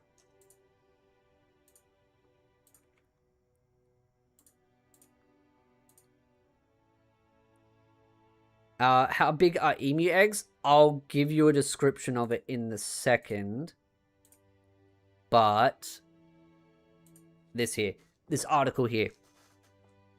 Some Aussies were shocked to realize that emu eggs being sold at a supermarket in Sydney were normal. Which is, by the way, emu eggs are like, I think they're like that big.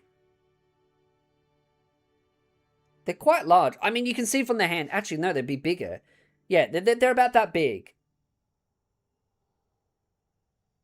Right? They're about that big. Because that dude's hand's like covering it, right? So it's a decent size. Like, you look at my hand, they can be quite big. I've never actually seen an emu egg, but I'd say, yeah, they're about that big. Because they've been quite large. Yeah, they do. They do sell emu eggs at supermarkets. They are a delicacy. I think they're actually bigger than that. Because that one's... I think it depends on the size. I think it might be... I mean, they might be about...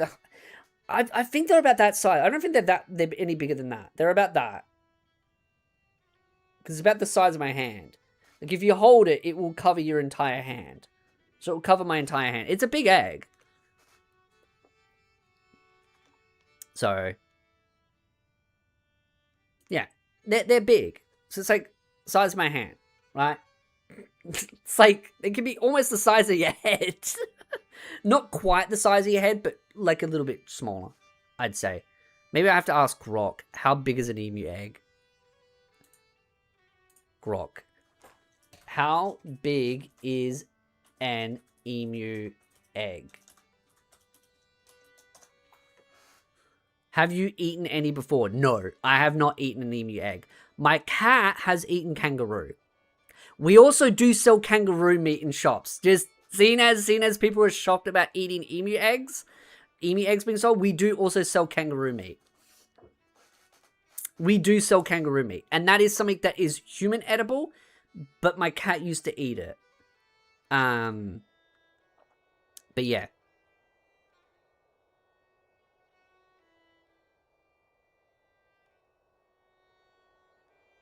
Because I think sometimes people don't realize we do eat some of the animals over here.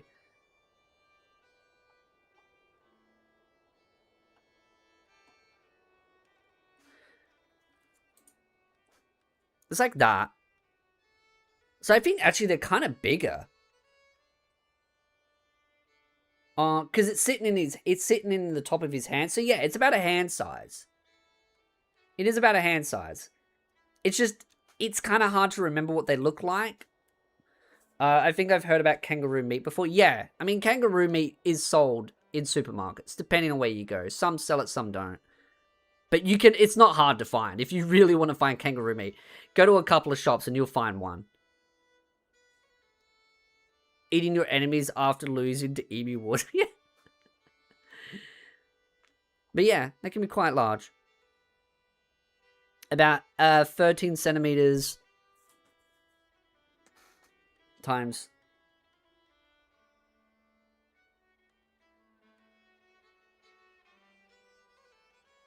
Yeah, I was about right. It's about right. It's about the size of my hand. Woolly has it pretty short. Yeah, they do. I know Foodland sells kangaroo meat because that's where my mother used to get kangaroo meat from. She used to get it from Foodland. And then she'd cook it up and put gravy with it and then give it to the cat. Not this cat. Kevin used to be the one that used to eat kangaroo mints. And it used to be with gravy. Welcome, Tony. It's actually kind of funny because we're kind of downwinding things. We're just kind of going over the size of emu eggs.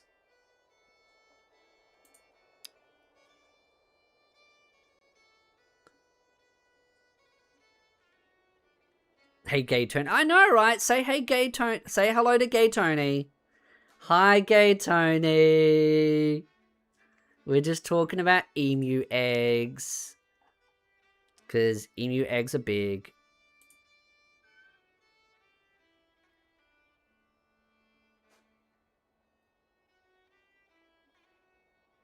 You also sell kangaroo meat, man. I mean, yeah. I mean, we sell kangaroo meat. Emu eggs. What else do we do? Shorty, I'm fun size, bro. I'm fun size. Super Gay Tony. Thank you, chat. Reminding me, Super Gay. What else is there? I'm just trying to think of what else we eat over here that's like an animal delicacy. I mean, there's some weird places that eat pigeons, but that's just disgusting. Cat. No, you cannot have kangaroo meat. See, I said kangaroo meat, and that thing turned up. What about rabbit over there? I mean, yeah, you can eat rabbit, but rabbits are generally a pest, and I think a lot of them have got diseases, so generally you don't eat rabbit over here too much. You can eat some rabbit over here. I know some people have hunted rabbits and eaten them, but generally it's a pest. Yeah, I'm fun size. There's one fish, which is a carp. I think. There's a fish over here. Was it carp? I can't remember.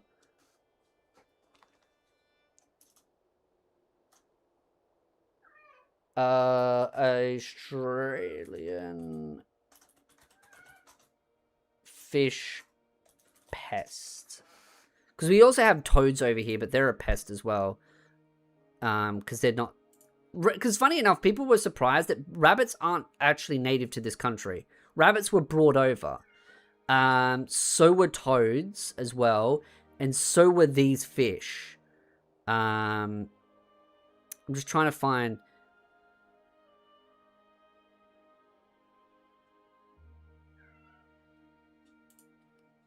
which is these ones over here. So, goldfish, naturally. And I think it's European carp is what they're called.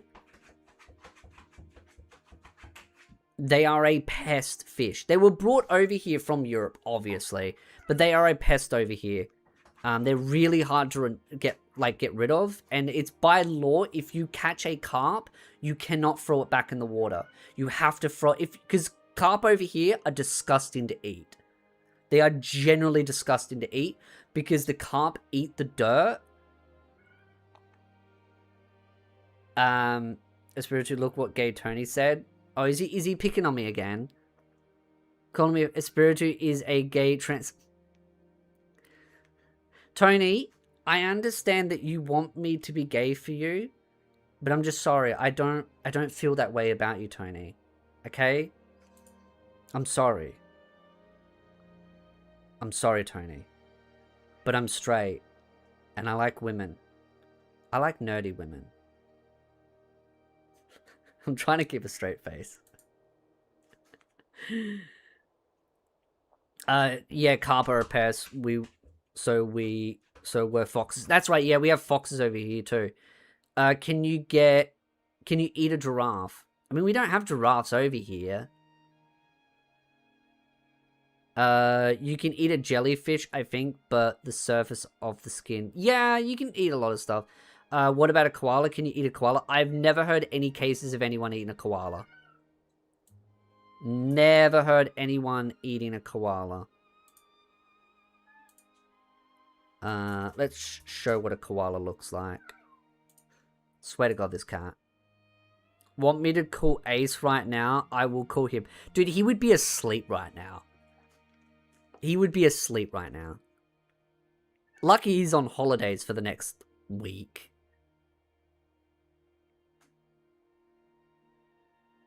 Oh, Tony can try and ring Ace. What's Ace gonna do? What's Ace gonna do? He's gonna drive all the way over here? He's like one of the only people that knows where I live. What's he gonna do? What's he gonna do? I'll just close all the roller shutters. Lock the house down. Be Fort Knox.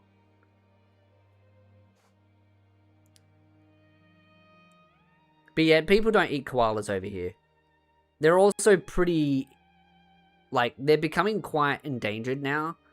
Due to all the bushfires.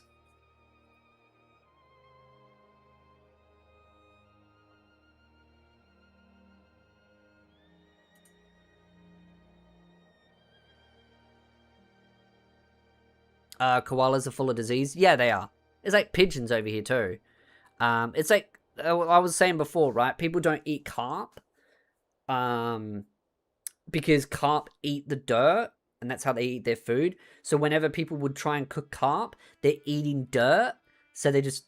and because it's illegal to throw a carp back into the water, people just throw the carp on the side and let the ants and the birds eat it. So koalas are adorable unless soaked. But yeah, koalas are quite... I mean, they're a beautiful creature. Whenever we talk about drop bears, this is what we're referring to as a joke, that drop bears are like... as like these, but they're harmless. Like, koalas can hurt you if you're not careful, but they're generally harmless. Spiritu, do you still play retro PC games? Yes. Wasn't not long ago I was playing Dungeon Siege again. Play a clip of a koala screaming. I mean, okay. Let me find if I can find one on YouTube.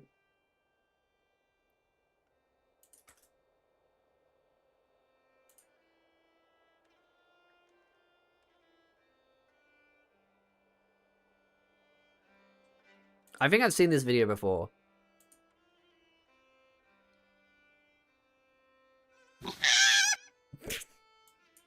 It's already sounding terrible.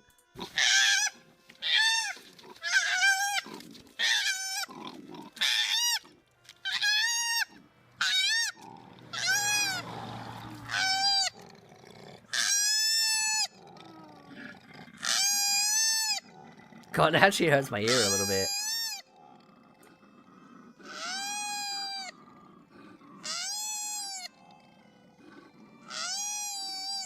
I don't know, it sounds like a bird to me, Jack.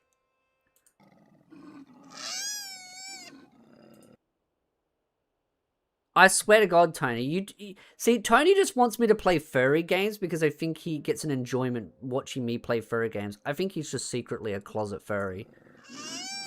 Koala and koala violence? Yep. Gotta be careful with that per capita.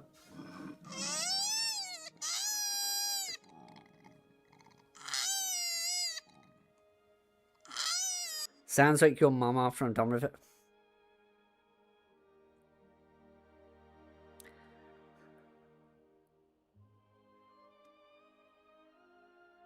As my mother would say to you, Tony, if she was ever here, she would say you'd go home in a body bag once she's done with you. That woman was a pain in the ass for a reason. There's a reason.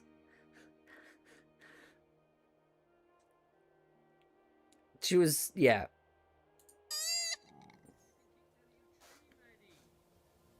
Bro, I never admitted to anything. Yeah, poor little thing's kicked out of the tree. Spiritu 13-hour Paratrue damage stream. You would have to pay me a lot of money to play Power Party damage stream. You'd have to pay me a shit ton of money, bro. A lot of money. To make me play any game against my will. That's not what your mother said to me. There's plenty of trees. Come on. You're a meanie.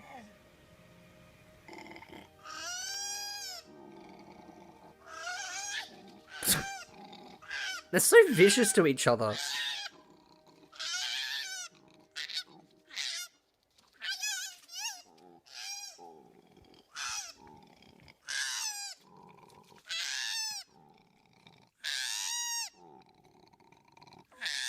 And the funny thing is, there's like 2 trees next to each other. Oh, the one on the tree. Yeah, the other one's just grunting. Because it's an older koala. So it's like picking on the younger one.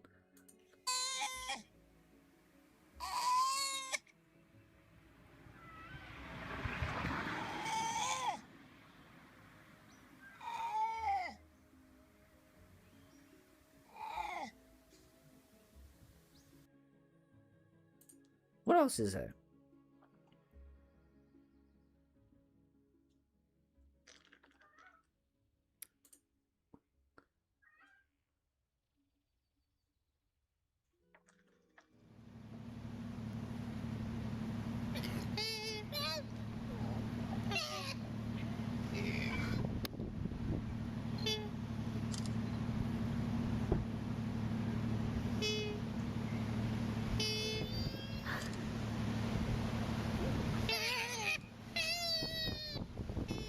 I'd hate, because I know how sharp their claws are, I would not want to get clawed by them.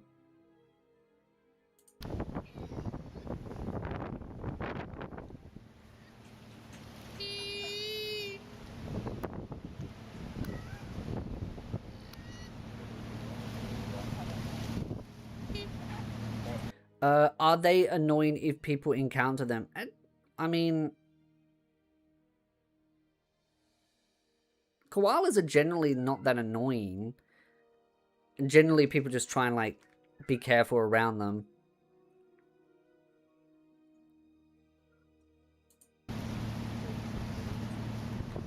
Fun fact, baby koalas eat the shit of their mother to gain a resistance to those leaves they eat. I didn't know that. That's nasty.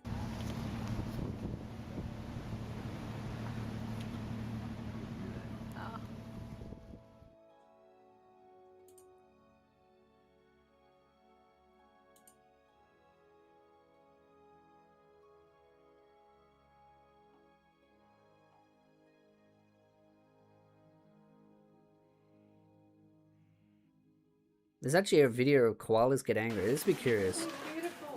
Because they can get angry. Yeah. Do you have names for them? This one's Ruben. Ruben. I'll get another one.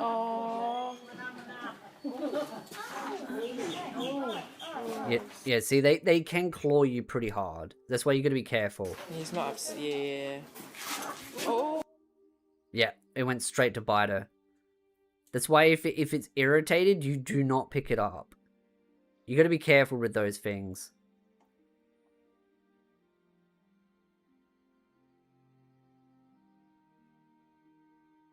I've seen that video before.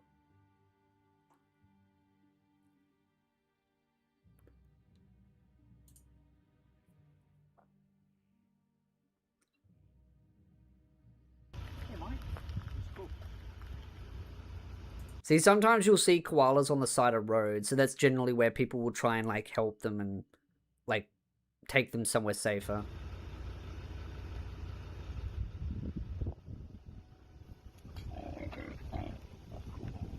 See, now it sounds like a pig.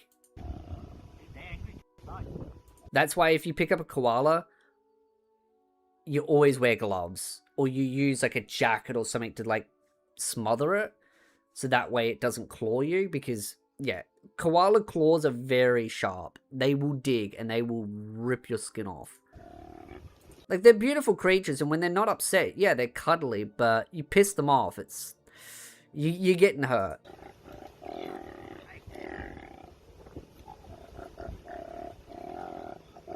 What animal there is the most scary when they get mad at you?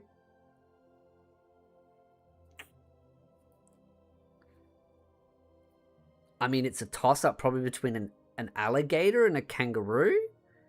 Because if you're in the water and an alligator grabs you, you're fucked. If you're on land and a kangaroo's pissed off at you, you're fucked. Depends if you're in the land or the water.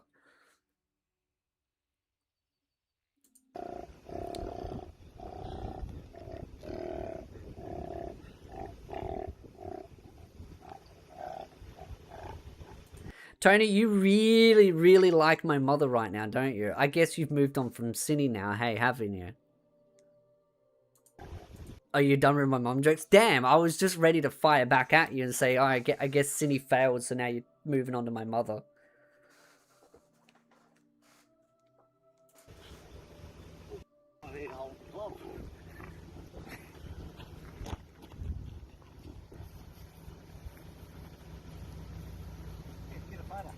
Alligators are cute, little American lizards. We have crocodile. That's right, yeah, sorry. I got the name mixed up, it's late. Yeah, crocodiles. Yeah, because alligators are like American alligators, yeah. Like smaller. Like crocodiles over here, they're vicious. Sorry, I was meant to say crocodiles. I don't know why I said alligators. But yeah, crocodiles, yeah, they're vicious. Because if they grab you in the water, they will drag you under and then they'll like spin you around until you're dead. And then they'll bury your body under a rock and then eat you later. You do not want to get caught by a crocodile in the water. Because when they capture you, like I said, they spin. They spin. So they'll grab you and then they'll spin their body and you will spin around until they kill you. And then they bury your body under a rock. You're an angry little fella. You're an angry little fella. You are angry. What? Look at the way he's looking at him. He's like, I'm going to devour you. Yeah, it's called a death roll, yeah.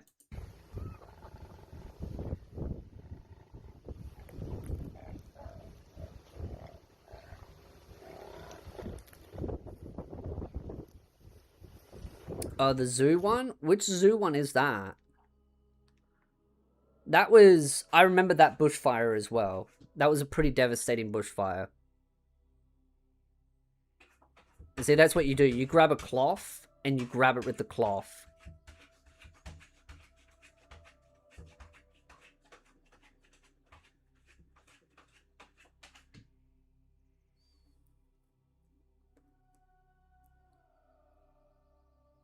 But I don't know which zoo one you're referring to. I'll just type in the word zoo.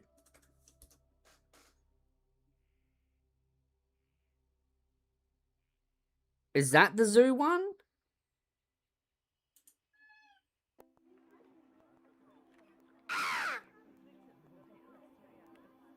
This sounds like a kid being annoying.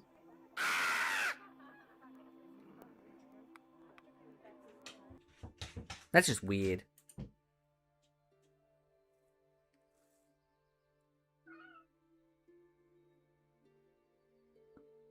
One, two, three, four. This one, the crazy koala fight. Nah, these guys aren't that fight. I saw a sign. They just push each other until one gives up. Look how slow he's attacking.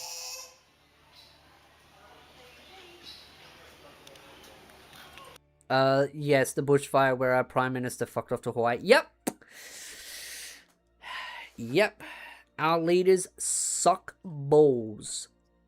Going to bed. Good night. Night all. So I'll see you, Karma Cat. I'll probably end stream soon.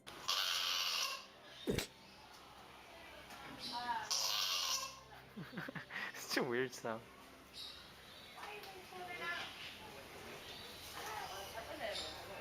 This is the most boring fight I've ever seen.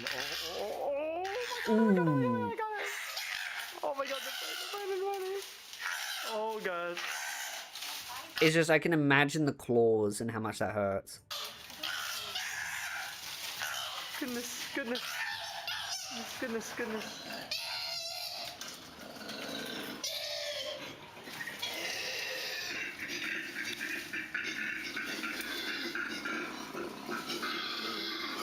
God, serious.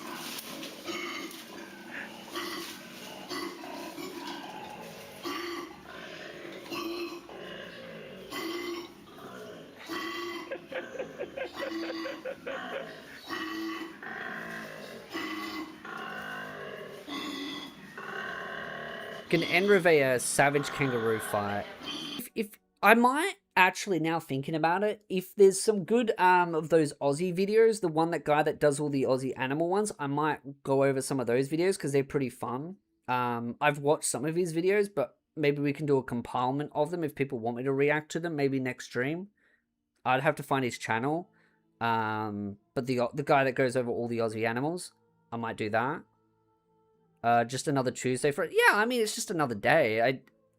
I just, whenever I see tourists like that and they're like, they freak out and they like get close, it's like, no, just stay back, leave the animals be. Kangaroos leave people alone until they discover coke. Most animals will leave you alone unless you antagonize them, except for, yeah, the water ones.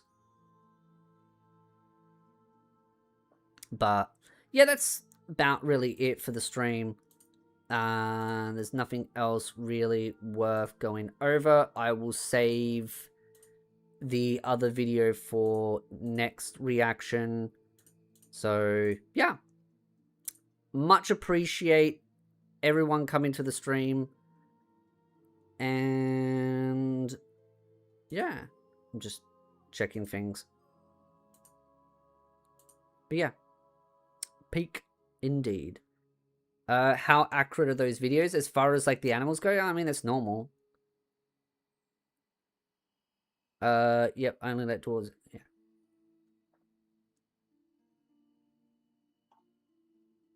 But yeah, next stream I'll probably go over some more reaction stuff. If we find some of the cool Aussie animal videos, we'll do that as a bonus as well, and then we'll do the next cardum thing.